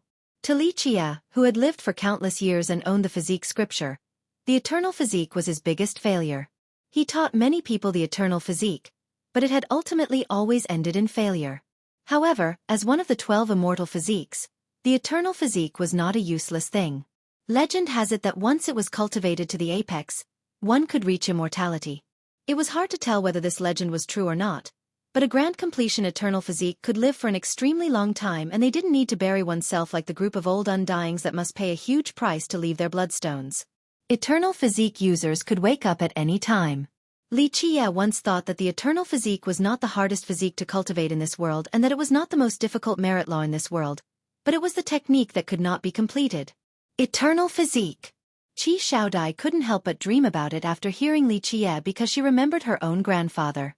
The Qi clan ancestor once cultivated the furious immortal tyrannical physique and created his own physique law. Unfortunately, their supreme physique law had been lost. Otherwise, their Lion's Roar Gate would not have deteriorated to this sorry state in the present day. Li Qie felt a tinge of emotion when he thought about the eternal physique. He had experimented with the physique scripture many times throughout the years. He successfully trained many grand completion immortal physiques, but his biggest regret was the eternal physique. He had tried many times, and because of this, he went all over the 9 worlds to pick several seeds worthy of grooming. In the end, no one was able to persevere. The only exception was Magu. But to Li Qie, Magu was a surprise beyond his expectations. He didn't have any optimism that year. He actually didn't even value Magu, but she, in the end, was the one who persisted. Seeing Li Qie's dazed state, Qi Shaodai gently asked, "Do you know Immortal Xueqi?" This, Li Qie looked at her, then he smiled and said, "I cannot tell you, and you also shouldn't know this. There are things that you're better off not knowing. Otherwise, it will bring about a calamity to you." Li Qie softly sighed when thinking about Immortal Xueqi, or Magu. Back then, she was only an ugly little girl with an indescribable lack of talent. Even her elders said that she couldn't be saved and they simply ignored her. Other people could memorize an ordinary incantation after listening to it once, but Magu needed to hear it 10 times before barely remembering a bit of it. Magu's literacy speed was extremely slow. In order to understand the most ordinary merit law, a person with average talents could learn it after 8 to 10 days. But Magu would need 10 years or an even longer period of time to obtain the same results. She came from a cultivation clan, but her talents were too poor. Her elders thought that she was a piece of foolish rotten wood that couldn't be carved, so they didn't bother to teach her any merit laws at all. However, she had a heart that yearned for the Grand Tao, a will that desired to learn the mysteries of the Grand Tao. One could imagine that in the past, this was an ugly little girl that couldn't speak properly, someone without any confidence. She was even dirty and had a slow-witted appearance. No one in her clan was willing to look out for her. That year, as the Dark Crow, Li Qie met her for the first time when he was teaching Wang Yuan. This was a bullied little girl who was spying on the side, carefully and meticulously taking note of all the details.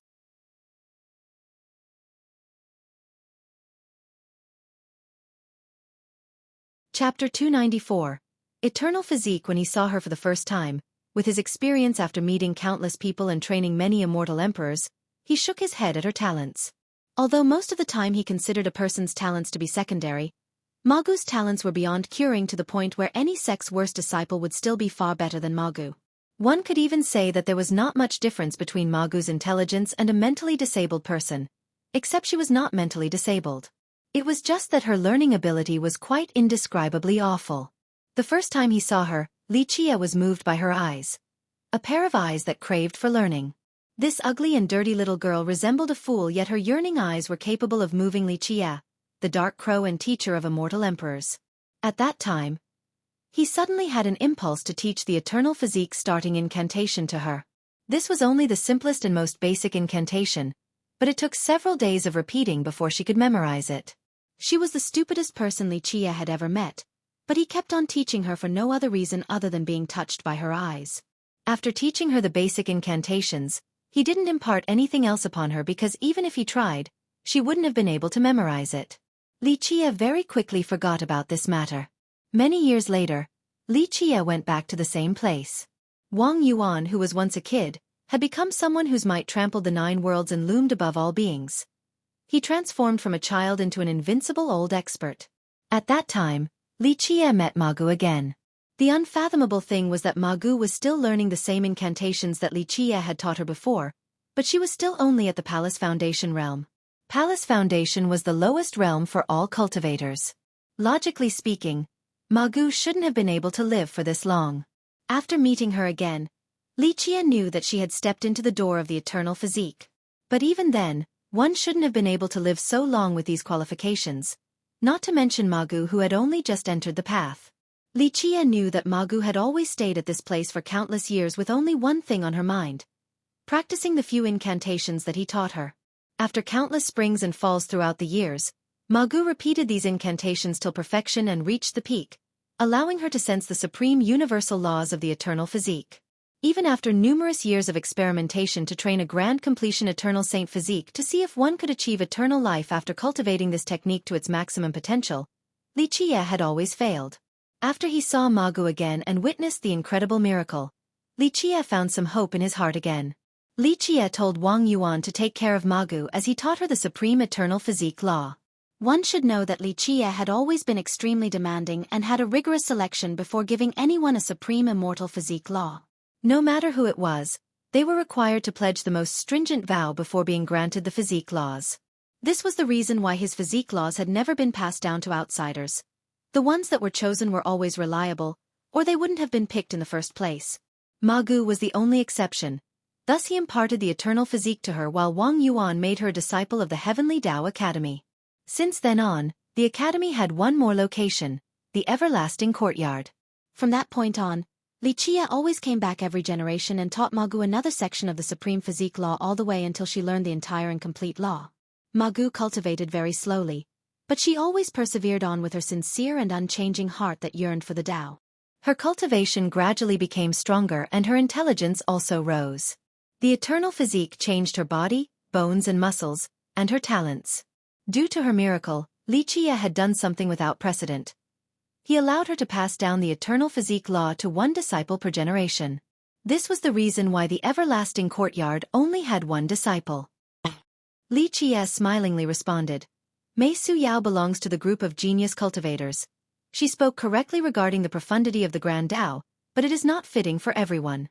The truth is that your talents are quite good, but the teachings of the Grand Era Hall fits you more.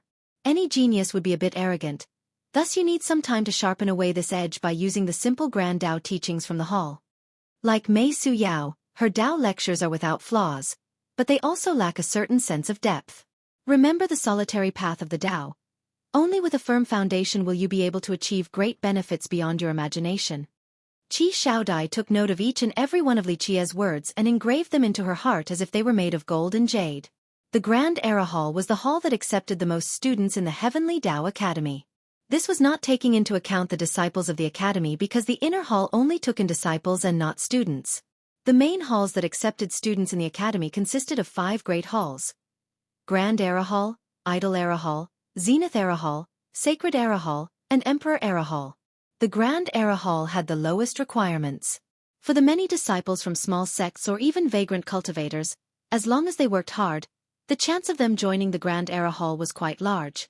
This was why many disciples from this hall had a low cultivation and would be from small sects or no sect at all.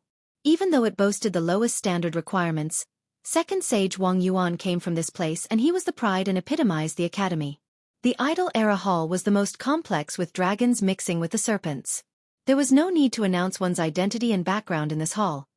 As long as one could pass the test or pay the high tuition, they could enter this illustrious hall. It consisted of young cultivators from everywhere. There were descendants of ancient kingdoms that hid their identities, bandits and thieves, and cultivators from unknown backgrounds. Amongst all the immortal emperors, the most devilish one, Immortal Emperor Fei Yong, who was loved and hated, praised and denounced by all, came from the Idol Era Hall. The Zenith Era Hall was the one that had the most talents out of the 5 halls. Of course, its requirements were very high. If the Idol Era Hall and the Grand Era Hall only required a paid tuition, then from the Zenith Era Hall onwards, one couldn't get in without passing the basic requirements. By passing the tests, anyone could join the Zenith Era Hall and would enjoy 0 tuition fees. Only the most exceptional disciples from the sects and nations entered the Zenith Era Hall. It could be said that this hall consisted of all the brilliant talents from the nations and sects in this world, so it cultivated many heaven-defying talents and invincible characters. For instance, the Lion Monarch, Martial God, and Saber Ancestor were all from the Zenith Era Hall. The name Zenith indicated its creed to reach the peak of a generation. Thus its students really did become the bosses of their own generations. The Sacred Era Hall was even more exceptional. The requirement was beyond stringent. If the students from the Zenith Era Hall were prodigies, then the ones from the Sacred Era Hall were prodigies amongst prodigies. The majority of its students were descendants from immortal emperor lineages or great sects and ancient kingdoms. Many wonderful experts came from this hall. The strongest was Immortal Emperor Ta Kong, the last immortal emperor of the Emperor's era.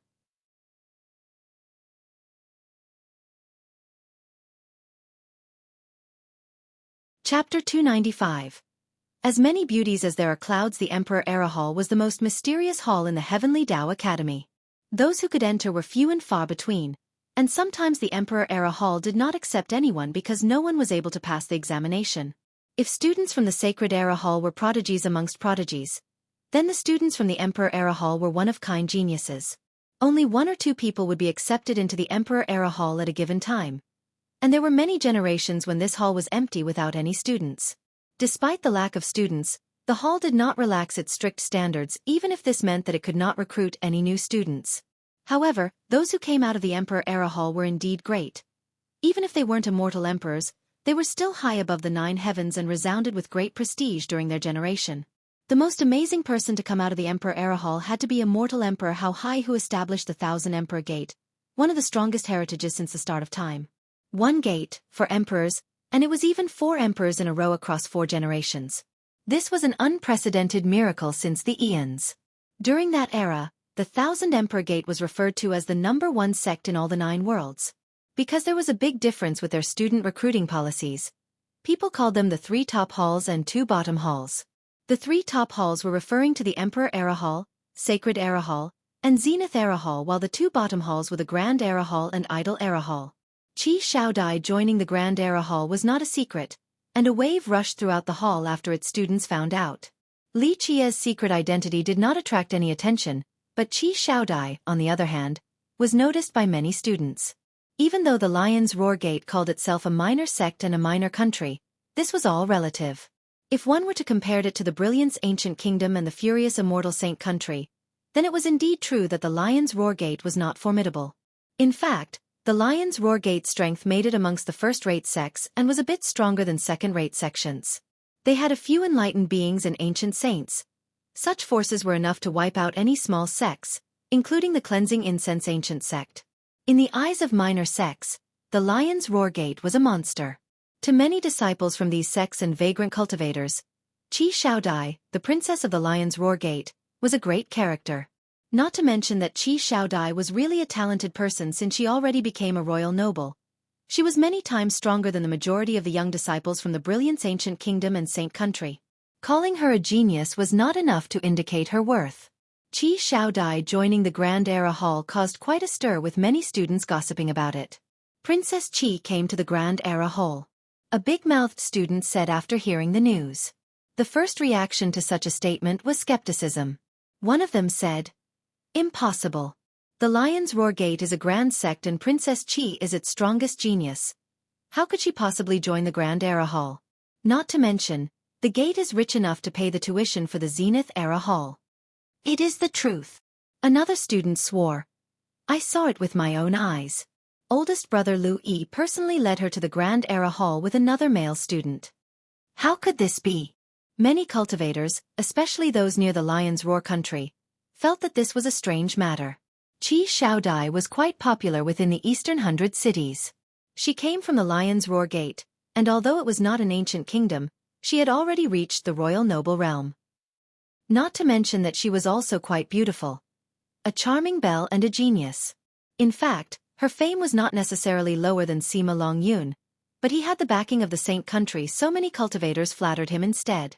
Princess Qi is a golden miss, plus she is also a royal noble, a real royal noble.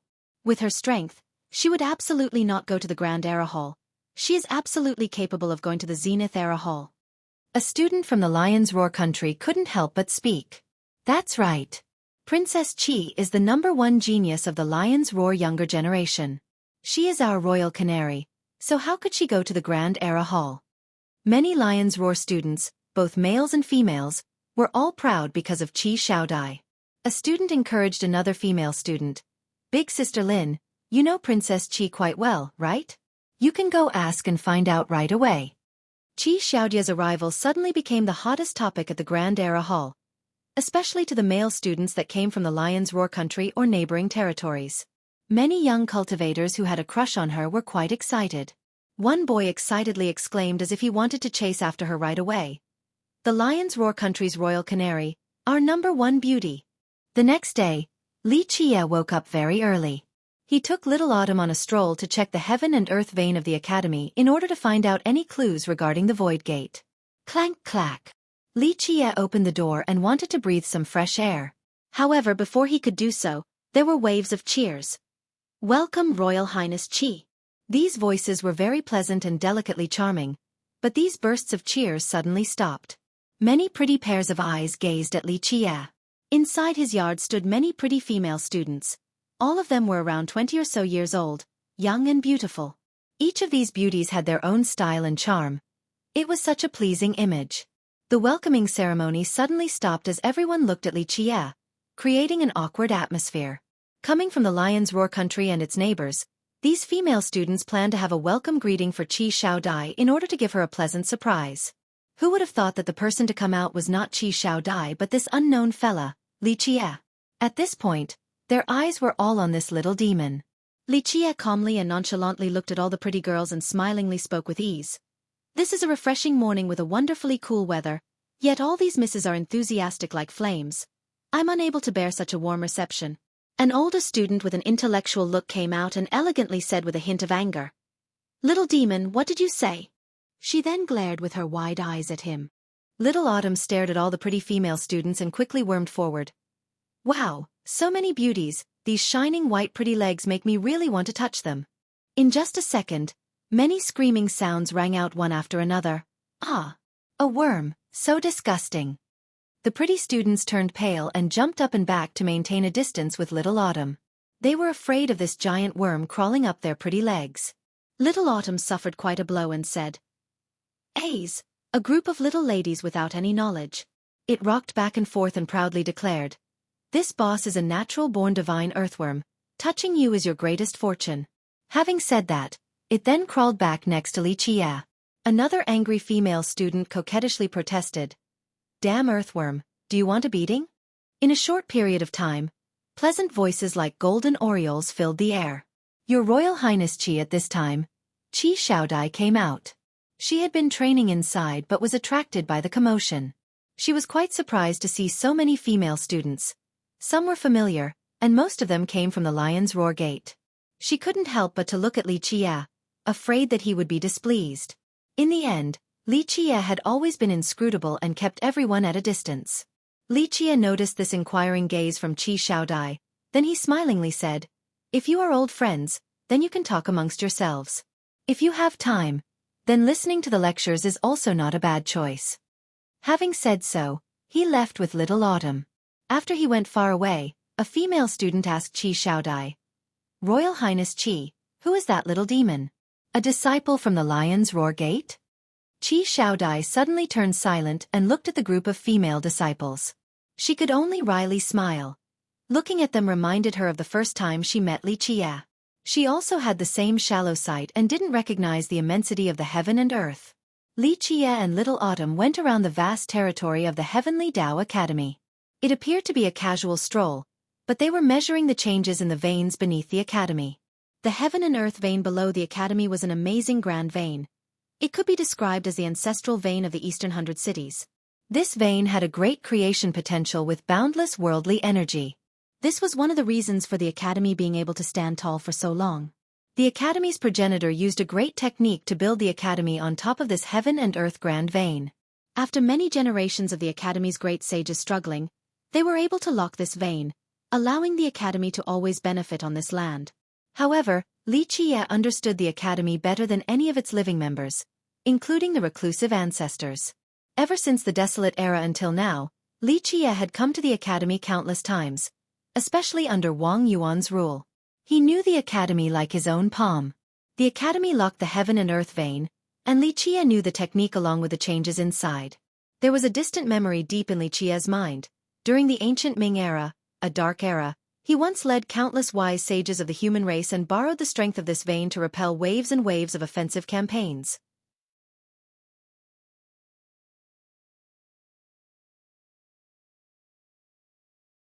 Chapter 296. Grand Era Hall. Therefore, Xueqi was very aware of the changes that occurred in this heaven and earth vein. Ah, what a good place! If I knew this was the case, I should have teleported myself to this place to enjoy it within my realm. It would be difficult to not become a god king with such a nice gift from the heavens nourishing me. Little Autumn salivated from feeling the rich worldly essence at this place while following Xueqi. Back at the ancestral divine temple, there was the remnant aura of the 100 battles god king and 1,000 images true god protecting you. Not to mention that Magu was also nearby to assist you. Where can one find a safer place? Also, that place is so ordinary so it does not attract any attention. Xueqi glared at him and continued on. It is not difficult to let you stay here at the Heavenly Tao Academy, but later on, you will have a hard time leaving. In the end, the realm god had to stay at the academy. It could break the chains of the heaven and earth but could not repay the human debts. Do you actually want to stay at the academy like the realm god, ah? Heh, I'm just joking, just a joke.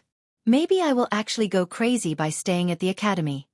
Little Autumn immediately flattered Lichia right after.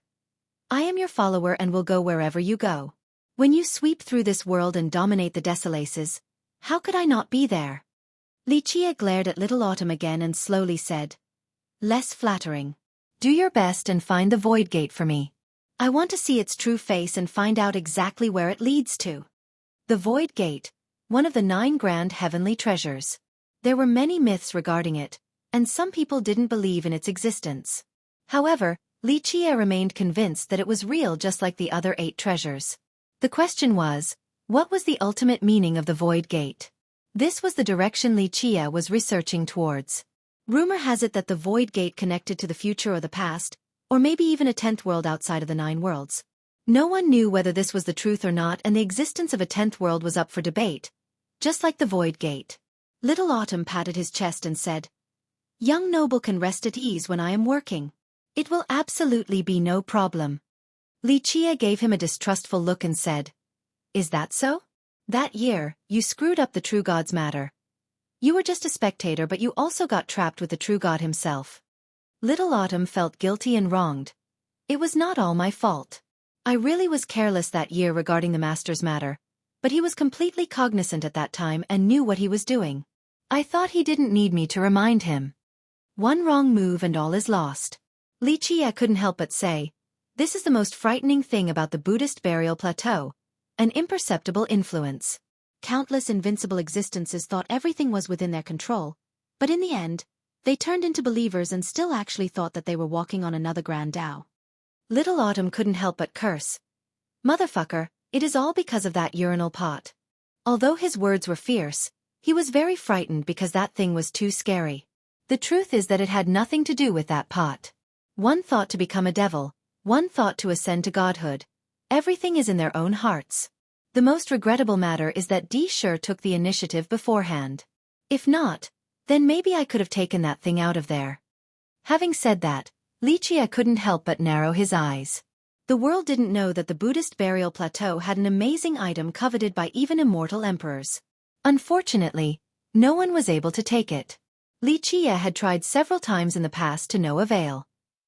Little Autumn nodded his head in agreement. Ah, that broken pot is indeed formidable. Even immortal emperors can't do anything. Legend has it that D sure already took the lead since the start of time. Lichia then replied with a serious expression.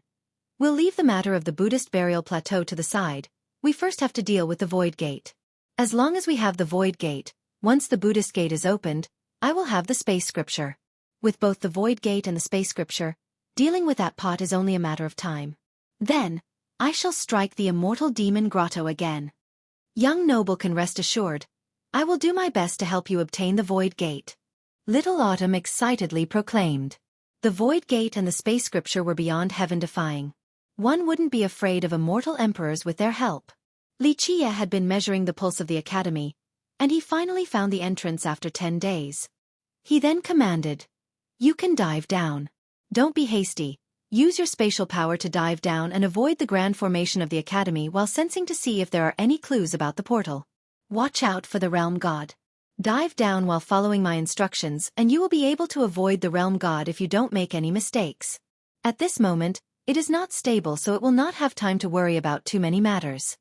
Don't worry, I will be the first to find the portal and use the vein to search for the origin of the Void Gate. As long as the Void Gate is actually inside the portal, I will definitely be able to find it. After accepting Lichia's instructions, Little Autumn suddenly disappeared into his realm and was gone. After dealing with this matter, Lichia went back to the Grand Era Hall but encountered an unexpected person. I never thought I'd meet Brother Li here. It was Bing Yuxia, the descendant of the Ice Feather Palace. There were 2 beauties accompanying her on both sides. Both were top belles with kingdom-toppling charm. Lichia remained silent when he saw that Bing Yuxia was still disguised as a man. This girl would not change her style even if she were to be beaten to death. He glanced at her and said, Little girl, don't always think of yourself as a man, lest you turn into a she-male one day. Brother Li is so funny. Bing Yuxia smilingly replied. Which hall are you staying at? Is it okay if I visit you? The beauties next to Bing Yuxia were very surprised. Although Bing Yuxia cross-dressed and didn't care for the world, she was an arrogant person. Not too many people warranted such politeness from her. Just what was this little demon's background? Li Qie immediately declined. No need. He then calmly said, You can keep on flirting with girls, don't bother me. Brother Li is wrong about this. Bing Yuxia revealed a beautiful smile. One must share good things with their friends. If you are busy right now, then remember to come to the Idol Era Hall next time. I will introduce several supreme beauties to you, and you will surely like someone. Li Qie was out of words due to this tomboy. She was clever, yet she wanted to mimic immortal Emperor Bing Yu. Sometimes, Li Qie wanted to teach her a lesson, but he could only sigh in secret because she reminded him of immortal Emperor Bing Yu. Bing Yuxia laughed then said, It seems that you are interested? Remember to come. I must treat you and introduce some princesses and saintesses to you. Although she was dressed as a man, her beauty was still peerless. Li Qie didn't know whether to laugh or cry. This girl was really interesting and completely different from the other descendants of great powers. After she left, another person came out of nowhere and cheerfully smiled. Young noble also came to the Heavenly Tao Academy? This is indeed a surprise. This was a muscular young man with a large figure, a student of the academy with an unfamiliar face. No one knew his identity. Li Qie glanced at the strange student and said, So, your target this time is the Heavenly Tao Academy? Others couldn't recognize this student, but how could he elude Li Qie's sight? This young man was Xikong Taotian. Xikong Taotian smiled and rubbed his hands together before saying, Last time, I met an old enemy at the Lion's Roar Palace, so I had to leave without saying goodbye. Li Qie didn't know what to say. This brat made too many enemies, more than one could count. It was to the point where Li Qie was too lazy to ask. Xikong Taotian looked around and saw that there was no one nearby. Then he curiously asked, Has young noble heard anything this time? Li Qie glanced at him and said, What thing? I am only here to stroll around. Xikong Taotian smiled. He naturally didn't believe these words, but he didn't dare to inquire any further. He then whispered, I, on the other hand, have heard some news, and I will share it with young noble. What kind of news? Li Qie said while lacking interest. This time, he came for the Void Gate and didn't care for other matters. Xikong Taotian looked around once more and confirmed that there was no one around before saying with a serious expression, The Heavenly Tao Academy is in danger. Li Qie narrowed his eyes and commanded, Elaborate. This news piqued his interest. Xikong Taotian then whispered, I obtained some secret news, a heaven-piercing secret. Some people want to take advantage of the situation and destroy the Heavenly Tao Academy. Destroy the Heavenly Tao Academy. Li Qie narrowed his eyes. This matter was not too outrageous. Since the beginning of time, countless heritages and dynasties wanted to destroy the Heavenly Tao Academy. It had an endless amount of resources with countless treasures. Any of these priceless items would be enough to start a war. It had also accumulated numerous merit laws and secret techniques since the Desolate Era, causing others to be even more greedy. Its territory could also be considered priceless, even if one were to consider only its heaven and earth vein. One would have an eternal lineage just by building it above this vein. Since the early ages, many wanted to destroy the Heavenly Tao Academy, but in the end, it remained standing.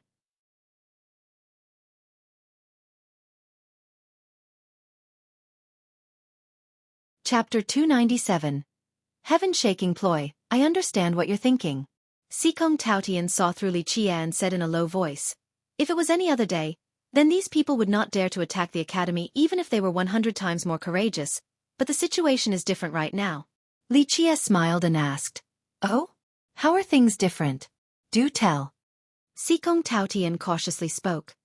I heard that the realm god of the academy is on the brink of death. It might have been affected by the opening of the portal. Not only will it die, but it will also explode. Rumor has it that there is something wrong with the realm god, and it might just go mad and destroy this piece of earth.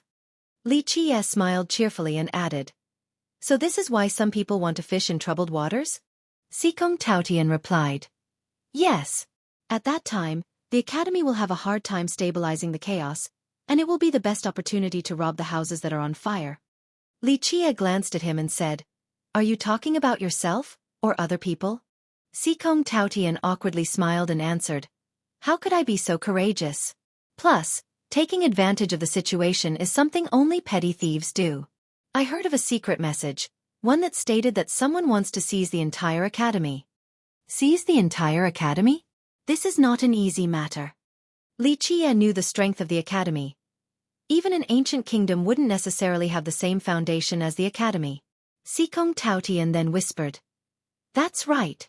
So many people formed an alliance in secret, and they wanted to take out a few immortal emperor life treasures. Even immortal emperor true treasures were brought up." Li Chia squinted his eyes and said, "Their reputations must be great.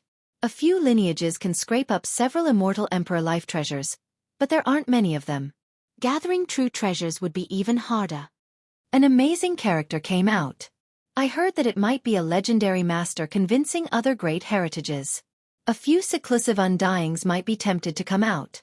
This not only involves the Eastern 100 Cities, but also the Grand Middle Territory, the Western Desolate Wasteland, the Southern Barren Earth, and the Northern Grand Sea. Xikong Taotian said in a low voice. Li Chia rubbed his chin while pondering. A single legendary character would not be able to swallow the academy. Not even an immortal emperor lineage would be able to do so. Several great legendary characters must have joined forces to aim for the academy. Li Chia smiled and said, "Experts in the legends. The difficult Tao era did not produce legendary experts. These existences were old men who buried themselves." Xikong Taotian quietly asked, "What do you think?" Li Chia gave him a look and said, "You shouldn't participate in this matter. Otherwise, at that time, you wouldn't be able to eat mutton and instead would only be basked in the tempting smell of one. You will follow me when the portal opens this time. You might be of some use." Although he was clearly younger than her, she had never viewed him as a boy. Li Chia was more like a solemn predecessor. His sudden change caught her by surprise. It was completely different from her imagination. "Well, don't be surprised. Going out to relax is a good thing." Li Chia smilingly said, "Recently, I have been quite strict with you so we can relax a bit. I am also a person at the spring of my youth, right? So how could I not go contribute to this lively fun?" Li Chia pondered for a bit. Recently, he had been quite harsh towards Qi Shaodai. After he returned to the Eastern 100 Cities, along with the dust-laden battles, so much of the past came sweeping back again, causing Li Chia's heart to be quite heavy from remembering old matters. The deeper the love, the deeper the pain. Love here did not refer to Li Chia loving Qi Shaodai but rather the Qi clan ancestor, the 100 Battles God King, his loyal general. After meeting his descendant, Li Chia initially didn't plan to train Qi Shaodai, but he changed his mind because of the general's loyalty. He was also very strict towards Qi Shaodai. Qi Shaodai smiled and said, "Okay, I will arrange everything for tomorrow and introduce young noble to my sisters." Suddenly, she seemed to be a lot closer to Li Chia. The words young noble came out a lot more naturally. Before, because of his strictness like a master, she had forgotten that Li Chia was also at a young age. Li Chia's current words caused her to now feel that youthful air. "Just be yourself." Li Chia smilingly added, "I won't speak more profound truths today, so just relax your mind and calmly face the lonely Grand Tao. I will only guide you in the present. Your future cultivation will have to rely on yourself. After all, I am not your master." Qi Shaodai took a deep breath and then stared deeply at the much younger Li Chia as she said with a relaxed smile, "I understand."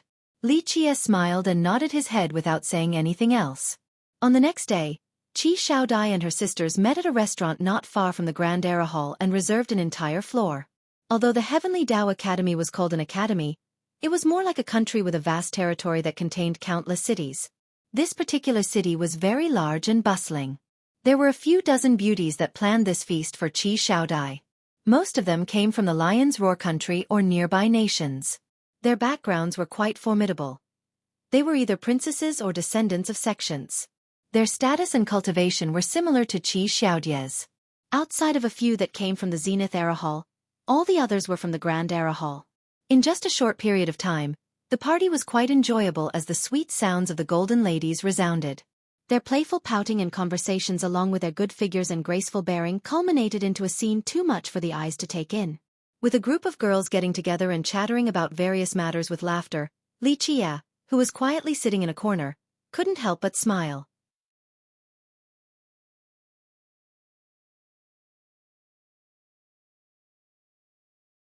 Chapter 298. I am a proper person, of course. Qi Xiaodai was just joking when she talked about introducing him to the others. At the party, Li Chia simply sat there quietly. He was only there to feel the youthful air and emotions that accompanied it. Naturally, the girls immediately brought up Li Chia to Qi Xiaodai. Princess Qi, is this little brother a disciple from the Lion's Roar country? A girl smilingly asked while looking at Li Chia. Another young girl around the same age as Li Chia also smiled and said, I remember that Sister Qi only had one little brother, and the brat always followed right behind you. Could this guy be a cousin of yours? Another lady with a noble look and an amazing background looked at Li Chia and gave a friendly smile. Sister Qi, is this really your cousin? Do you want me to be a matchmaker? There are so many sisters here. Maybe one is suitable for him. Qi Xiaodai was at a loss for words. Matchmaking for Li Chia? Even Bing Yuxia was only qualified to be his maid. Thus, she looked at Li Chia as if she was asking for help. Li Chia sat there quietly while he carefully examined all the girls present at the party. Then he nonchalantly said, This little brother doesn't know what to do when big sisters are speaking like this. This is my first time talking about marriage and matchmaking. Big sisters, please don't laugh at me. I am still young and very thin-skinned, easily embarrassed, please embarrassed? A lively girl looked at Li Chia with one eye and said, In my eyes, you are a little lecher. From the moment you came in, your shifty gaze has been glancing at us non-stop. Look at your sneaky thief-like appearance. You clearly have no good intentions. Another girl quickly added, That's right, I see that although he is young, his lewdness can shadow even the sky.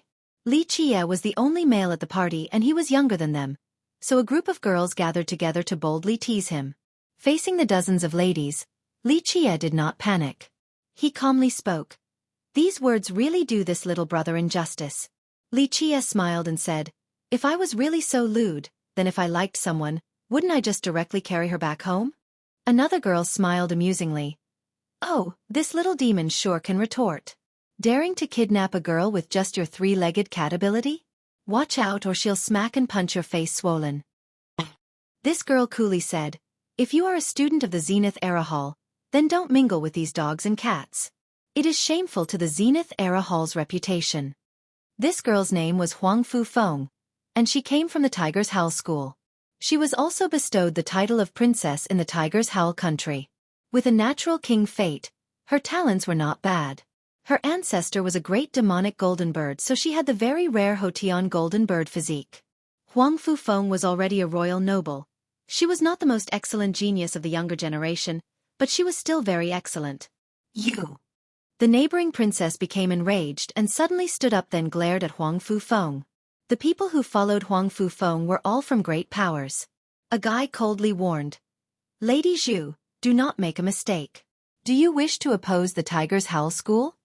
Huang Fu Feng ignored the neighboring princess and glared at Qi Xiaodai. Qi Xiaodai, you better control your brother. Otherwise, he'll die without knowing why. Humph, know your place, lest you want your country to suffer a disaster. Huang Fu Feng was a princess of the Tiger's Howl country, and also the martial sister to Hu Yu. Since Qi Xiaodao was trying to court Princess Bao Yun, who very well might be Hu Yu's fiancée, Huang Fu Feng couldn't let go of this annoyance, so she came to back Hu Yu up. Her stark threat left Qi Xiaodai startled. The Tiger's Howl School was indeed powerful, but her arrogant threat was intolerable. All the girls were glaring at Huang Fu Feng, for they felt grievance in Qi Xiaodia's stead. At this time, a lazy sound came about. Qi Xiaodao is under my protection. Him chasing after Princess Bao Yun is nothing outrageous. An unmarried man and an unbetrothed woman, if they are both willing, then this matter is the natural course of man. Little Miss Bao Yun still hasn't been betrothed to your school, so what is this unruly attitude? Li Chia was the speaker. He didn't even bat an eyelid nor bother to glance at Huang Fu Feng as he continued on. Since you came here running to threaten the people by my side, go back with my message. If the Tiger's Howl School is smart, then tuck its tail together and behave. If little Miss Bao Yun is willing to follow Qi Xiaodao, then what does it have to do with your school? If Hu Yu dares to try and suppress this matter and separate the little lovers, Then I will personally remove his bones. Li Qia's brazen words left Huang Fufeng and her followers shocked. She coldly gave him a look and didn't think highly of him before commanding. Beat up this little demon and end his life.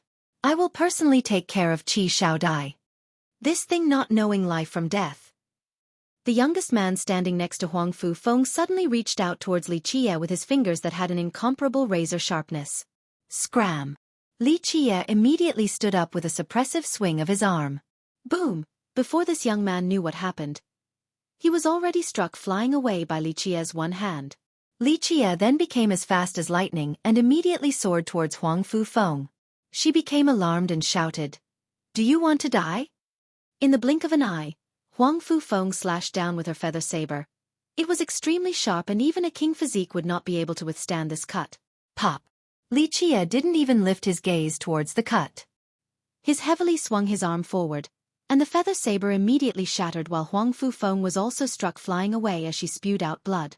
She underestimated her opponent too much and thought that one slash would easily kill Li Qia. She didn't expect for Li Qia to knock her away with one strike instead. However, before the blood-spewing Huang Fufeng could fall down, Li Qia moved with an indiscernible speed. In a flash, he already gripped Huang Fufeng's neck as her body was hanging in the air against a wall. At this time, Huang Fufeng, who was gripped by Li Qia, hung there like a white crane. Her fine unblemished neck that was clasped firmly in Li Qia's hand caused her to no longer be able to hang her proud and noble head high.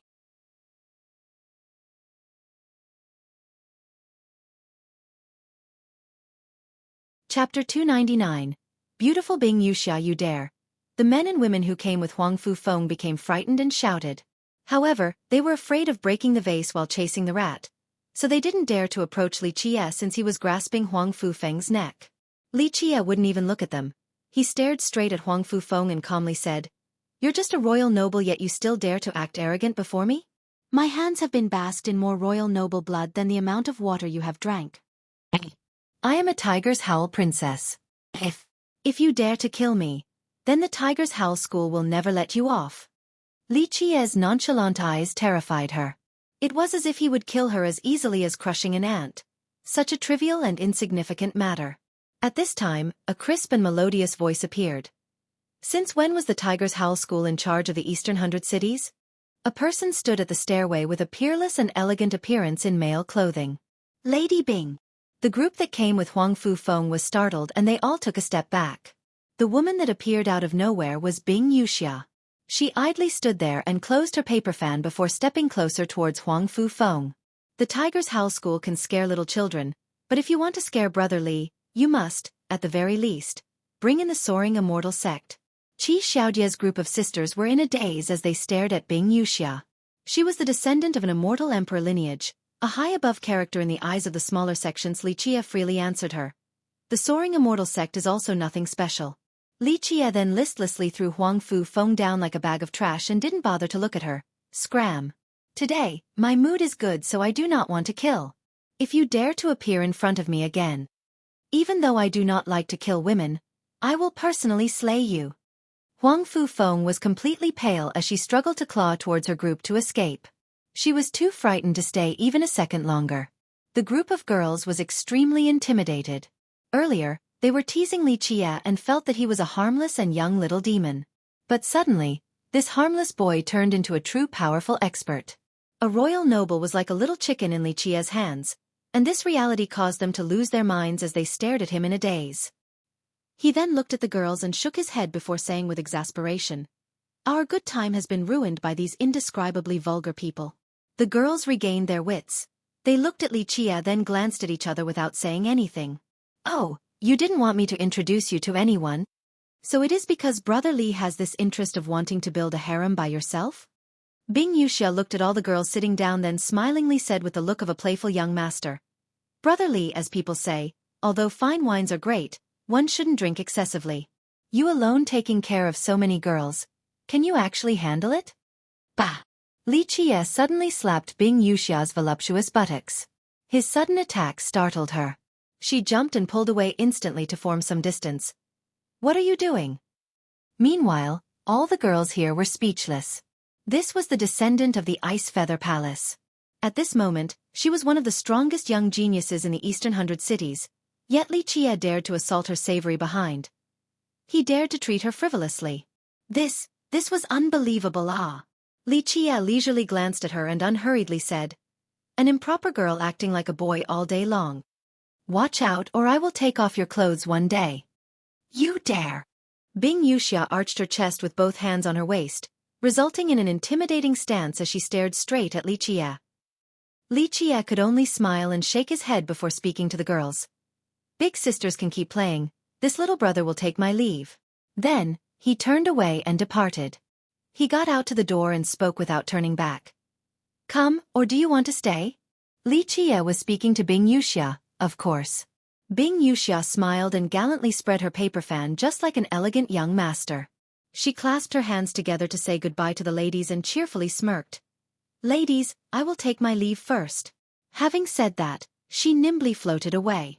After Li Qie and Bing Yuxia left, more than 10 girls who were sitting down were still in shock. After a long while, they managed to calm down. The neighboring princess then asked Qi Xiaodai. "Xiaodai, that wasn't your cousin, ah?" "I never said he was." Qi Xiaodai wryly smiled and said, "Your Highness Qi, then who is he? What is his origin?" In a short amount of time, all the girls at the table asked at once. He didn't even put the Tiger's Howl School in his eyes, so he must have come from an immortal emperor lineage. Qi Xiaodai simply sighed in her heart. Not just the Tiger's Howl School. There were not many existences that could exist in his eyes. Qi Xiaodai, you and him were together. Could it be that he is your fiancé? You two stuck together every day. Could it be that the two of you, a more crafty girl asked. Qi Xiaodai suddenly blushed and gently scolded her. "Don't speak nonsense, it is not good if outsiders hear it." She couldn't help but become dejected and sigh. In the present time, what kind of girl would actually be able to tie him down? Li Qie went back to his big solitary peak at the Grand Era Hall. At this time, Bing Yuxia also came alone without the company of any beauties. "It is a rare sight to see you without any girls." Li Qie sat down and glanced at her. "Speak, be frank, no need to mince words." Bing Yuxia frankly said, "How about we cooperate this time?" She came alone not to have fun, but because she really needed to talk with Li Qie. Li Qie then narrowed his eyes and said, "Cooperation? With what?" He thought that Bing Yuxia was going to talk about the sky-cutting tablet. She glared at him and said, "You wouldn't join the Grand Era Hall randomly, right? You surely came for the Void Gate of the Academy, yes?" Li Qie looked at the girl standing in front of him. Her temperament and demeanor were somewhat similar to immortal Emperor Bing Yu of the past. He shook his head and smilingly spoke. "The Void Gate is a legend, and no one in this world knows whether it is real or not. At this moment, isn't it still too early to talk about the Void Gate? If it is only a legend, then why are you here?" Bing Yuxia was not the type who was all talk. Her becoming the descendant of the Ice Feather Palace proved that she was a formidable character. "I'm a bit interested about it." Li Qie smiled and said, "There are so many people at the academy, but why do you keep coming to find me time and time again? Don't tell me it is because I am very handsome?" Bing Yuxia laughed brightly with 3 parts that contained the brilliance of the sun and 7 parts gentleness. Then she said, "Handsome and you have nothing to do with each other. Moreover, the descendants and great children of the ancient sects and heritages, I don't like them. The majority of them just act respectable on the surface, but they are all schemers inside. Too untrustworthy." "Interesting." Li Qie smilingly asked, "Why should I cooperate with you? To be frank, the Ice Feather Palace is great, and you are also a formidable girl with extraordinary strength. However, it is not so easy to cooperate with me. To put it in words, I do not lack people. If I need people, then I can call for an old monster much stronger than you." Bing Yuxia smiled and replied, "I know you are arrogant. You have done many arrogant things in the Grand Middle Territory." She ordered people to learn about Li Qie in the Grand Middle Territory and expended a lot of money regarding this matter. She cheerfully smiled and said, "However, there is an item other people can't give you. My Ice Feather Palace's defining treasure. If you truly want to enter the Void Gate, then maybe this item will be of assistance. It seems like the old men and women at the Ice Feather Palace really value you. They even allowed you to bring along this item." Li Qie narrowed his eyes and said, "A little interesting. Fine, I will give you a piece. You may follow me." She then looked at him and asked, After entering the void gate, what will you split with me? Li Qie slightly flicked his sleeve and interrupted her to say, little girl, don't try to negotiate with me. The truth is that, regarding whether the void gate is real or not, I am more certain than you. Even though the defining treasure of your ice feather palace might be amazing, the items that I can use are no weaker. I am giving you a piece because I feel that you are not a bad little girl. Otherwise, with just your palace's item and you still want to share the void gate with me? Not possible, understand? Li Qie's words were quite domineering. The Ice Feather Palace was an immortal emperor lineage, so one could already imagine how terrifying its defining treasure must be. Bing Yuxia was not angry. She stared at Li Qie for a long time before nodding her head and saying, good, it is a deal. Bah! The moment Bing Yuxia stood up, Li Qie, once again, slapped her sweet buttocks. Little demon, what are you doing? Bing Yuxia immediately jumped up and glared at Li Qie in anger. Little girl, don't copy immortal Emperor Bing Yu. What's the point in dressing up as a man? The sweet fragrance still lingered on Li Qie's hand as he spoke. Bing Yuxia was quite livid as her face turned red and her chest was shaking up and down. She eventually glared at him and said, little demon, don't pretend to be a wise old man, I am older than you. Having said that, she turned away to leave with quite a bit of grievance. Li Qie didn't know whether to laugh or cry. This girl was really becoming more and more like immortal Emperor Bing Yu. After she left, Li Qie was about to train, but Qi Xiaojia's sisters suddenly rushed into the yard with panicked expressions. They saw Li Qie and acted as if they had seen a savior and quickly said, not good, a big incident occurred. You're tuning in to the Xueqi's Martial Arts Saga YouTube channel. Don't forget to subscribe and join us on this journey to catch the most captivating stories.